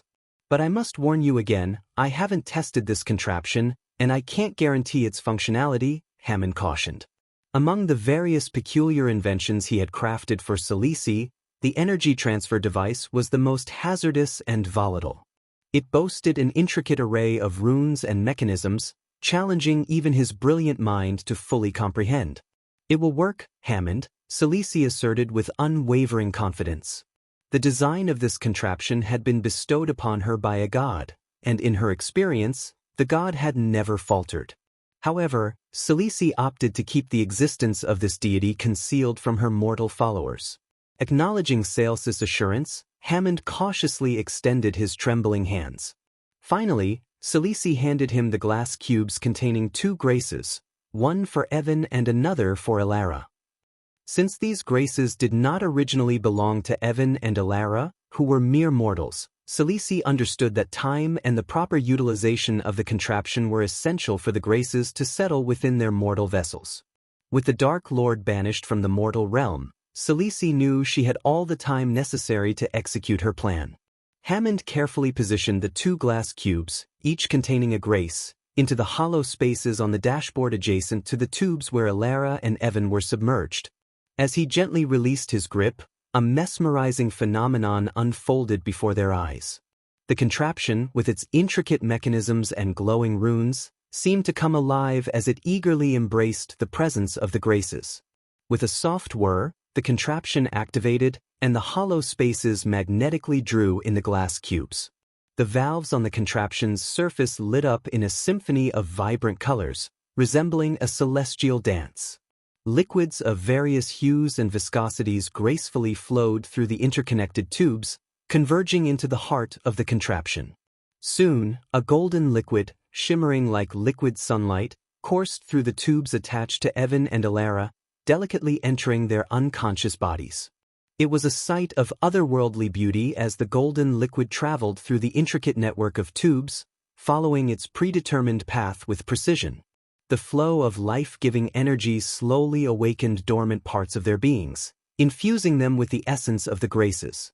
Hammond suppressed his fears and nodded in agreement. There was no turning back now. The fate of Evan, Alara, and their realm rested in the delicate balance of the contraption's intricate dance. The contraption itself seemed alive with energy, flickering and humming in synchrony with the life force coursing through its veins. Sparks danced around the intricate machinery, casting an ethereal glow in the room. It was a testament to the raw power harnessed within the contraption, a fusion of mortal ingenuity and divine guidance. Hammond, witnessing the extraordinary display before him, couldn't help but feel a twinge of apprehension. The sheer complexity and untested nature of the contraption raised concerns within him, questioning whether they should proceed. He hesitated, his gaze shifting between the flickering contraption and Celici, who stood nearby. "Perhaps we should reconsider, my lady," Hammond finally voiced his concerns, his voice tinged with worry. "This contraption is untested, and the risks." Celici, however, exuded an unwavering calmness and confidence. She understood the magnitude of their endeavor and the consequences of failure. With a serene expression, she interrupted Hammond's doubts. "Hammond, we have come too far to turn back now. Trust in the design bestowed upon us. The Graces must find their rightful vessels, and this is our only chance to ensure the salvation of our realm," Celici responded, her voice resolute and filled with conviction. As Celici observed the graceful integration of the Graces into Evan and Alara, her mind drifted back to her humble origins in the realm of gods. In those days, the belief was that gods were born, not created. However, with the success of this contraption, she realized she held the power to transform any mortal into a god who would serve under her command. It was a moment of triumphant realization, making her feel like a true mastermind orchestrating the destiny of others. Yet, she couldn't ignore the pressing need to protect this contraption from the clutches of the Dark Lord. If he were to discover its existence, there would be no limit to his ability to elevate his already powerful and devoted followers into gods. Celici understood the urgency of safeguarding this knowledge and technology, vowing to do whatever it took to keep it hidden from the Dark Lord's reach. However, Celici and Andor remained oblivious to the true depth of the previous Dark Lord's cunning and the intricate nature of his grand schemes. Little did they know that his plan to unleash the Graces through Dagon's actions was just the beginning, a carefully calculated move designed to set in motion a series of events that would forever alter the course of their lives. As the Graces were released, it seemed as if everything was going according to plan for those who opposed the Dark Lord.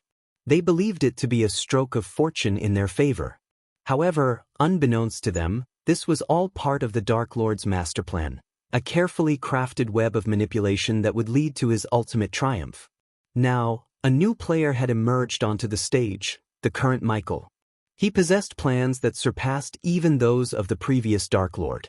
With unwavering determination, Michael set his sights on achieving unparalleled power, vying to become the most formidable god ever known. His ambitions soared higher than any before him, fueling his relentless pursuit of dominance. Celici and Andor, engrossed in their own endeavors, were unaware of the intricate tapestry woven by the previous Dark Lord. Little did they suspect the magnitude of the challenges that lay ahead or the cunning brilliance of the mastermind orchestrating it all. As the radiant golden grace gradually permeated the bodies of Evan and Alara, an intense tremor engulfed them within the glass tubes. Violent quivering shook their forms, causing an eruption of sparks from the contraption and flickering lights that danced around the room. Unforeseen gusts of wind materialized, creating a miniature storm that whipped through the hall. Hammond's voice rose in panic amidst the chaos. "My lady, this isn't going well, they might perish," Hammond exclaimed, shielding his face from the fiery sparks with a trembling hand. While Hammond recoiled from the powerful gusts, Celici stood firm, unaffected by the forceful winds, her eyes fixed upon the Grace's ethereal progression into Evan and Alara. Unlike Hammond, she sensed the immense power radiating from within them, a testament to the Grace's successful integration. "Hammond, we are not simply baking cookies," Celici replied calmly, her voice cutting through the tempestuous air. "We are making gods." A slight tremor and tempestuous storm are to be anticipated in such extraordinary endeavors. As the hall continued to tremble with increasing violence, a sudden darkness shrouded the space, enveloping it in an eerie stillness. Yet, amidst the obscurity, a soft golden glow emanated from the bodies of Alara and Evan. It gradually intensified, piercing through the darkness like a beacon of celestial light. In that radiant illumination, their eyes slowly opened, revealing an otherworldly azure hue that seemed to emit its own luminosity. The harmonious resonance of a gentle hum reverberated from their bodies, resonating through the chamber. It was a sound that whispered of newfound power and divinity. Then, as if guided by an invisible force, the glass tubes that had contained them shattered into countless shards. Alara and Evan, now transformed into gods, hovered effortlessly in the air, liberated from the confines of mortal restraints. With a serene and commanding presence, they advanced forward, their movements grace personified. The hall, which had once trembled with chaos, now stood in awe of their ethereal forms. The atmosphere was charged with anticipation as the pantheon witnessed the birth of two new deities, their very existence altering the course of destiny. A few moments later, the chandeliers flickered back to life, bathing the room in their warm glow. The hall gradually returned to its familiar state, but Hammond's eyes remained widened with astonishment. He didn't even notice the tiny cuts on his face, the remnants of the shattered glass tube that had grazed him. All of his attention was fixed on Evan and Elara, who had gently descended to the ground, their newfound power palpable in the air. Celice turned to them, her gaze filled with curiosity and satisfaction. "How do you two feel?" she asked, eager to hear their impressions. Evan, still trying to make sense of the transformation he had undergone, voiced his confusion. "What is this power?" he inquired. His memories were hazy, recalling Sales's promise of granting him new abilities and urging him to step into the tube filled with shimmering liquid. After entering the tube, darkness had swallowed him, and his consciousness faded away. Now, as he awakened, he felt a profound change coursing through his being, a power unlike anything he had ever experienced before.